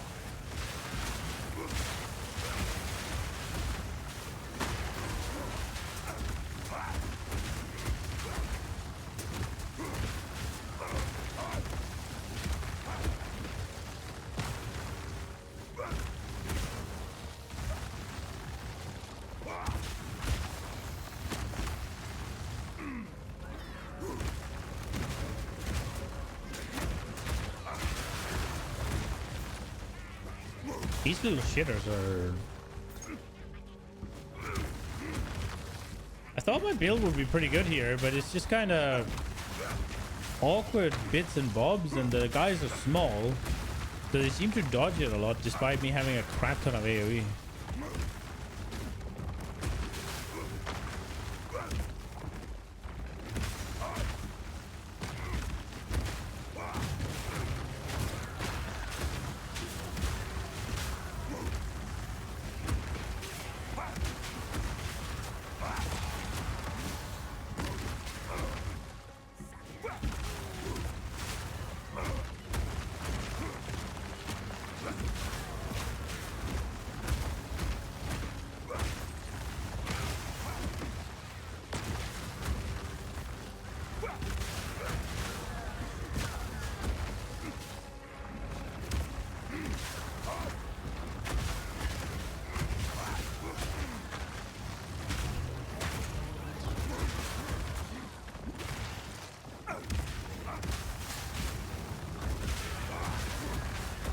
Bonk.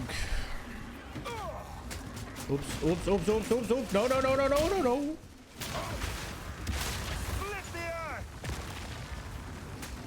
Did I just do it again? I didn't mean to be sprinting there.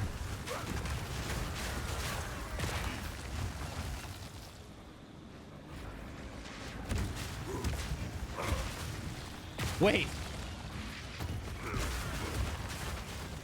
So the big ones are trapped in the essence and the little ones are still hanging on to it. Look at that shit.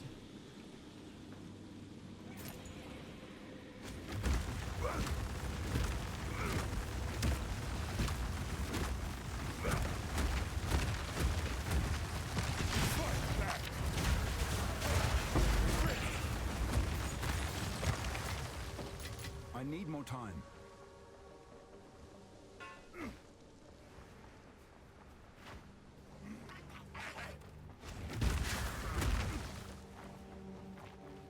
Is that? I guess the only things you can get on... I guess the only really good things you can get on boots are resistant rolls, or... I guess you can get armor and stuff as well, right? Like deflection and all of that, like you have. This minor bit is man-made. So getting extra effect of socketed items, if it is resistance stuff anyways, is kind of like getting resistance roll in itself, right? And you can get chaos resist. But wouldn't you be better off with just a chaos resist roll? Can't even bloody see. They're whispering in the dark every moment now, licking at our fear, tasting our sweat. Or wait, was it not a chaos resist you had socketed in? Here we all are, lying about, sick as dogs, evil closing in around us. Get that sulfite, no matter what it takes. This green lot won't stand in our way, not with all we've got down here. Give it time, my sweethearts, give it time. Your master, Nico. Nico.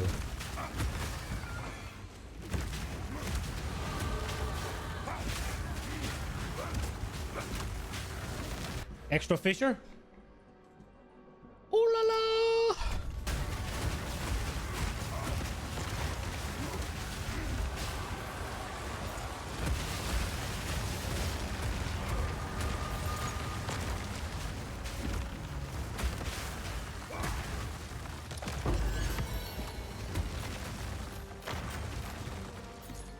Okay, so that's not an extra Fisher. Probably not an extra Fisher. Probably not an extra Fisher.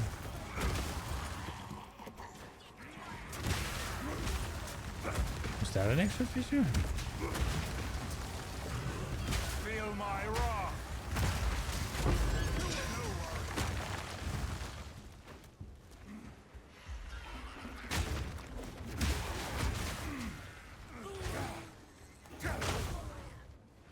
Just a checkpoint up here, stuff for the next area. Yup. There's still a lot of shit we haven't found here though.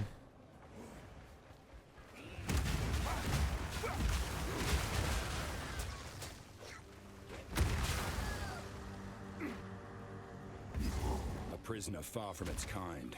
I know the feeling.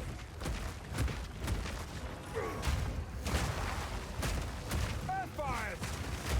Go with the first ones. You are free now.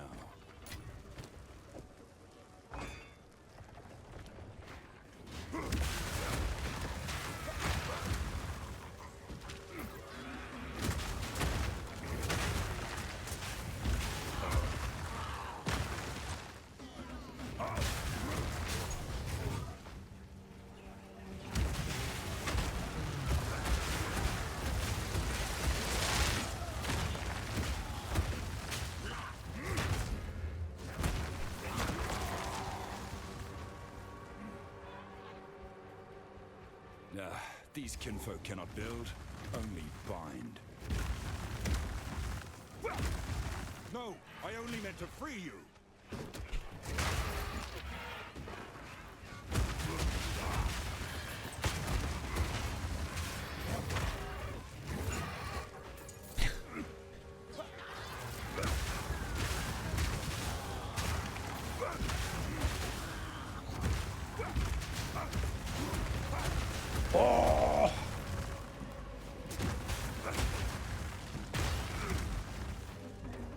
The extra fissure is cool. I wonder if upheaval will be worth it just because of the coverage that gives.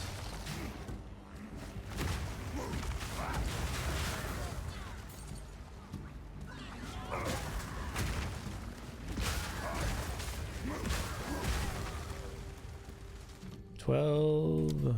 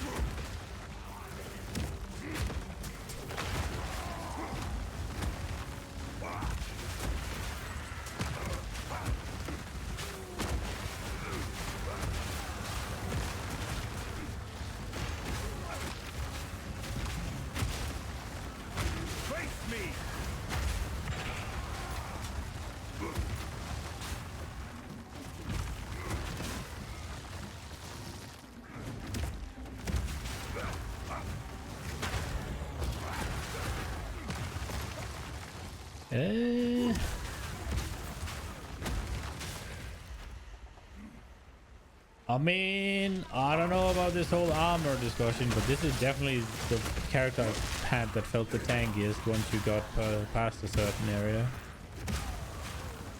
Or a certain level, I guess I should say.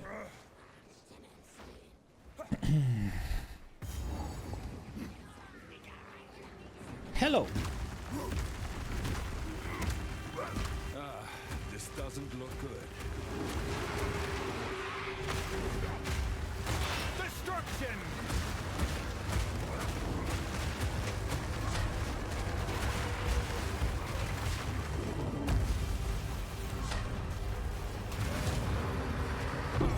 Not so brave without your beast.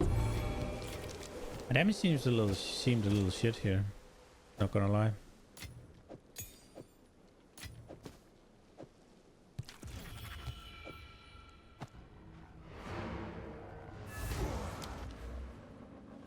Oh, what are we getting now? What are we getting now? So there's the armor stuff here.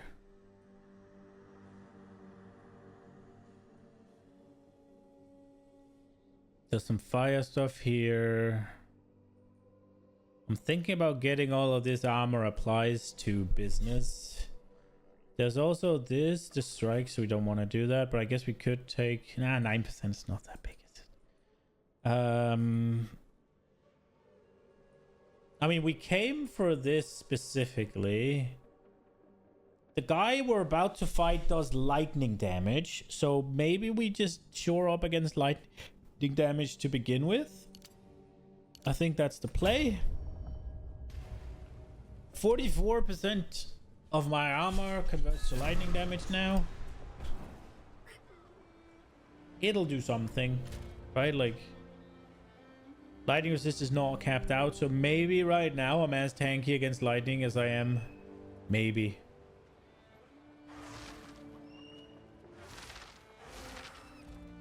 Maybe.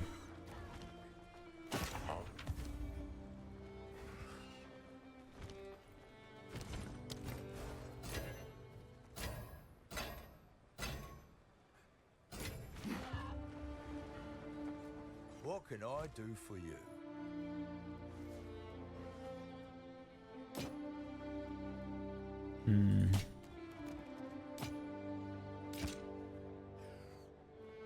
Oh shit. Good, do come again. Oh shit. Can we do something good with this?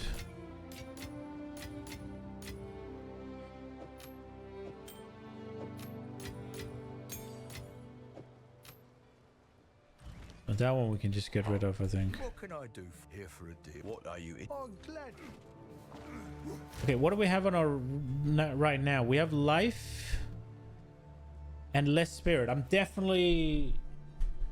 Okay, so it's the attributes. How much dex do we have? 54. That's just enough. So in other words, equipping this makes this one unusable. Now the question is, do I care? The question is, do I care? I'm not sure I do. Let's look at the essences, what we have available, because I haven't been using them enough.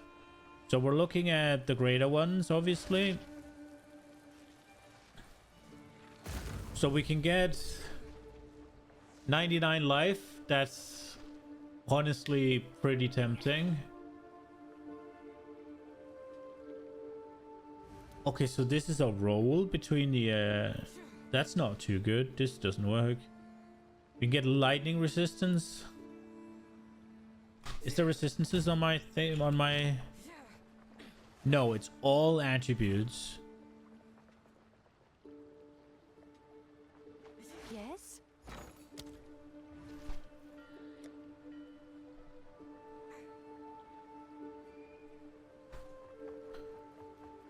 Martial weapon is attack speed.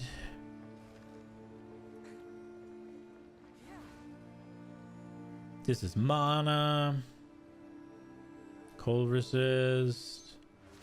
Chaos resist. Chaos resist is interesting as well. This is rarity. This won't work. Fire resist.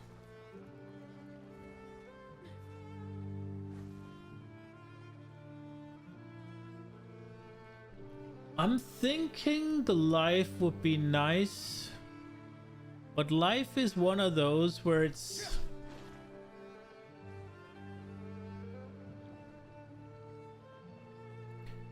It's kind of easy to roll, right? But maybe not on necklaces.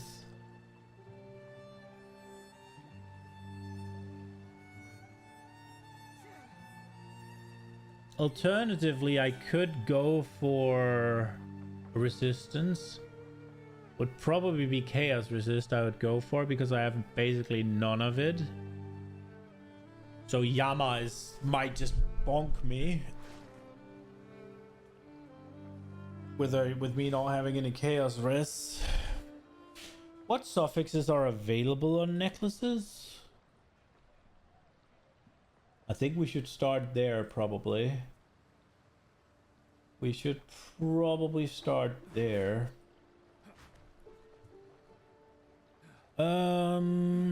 Jewelry, amulet. Oh my lord, okay. Right, so what are we looking at? Life regen, cast speed, critical damage bonus would be nice, critical hit chance would be nice. Mana regen, rarity, recoup, both life and mana, I guess. Attributes we have, Dex, Int. You get melee skills, huh? That sounds really good. Is that the only attack one?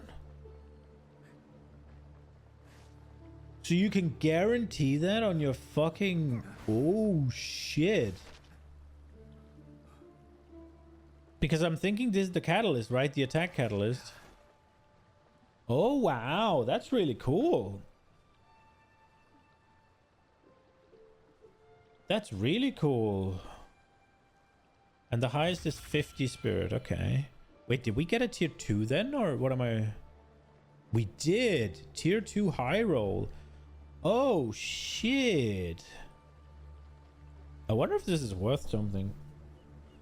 Probably not with like tier bullshit attributes. Yeah, no. Okay.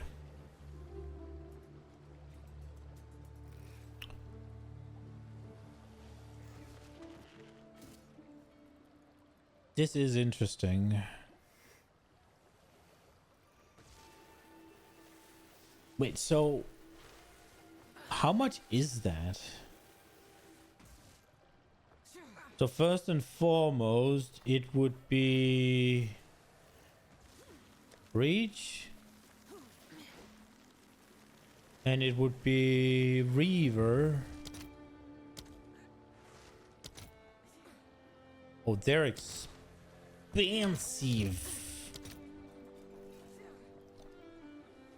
Okay, and what is the Omen then?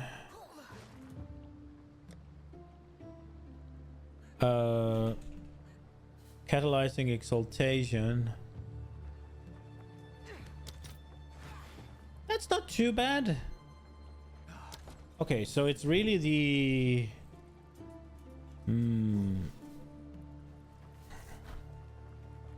It's one of those things where I could leave open...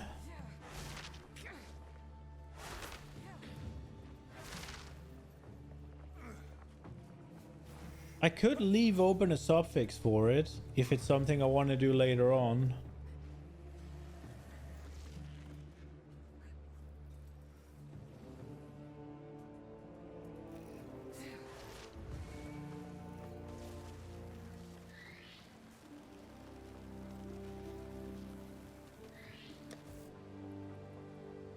We do have the greater essence.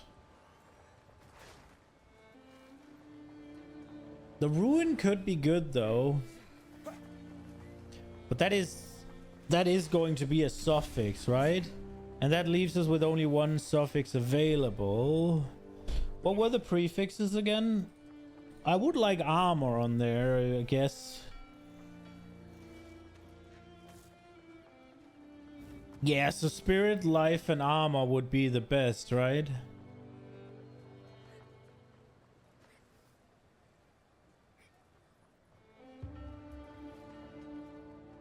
Oh, there's percent life on there?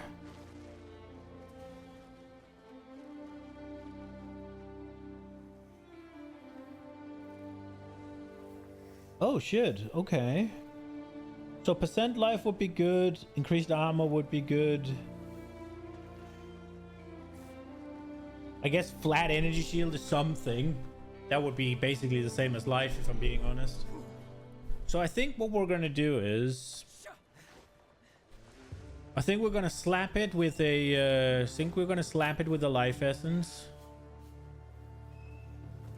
Right? Hope we get a high roll. That leaves us with 2 prefixes. Then I think we're gonna slap it with a desecration. The question is...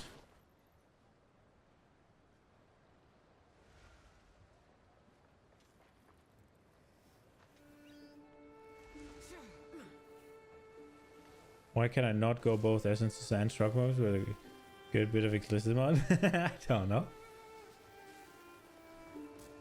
I think we'll slap it with the essence. We got a really bad roll on it, but it's okay. And then I think we'll slap it with this. 64.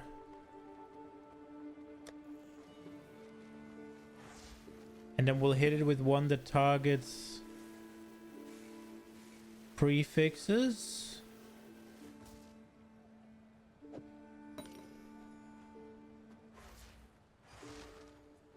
Or do we care? Wait, do we care? For the desecration? I mean, I guess we could check here. Amanamu, increase armor from equipped body armor. I think that's more of a late game thing. This won't do anything. Deflection rating, energy shield from equipped body armor, evasion from equipped body armor. Global defenses. I guess Amanamu has a... Could do that. I guess. Spell damage while on full energy shield. You'd also use one of the liege ones for hybrid res, you think?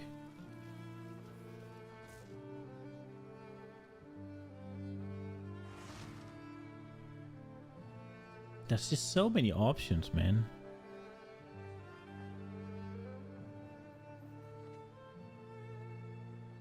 Let's see. So we cooldown recovery rate, exposure effect. Skill effect duration does do something. 20% of damage is taken from mana before life. That's a nice bit of damage reduction. Oh, you can get +1 level of all skill gems with Ulaman. But that requires 65, I guess. I don't think I can, right? It requires 65. Doesn't it?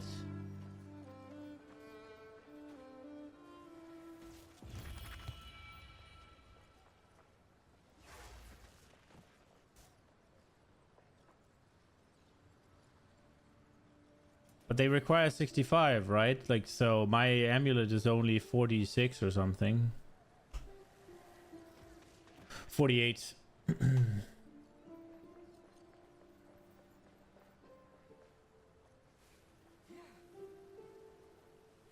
But the prefixes are good? Yeah, they're really good. But what happens to it if I do it?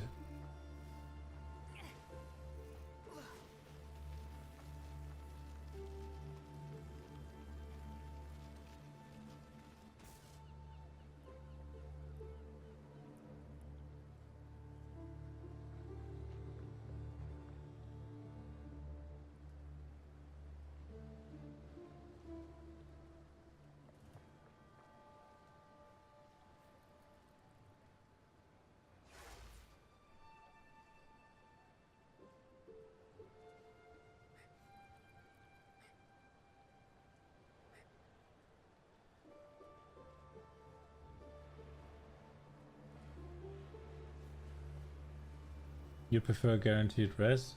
Yeah, I mean, my rest is fine. Right now. It's not great, not bad. And there's nothing on this thing.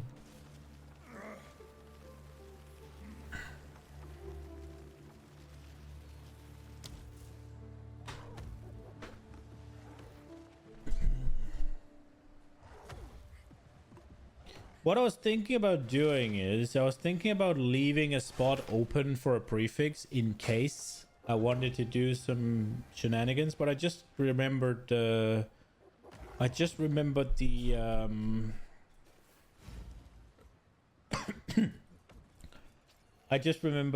what's it called, eye level requirement stuff.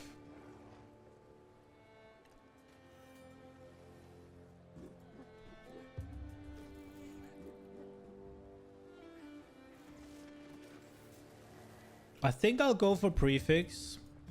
There's a better chance I'll get something good. And then I guess we'll just pray on the suffixes. I guess on the other hand, if I pray on the prefixes, I guess there's a better chance I hit something there. But they're also a little bit more impactful for me right now. I guess I should gamba on the prefixes because they're easier to hit.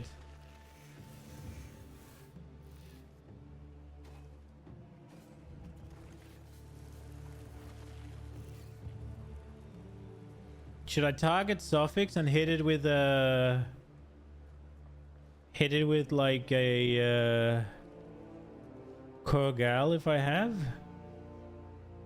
to get cold and chaos. But then, like, I risk getting cooldown recovery is kind of useless. Exposure is kind of useless. Attributes, I guess, would be something. Quality of all skills would be good, I guess. But I don't even think I can get them, right? Like, they're 65 and it's not 65. So I think I'm just gonna baby desecrated. And I'm guessing we make it hit a suffix, actually. As good as they are, right? Like, it's item level 48. It needs to go higher.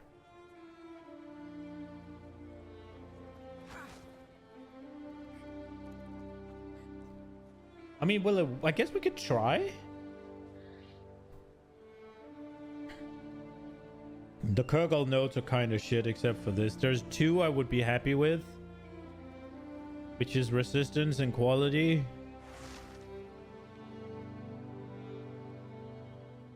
But minions cooldown would suck. I mean, what happens with the 65?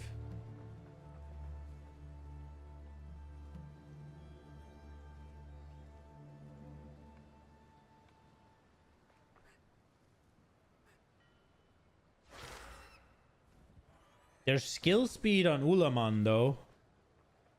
And a gem level. I guess we do Ulaman. We do close eventually. I mean, should we try it?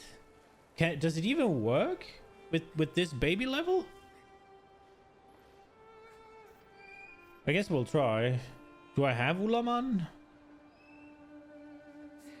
It bumps it up. Okay. Should I use this one then, or can I use the baby one?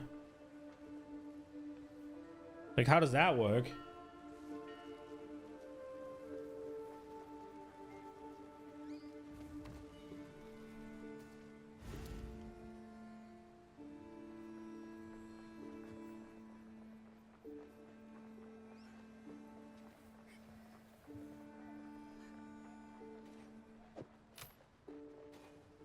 I mean, this is a learning experience. We're gonna try it. So here, and then I use this. Check if you can first on the simulator. What happens if I can't? Won't it give me an error message?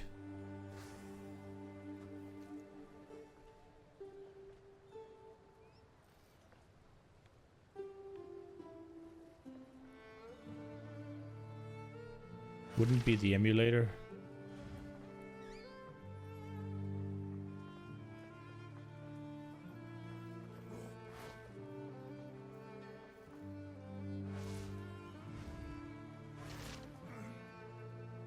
Omen. Ulaman. And suffix.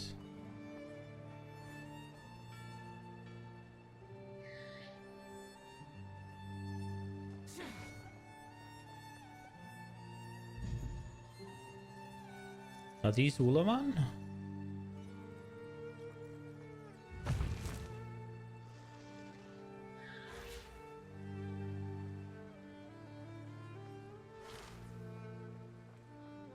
Oops.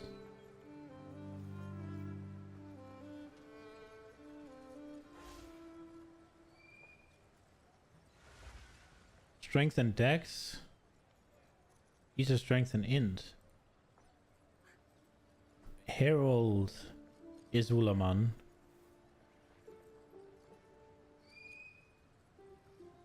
Why does that say Amamanu? And critical damage bonus is just up here, isn't it? That doesn't seem like it worked.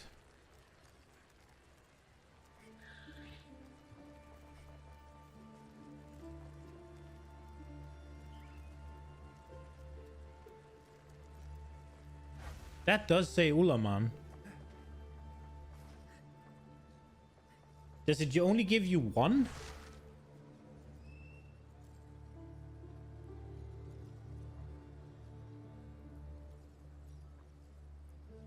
So it's only one of three that is the Ulaman one? Or...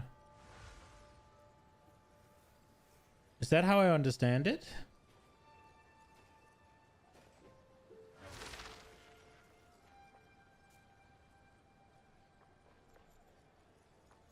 What if I use the preserved one? That's the same shit. Okay, it suggests that we can. So let's give it a go.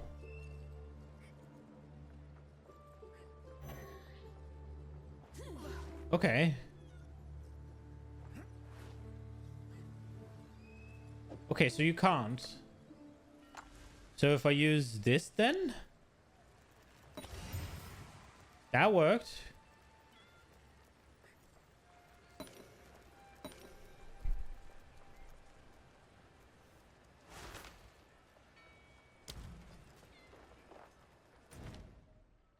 Let's see what we get.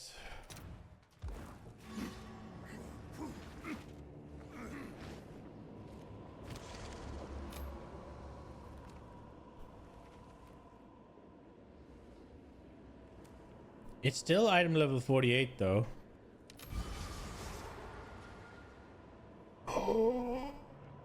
Wait, that give all of them? Bro, I know the resistances are there, but that is fucking skill speed, and you can all suck my dick.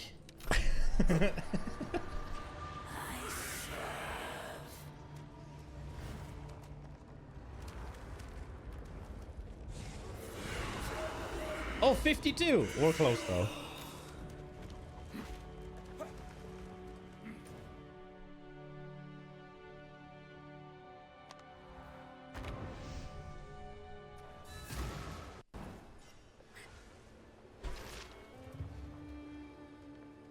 No, my rest is fine.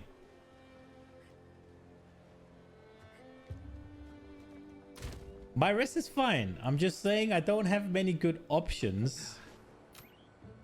If I right now, right? Like, let's say right now, I want to fix my rest. It's okay. It could be better. It could be worse. Okay, but we're going to try this ring as well.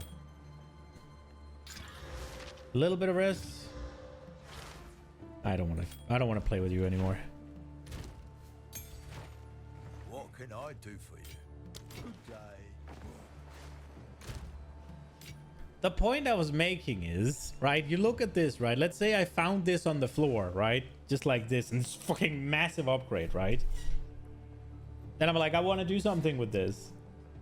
And then it's like, I do something with it, it doesn't have the rest, and now I need to fix rest, right? Like, and I don't have the option to do that. But yeah, okay. Do I just...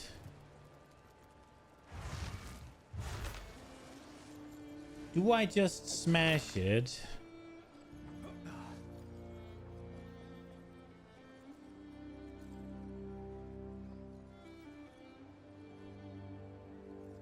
Or do we try to make something a bit better?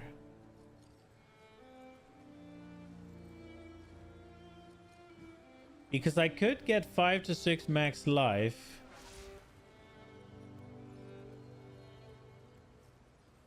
But I could also obviously get this. How much is a Homo Exalt Slam? It's probably omega expensive, isn't it?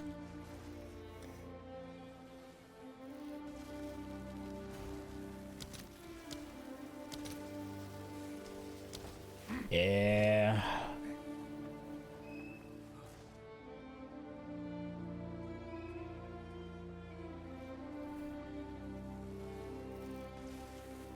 It was 90x? No, it's only 95. It's not that bad. I'm just kind of thinking here. Do I just YOLO it? I don't really have any other options than Exalt Slam, do I?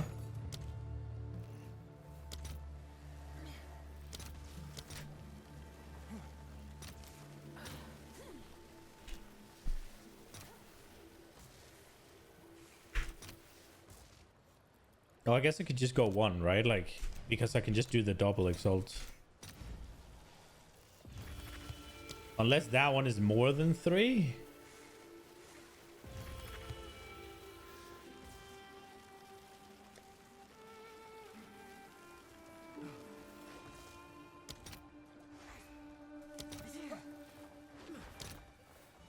Now that thing's just over 1, right? So I'm better off using that. Do I have any of them? I think I have one of them, right? No? Why not?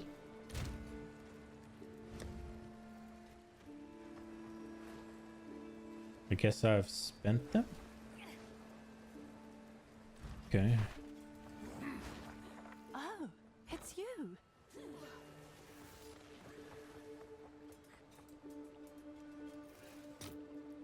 The only thing is I'm gonna have to buy fucking 10 of them. Whereas I could just buy the other 2. Is there anything better I can do? Probably not, right?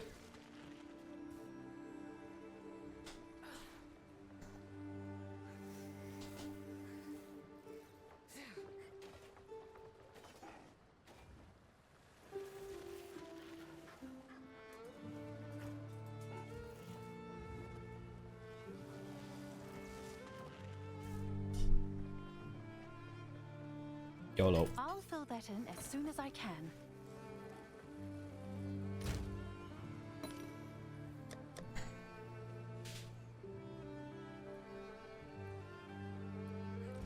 How can I modify my exalts?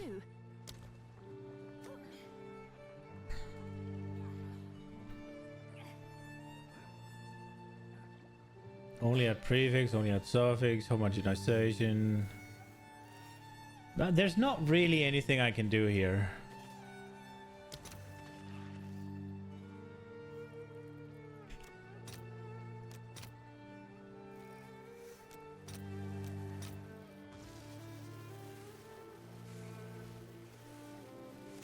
Where are we at with this? Like, how close do I get? How many do I have to buy for it to fucking... What about 11 here? 4 for 11.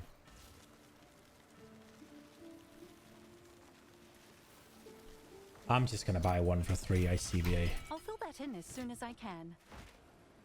Okay. As good as this is, I'm hoping I can find similar or better eventually. So we're just gonna slam it and hope. I think. I don't have the... I guess I could liquidate my divine or stuff and do a homo slam and hope I get life, but I mean it doesn't really have any of the things I want to homogenize, so the only thing I can see doing is do catalyst. So maybe I should do that.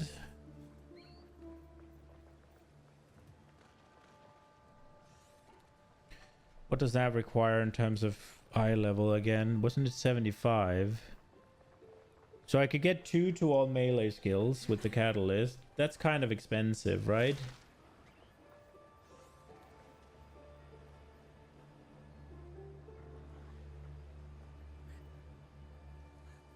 Like, that would cost me... That would cost me a boatload, wouldn't it?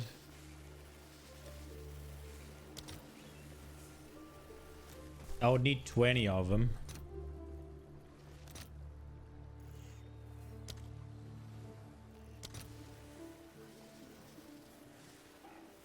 I could do it.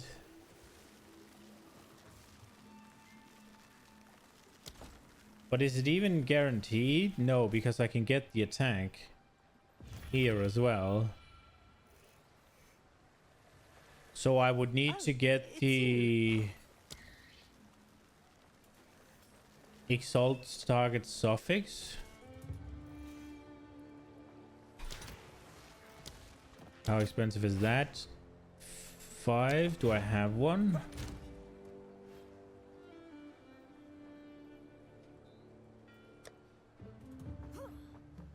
No!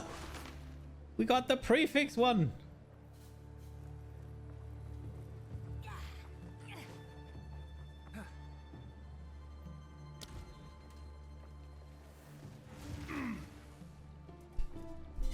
Do we do it?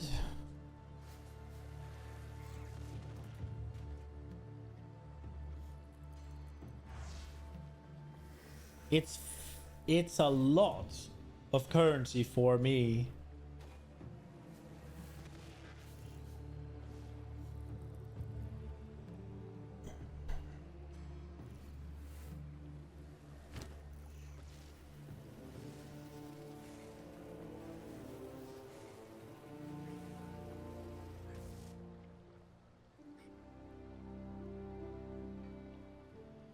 Oh, it's you. I could get rid of my divine orb, I guess. And then we're all Gucci. Do we do it? How much was that thing again?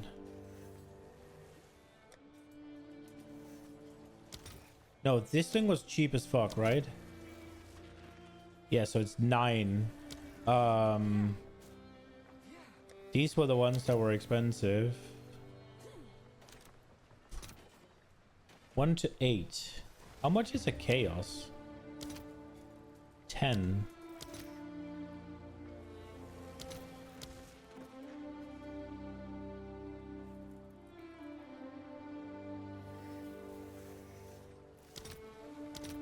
All right, we're doing it. I'll fill that in as soon as I can. We're doing it. It's happening. Oh, it's you.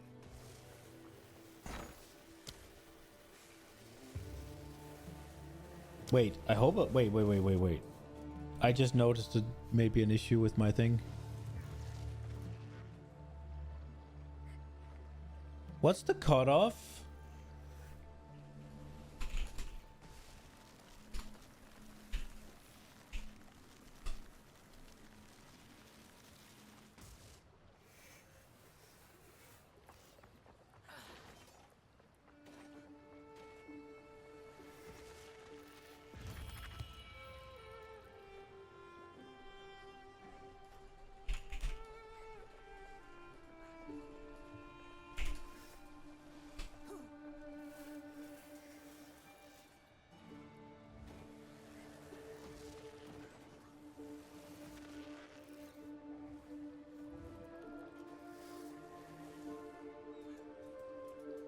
Oh, this is gonna go fucking bad. I can just... Well, we're gonna learn. This is a learning experience, and it's gonna hurt when we learn.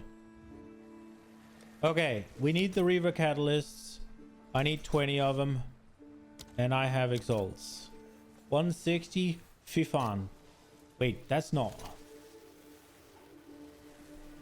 What do you mean?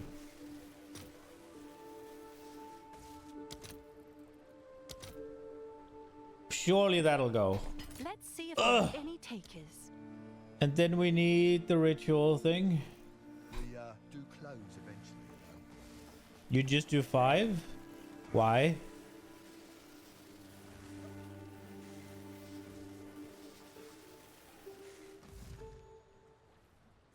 Where's the thing? There. Just want 1. 8. I'll post it right away. Because 5 is enough?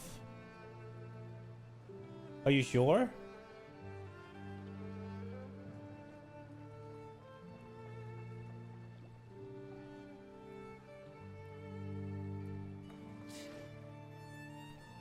Like, there's only one thing.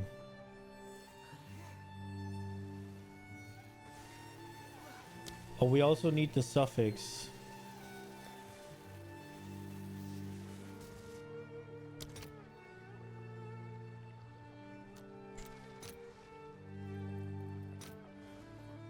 What am I hitting? As soon as I can. Melee skills.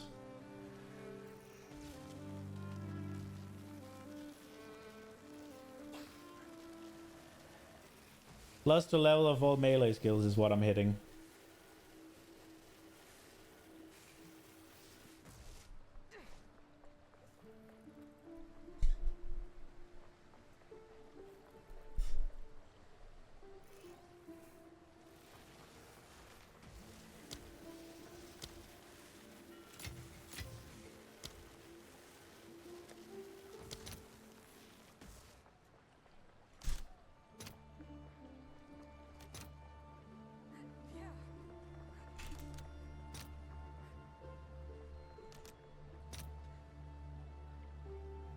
I'll post it right away.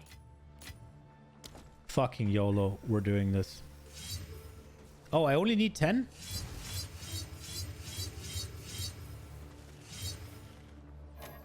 Oh well, we bought too many. Guess we can just sell them again. Yes? So what did I sell them for? 127. How many did I have? I have 11. 77? No, we want 17. So if it's 11... 85? That was too much.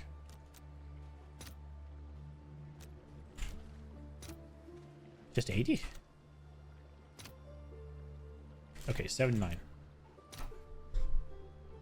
We make a bit of a loss on it. It's fine. I'll post it right away. What the fuck am I witnessing? Ah, whatever.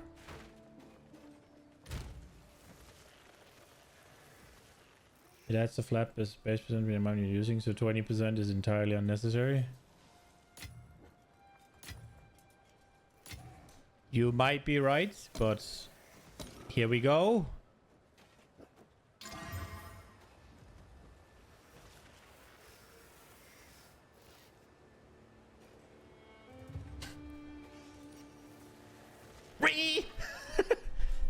It didn't work.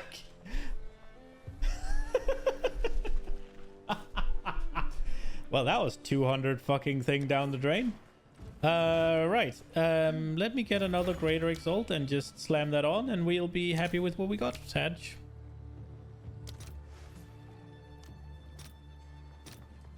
All right. And it bugged. Is registered. I think honestly, just I didn't have. Oh, that's okay.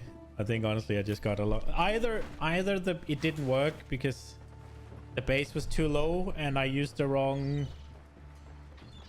I have two theories. One, I just got unlucky because it just increases the chance. That is likely. Second, the Greater Exalt could not add the all melee skills because it cut off the level that was applicable to the duel. I'm not sure about that one, but that could be a thing. And I should have used a regular Exalt. It is what it is. I did use a Greater, yeah, because I thought that it would be fine. Because it cuts off at 41 for +2. And I thought that Greater cuts off at 35. But I was wrong, I think. So yeah, shit happens and you get fucked. Where to? Oh, we didn't finish. Oh no, and I think my portal is... I think my zone is reset now because I've been sitting around for so long. No, game.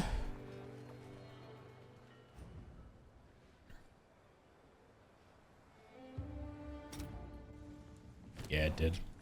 We made it. Land ahoy.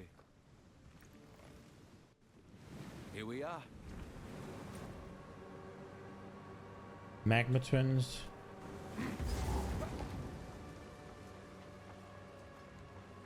I did say it's a learning experience, so it's all good. Shatter and break! Oops.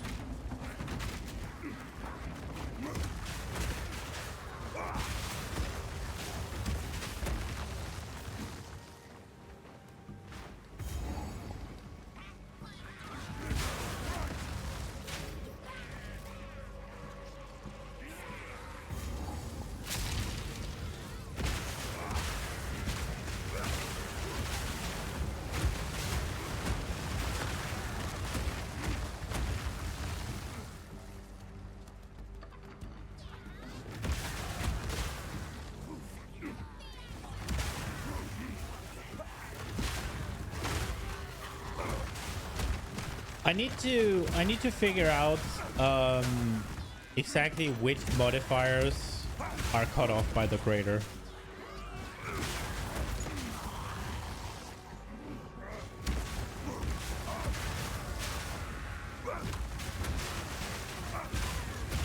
It's fine though, it's just currency. We can make it back.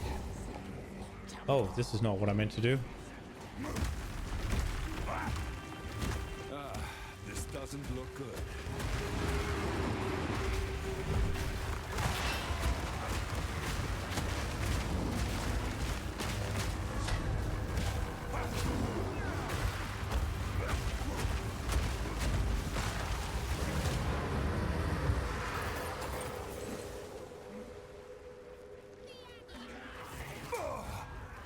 Okay.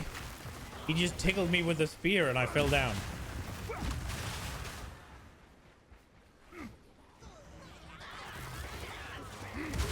I do think the sprint is a bit silly in the way that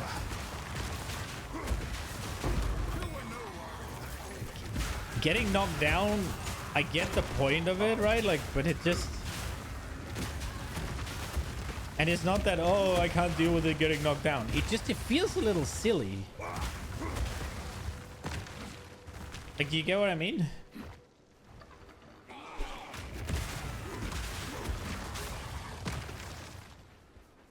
This big, burly Karui warrior gets tickled by a little goblin, and he just falls down and can't get up for a while. Like...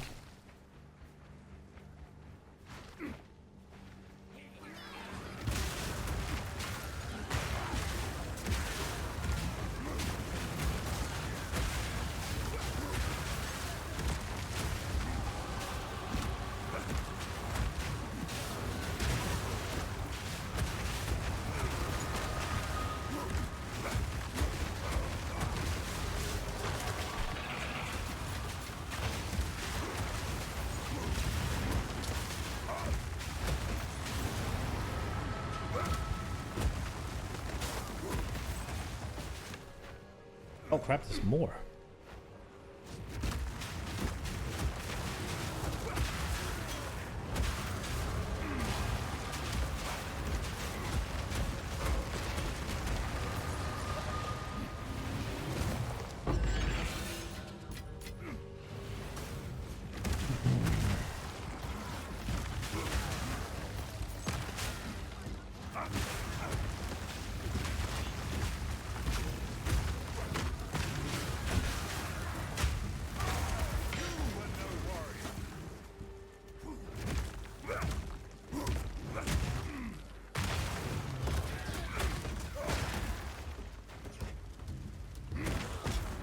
Oh, that could get good. It was a tier 3, right?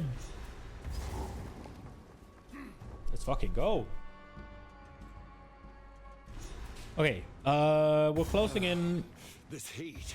How do they survive down here? We're closing in on leveling up. Leveling up means new amulet, which is big.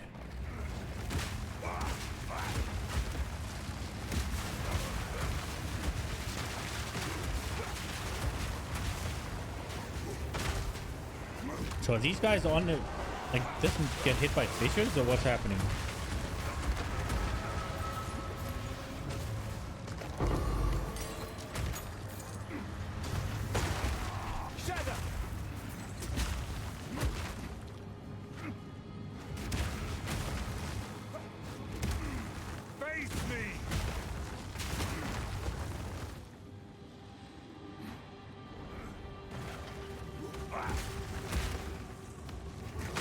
Bonk.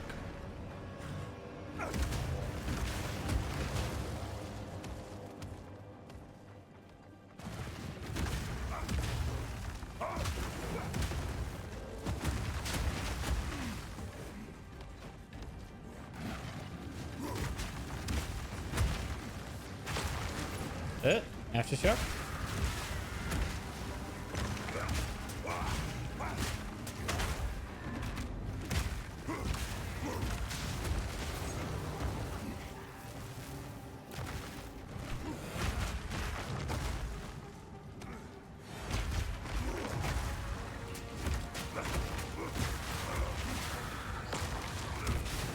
Okay,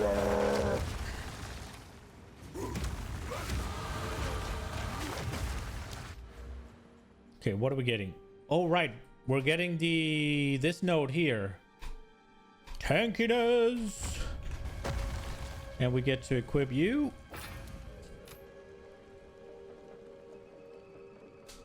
Oh shit, we have something that doesn't work now. What do we not have here? What are we lacking? You lack strength?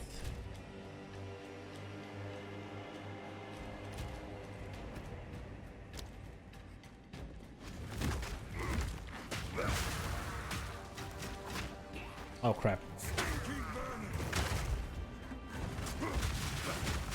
I know what's happening. I have things set to my other weapon set. But what's the requirement for Herald of Ash? Is it int? Did I screw something? I screwed something.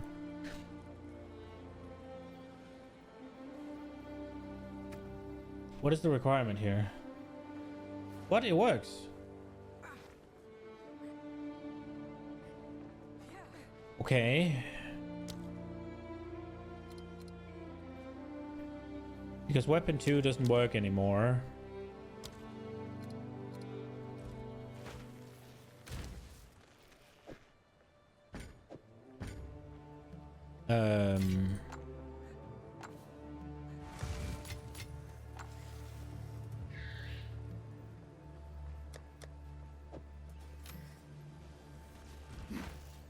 What can I do for you? I have a bunch of int nodes now that I might as well turn into strength then, right? It should say if I run into troubles, yeah?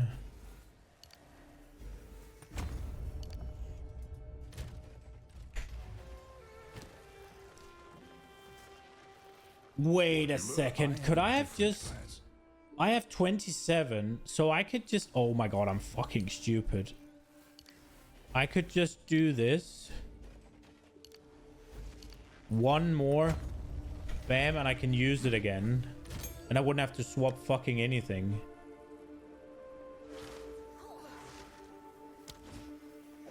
Tempered by flame. Sometimes may be good. Sometimes may be fence. And that is just the way it goes. Okay. I got fucking sidetracked now. Well, I got slow in the head. What do we... Okay, so we have the tier 3 helmet with like a good 2 good mods on. Okay, what do we need for this to get better than what we have? It's already closing in on better.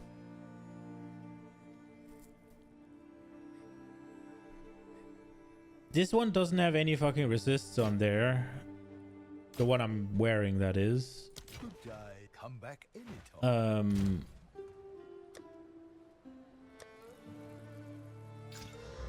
Oh shit. Oh shit. This one's pretty fucking good. Right, so what are we looking at here? If we hit it with a life essence again,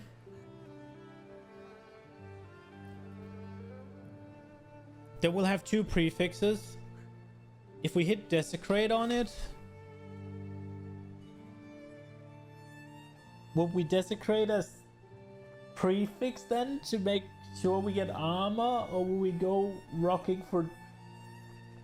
Will we go gambang for...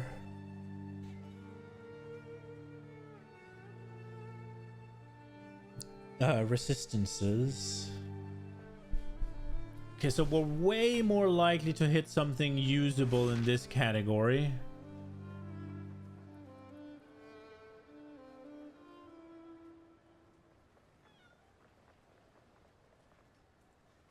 It already has flat armor.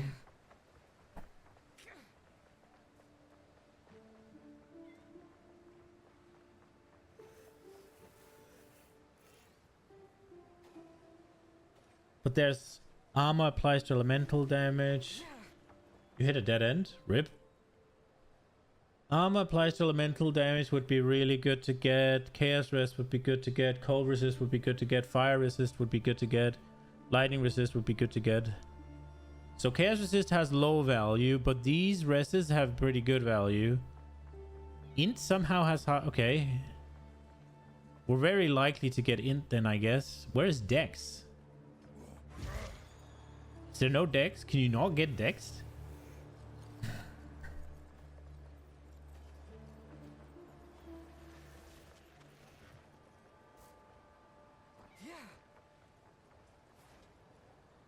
We could also homo regal it.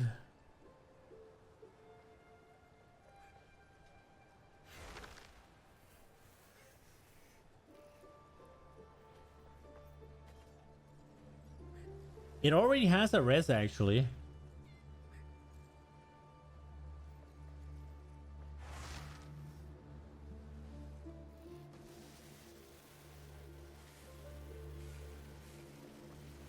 The problem here is if I do the whole homogenization thing, it's 90 exalt. I don't really have that kind of stuff on me anymore. I just wasted a bunch. If I hadn't wasted it on the amulet, I could have done it. But the fact is I wasted it on the amulet. I guess I could waste it on the helmet as well.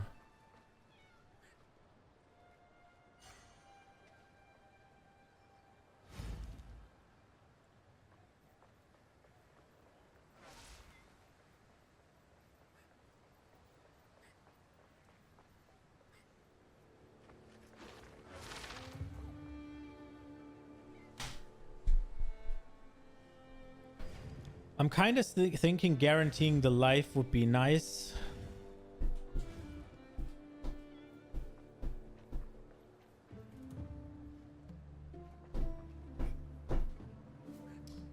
I think I'm overthinking this. Slam the life. Big life roll. No, did we get a shit one actually? Yeah, we got. Then the question is, do we desecrate it with a target, or do we just YOLO? Or do we hit an exalt on it and hope it gets something good?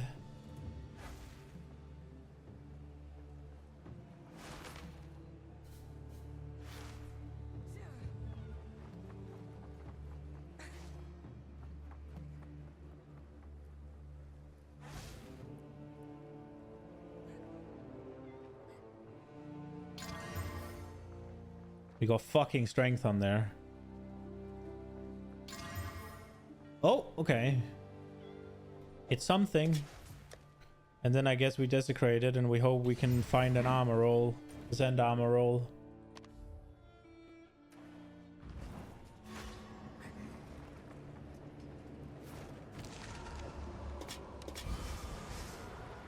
Ugh.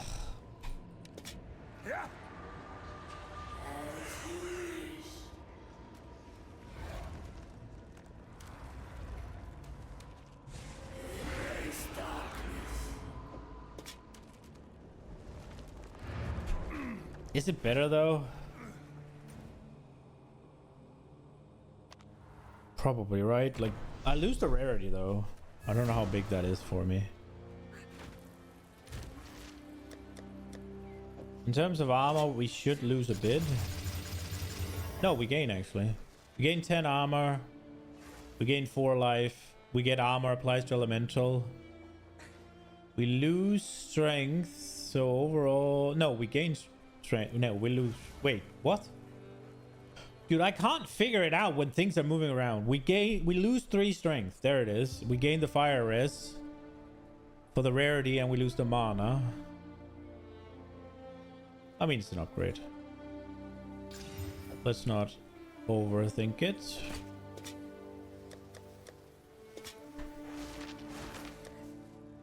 How's our resist now? Fire is capped. Cold is gonna be close to capped.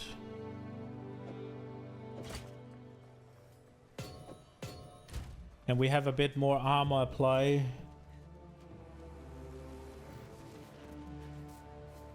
%60 armor damage reduction. So now it's just, if anything takes us out, it's chaos. Good thing Yama's coming up, right?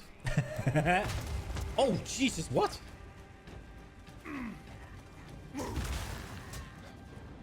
Oh crap. Oh crap. Great flame!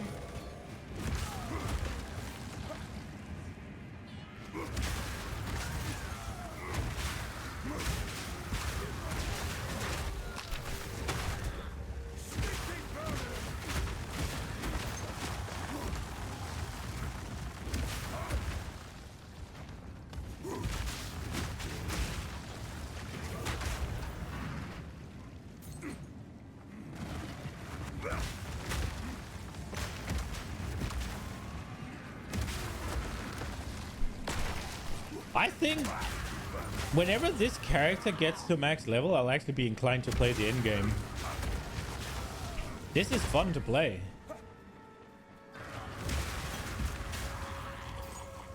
And I feel super tanky.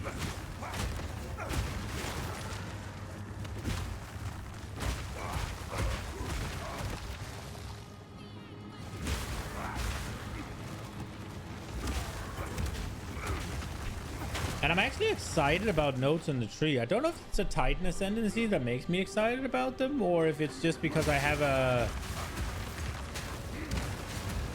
an idea that I want to follow.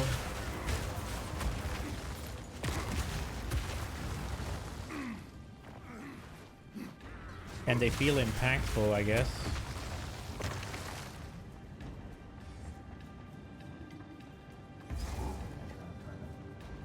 Oh, we found the boss.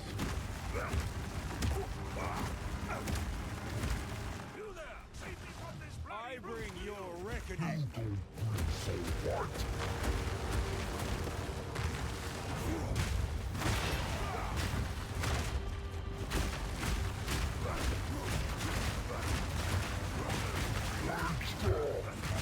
He's eating the sulfite. No, he's gonna blow. Your cruel reign is over.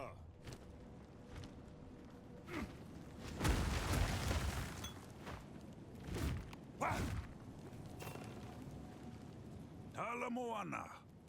Oh, you're one of us, but from somewhere It's the first guy that's acknowledged it. Yes, born Karui. Traded as property, then left to the tide to wash ashore, and finally raised an Ezemite. You have lived many lives. Hard though, it is true. But now, your skin is thicker than most. Some scars never heal. Well, on this day, by your actions, you have honored an elder of the Tukohama tribe. My name is Martiki, and I owe you a debt of thanks. You need not thank me, Martiki. I'm just glad I got here in time to help you. Humble, too. Well, I shall thank you. I would honor you in the best way I can. I offer you the blessing of our ancestors. They know the true merit of a warrior. Let us return to your ship. I will show you the way to our most sacred place, the Eye of Hinekora. From there, I will speak for you to enter our halls of the dead. You will be tested, but also rewarded. Show them your strength. I hope that there's something in the halls of the dead where you get to meet, like where somebody recognizes the warrior guy as their ancestor. That would be fucking cool.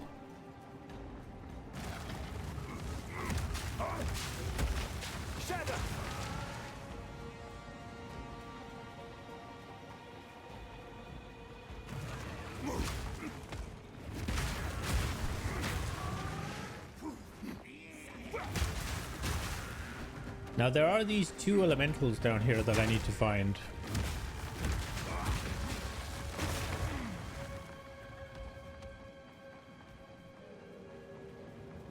The twin elementals or whatever they're called.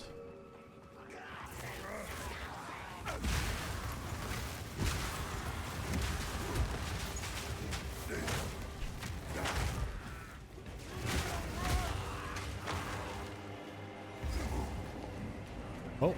I've seen kinfolk kill for scraps, but this they revere. Their true colors at last.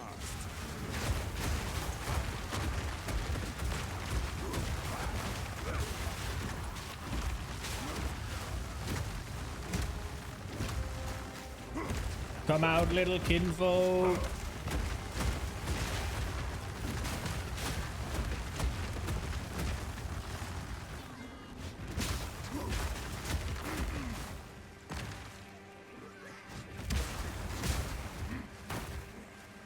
I guess we'll just run.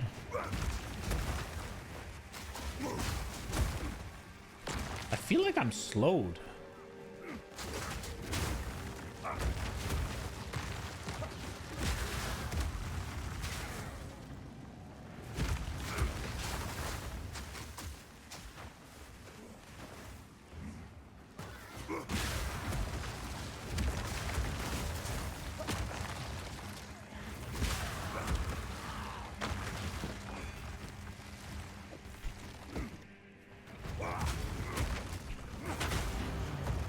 Okay.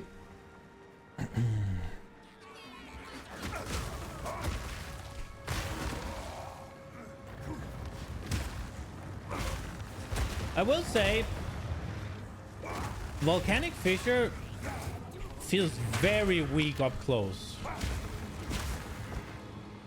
I wish they would add like a little circular area up close. Because it's so easy to miss mobs that get close. I feel like it should do a circular attack and then the fissures spread out from it, right? Like a circular dent in the ground or whatever you want to call it. The mountain rises to meet me.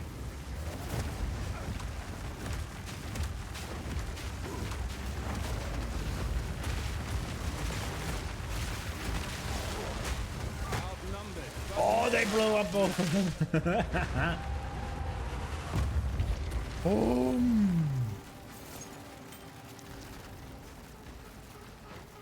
Did I just take basically no damage? Look at this shit. I'm standing in a bunch of bullshit. I'm barely dying. Let's go.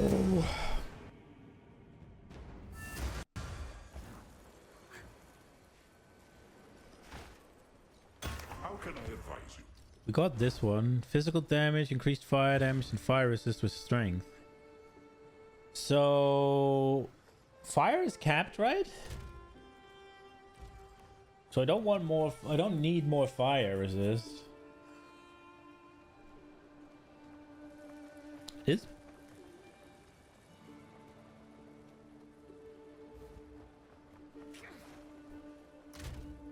guess I'll hold on to that one. It's not bad. But I don't think I'm going to use it for any other build than this one, honestly. Welcome.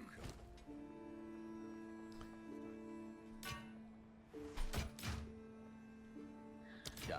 Have a good day. Thank you, thank you. Reduce charges per use. Recovery if used while on low life. Let's go! Actual poggers.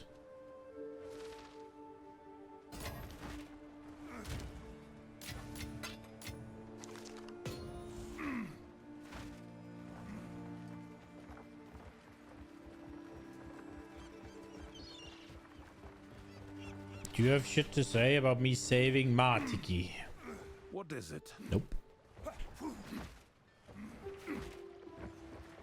Ah, Makoru. It is good to see you. Martiki, you're alive. I'd heard you were missing. Yes. They told me I was too old to keep taking out my canoe. Maybe they were right. From canoe to a cage. What happened out there? It is quite the tale. And I was weak, I admit. When the fog swept over the water, I should have known what I saw wasn't real. But there she was, Myra Kana. Sweet and strong as the day we met. She plowed on through the fog, and I chased her like she was alive. Like we were young again. Then, crash! Next thing I know, I'm wet as anything and cooped up in that bloody cage. Good thing our patron here got there when they did. Yes, and about that, there is the small matter of what I've promised our hero here. Why do I get the feeling this involves me? Show me your map, Makoru. There is a place I want to take our friend, when they have the time. Yes, there it is. The Eye of Hinekora. Gateway to the halls of the dead. You want to take them to the Karui's most sacred place. Were you hit on the head? Trust me, my hero here is special. They deserve a chance to prove themselves to our ancestors. Tavakai will lose his mind if he finds out about this. Ah, well, perhaps in this case it's best for him to only hear what he needs to hear. All right, but after this I'm taking you back to Nakano. Yes, yes, that's fine.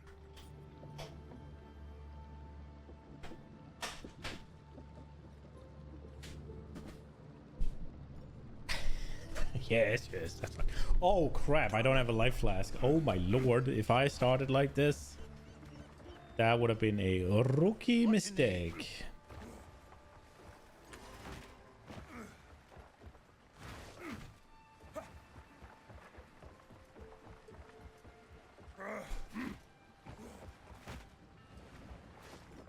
What's good? Good day. Where to? Okay, where to indeed. These two are equal. Jesus. I'm thinking... I'm kind of intrigued by the halls of the dead. So we'll go. The Eye of Hinekora. Also, doing Yama before he gets a little bit more scaling is probably nice, if I'm being honest. Matiki has already gone inside the eye. You best catch up with him. Oh, alright, I'll just talk to myself. I mean, all my family has come here to speak to our ancestors on occasion, but I've never been. Feels strange to think I'll end up here one day. Well, that's assuming they let me in here. Yeah, I haven't gone here with Kanu, actually.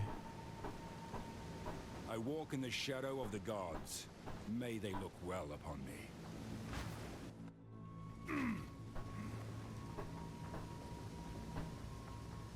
Okay. The fact that they're still banging those shit things down there. Hello, Matiki. They call this place the Eye of Hinekora. Far below, Hinekora herself resides. She, the Mother of Death, sees the choices we have made, and from that has foresight of the path ahead. Now, this here, this is Navali. She is the speaker. The word of the will of Hinekora. Oh, and that on her shoulder? That's Yama. He's a good boy. Honored to meet you, Navali. And Yama. The Elder's tale of your victory is well received. He vouches for you. But that is not quite enough. The Mother of Death must decide if you may enter. Step forth. Look into the bowl. Hinekora will see you. All of you. Uh-oh. A man of two worlds, broken and rebuilt. Watch as he changes the world, for better or worse. Hinekora has spoken. You are worthy. Prove to our ancestors that which I already know to be true. Wait, am I dead? Oh, in a manner of speaking, yes, you are dead. But do not worry. The Mother of Death has you in her embrace. Your body will be safe here, while your spirit moves forward to prove yourself to our ancestors. You might have told me that this was going to happen. I didn't want to worry you about it. You may enter. We will be watching. Greetings. When we speak of our ancestors and their wisdom, it's not just poetic. All Karui since the time of Tukohama linger here still, in the halls of the dead. Their advice and counsel is our greatest source of strength. Elder, please tell me, do I have ancestors here? Of course. Do you know their names? Their song? I do not. I'm sorry, child, but there are countless souls here. Without a name and a tribe, we cannot find them. Would they recognize your face? No, I was lost as a boy. That is most unfortunate. My heart goes out to you. When this time of trouble is over, I'll ask around on your behalf. That's cool that they acknowledge it. I was kind of hoping somebody would find him. But yeah, I guess not. The gods were once mortal. They hunted, fished, and ate like we do. Many of Tukohama's deeds were achieved before his That's ascension. incest banging, man. During the Great I have to close the door Wasting, again. He united the tribes. He put axes in our hands and taught us to survive. But he was not just a bringer of violence. No, he was a bringer of hope. Hope among all the tribes. Some forget that. Some choose to forget. Exactly. Each tribe has its own story of the Great Wasting. Some call it a great fire or the barren centuries. Others, an endless winter. The truth lies buried in all these tales. There was an ancient time of horror and famine. But in those dark years, our gods first stepped forward. Tukohama, Inekora, Dafor, and the rest. The Karui had no gods before that? No. For us, history begins there. The Great Wasting erased all that came before. Maybe there wasn't even a before for us. When did the first Karui emerge from that volcano? Something to ask Inekora, Navali. The Mother of Death can recall only her own memories. History begins at the rise of the gods, because that is when Hinekora was born. Curious. So the end of time, as she recalls it, is really her death. Yes. At the end of our lives, Hinekora catches the Ngakuramakoi in her embrace. Death is not the end. The halls of the dead are merely the first rest on a long journey. A journey? To where? That is not for man or God to know. In other words, we have no idea. But the halls give us some comfort from total oblivion, at least. The halls of the dead are open to the worthy and their children. We come here to consult with our ancestors in times of great need. Your ancestors take heart from seeing their descendants.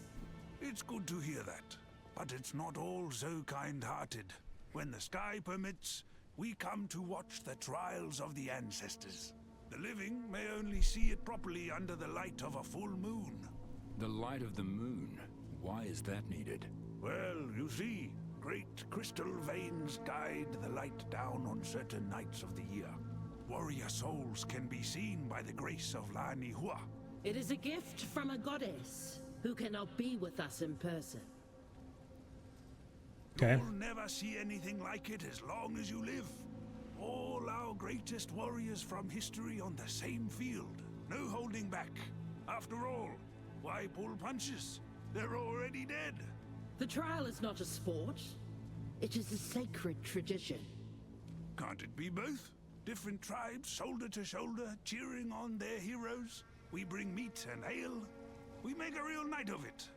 I suppose there is joy in community and competition. Just don't speak this way in front of Hinekora. I wouldn't dream of it. Surely she hears us here. I do. Praise the Mother of Death. Indeed. Talakura. Okay, so I'm thinking now, if I change cosmetics, does it change on the floor as well? No, it doesn't.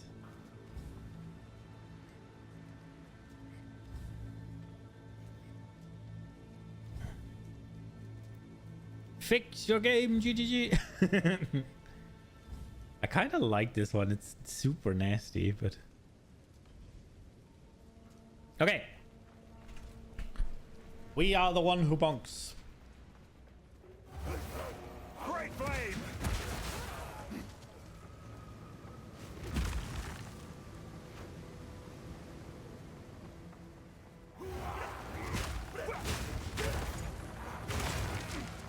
Ooh, I could probably upgrade to better clarity or better vitality.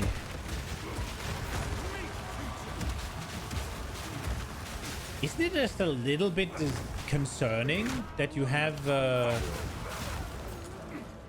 Abyss in the halls of the dead?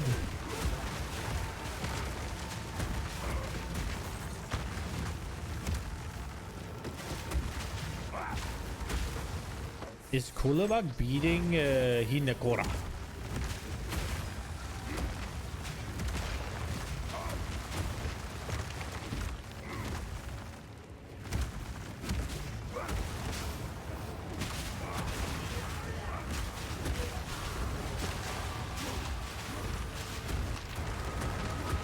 Oh wow, they die quick. Chaos Orb, big. Fortune favors me.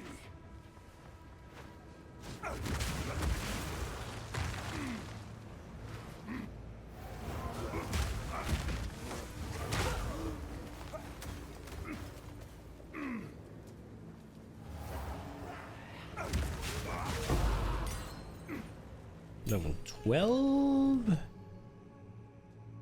Stampede or Bone Shatter? Or Earth Shatter?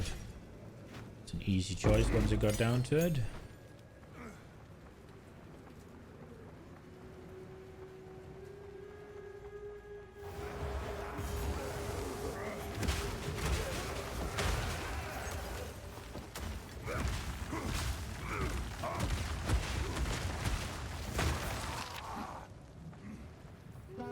Now we test your mettle.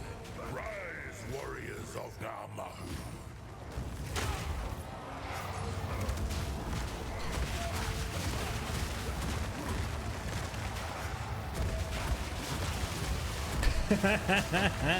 You're allowed to test, but you don't have a chance.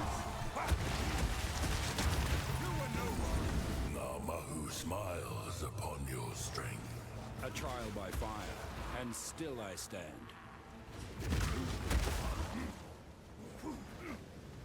I thought Namahu. Oh wait, that's not the. It was.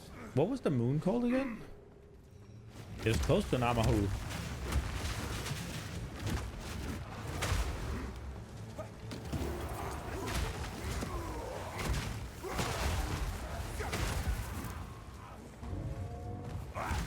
Portal.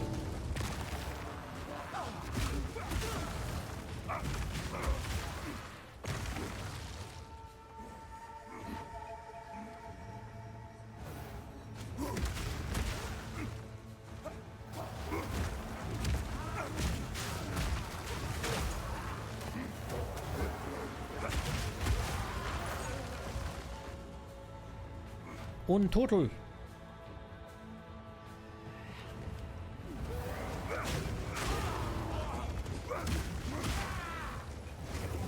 Got Omen of Abyssal Echoes. Is that the one with 6 first time in a while you died? Good. No chance. I need more time.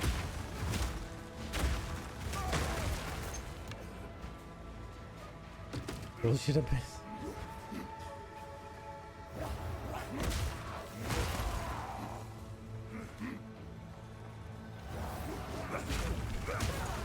I'm gonna try to fully explore this place just in case that there's something Karui specific to the smith.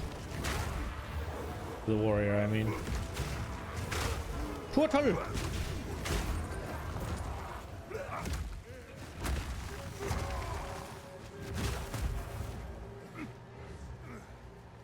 Amanamo's Void, by the way, isn't damage immunity. I think it's just insane DR. Would you have enough damage? Which one is that? Is that the shrouded one where Soul Eater, Amanamo's Void, Evasive, Life Regen, Abysmal is fucking stupid? Face the guardians of the forest. Come, warriors of Tahor. Tahor!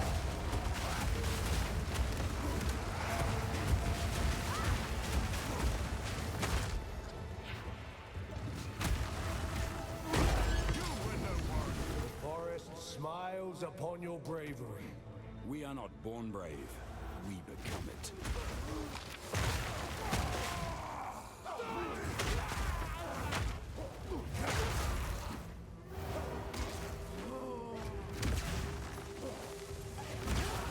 They get that every single boss you fought? Rip.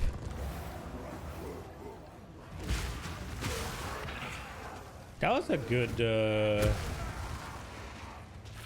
path they took.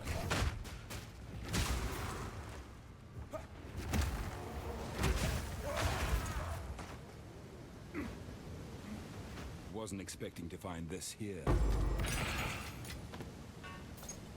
12 spirit gem.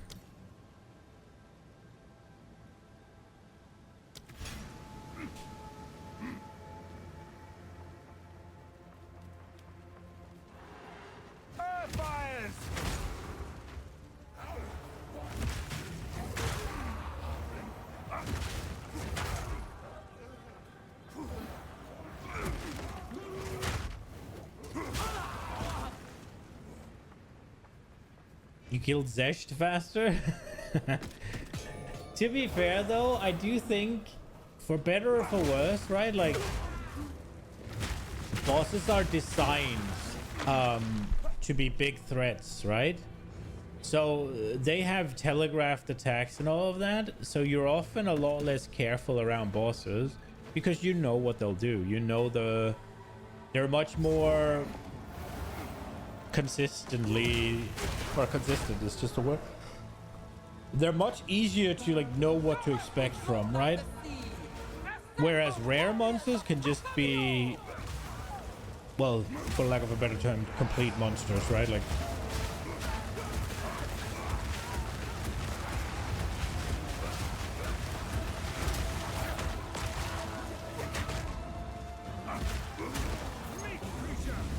Leo smiles upon your fluidity. The ancestors see you. You are welcome.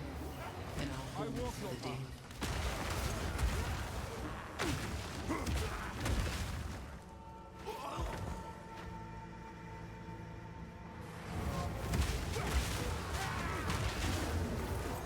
I am welcome in the halls of the dead.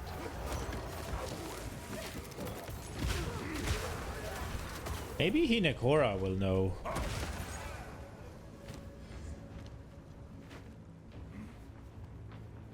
Who my ancestors are.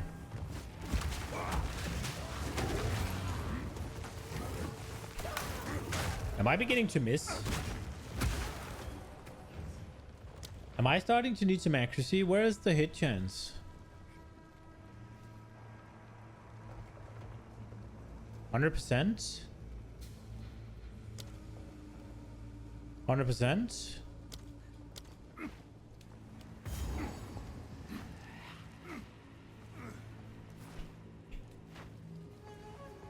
This looks like the way forward.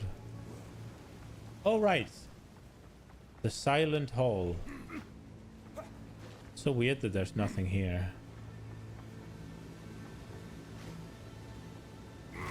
Ah! Pay your respect, bonk!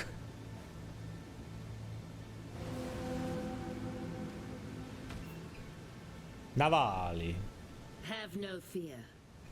I am both here and there. Just as you are now. With respect, Honored One, how is this possible? The water of sight does not slay the living. Just nearly so. The water of sight does not raise the dead. Just nearly so. On the verge, we have one eye in each world. And so, I serve Hinekora. I am her speaker, both in life and in death. Okay. This place is an afterlife for all Karui. The Mother of Death is all that stands between us and oblivion. Before she embraced us, those that died simply ceased to be. Now the souls of the Karui people continue on, lending their wisdom and strength to those that follow. Our Mother of Death is gifted with the ability to see into the past. Her prophecies guide us on the eternal Abyssal Echoes the one that gives you 6 forward. modifiers? How does seeing into the past help guide us? Before Rayclast, before the lake, before the primordial molten world, before the stars themselves. Time circled upon itself into infinity. Hinekora sees not what you will do, only what you did, and what you shall do again. Probably. That's the one that lets you reroll. Oh, cool. Time passes slowly for me, but it does pass. My service is not endless. The renowned Hatungo Narumoa served before me, and others served before her. What will happen to you when your service ends? I can only remember my future past while my soul is bound to Hinekora. Life and death draw ever closer together. An oblivion lies in wait. What did you mean by time circled upon itself? Dude, I just One opened the day, door and they start time banging. will end. Then time will begin again. Hinekora remembers the future past. Not very clearly, but enough to guide our way forward. You do not remember our previous meetings, but I do, by the grace of Hinekora's sight. Some ends are peaceful, even quiet. Some are bloody, loud, and reckless. Some are lonely, and those are the worst. But the end of time is not to be feared. It is a release, a mercy. Or the pains of a long and weary existence will fall away from us. Then we shall see the world with innocent eyes once more. I never had the chance to feel young and free. Are we doomed to do this all again? Yes, you and I shall have this conversation again. As we have before, many times. It's a cool little knock on you redoing the campaign every time that she's like, we shall have this conversation again.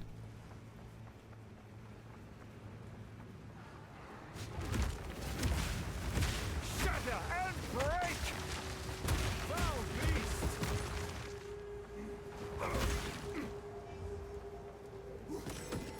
I've nowhere to keep that.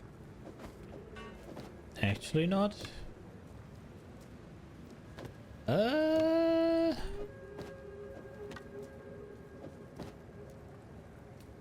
No, they're both too big. God damn it.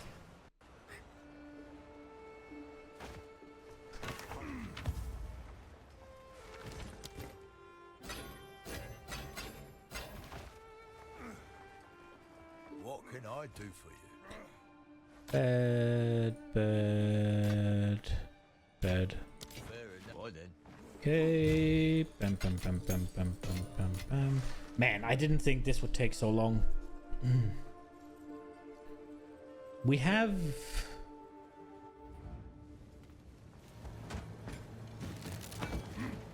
If I get another stopping point, we might have to do it. I don't know if there's a...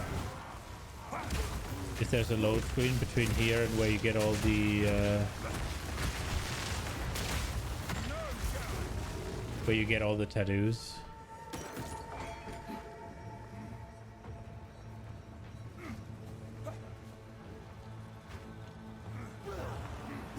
Feel like there is.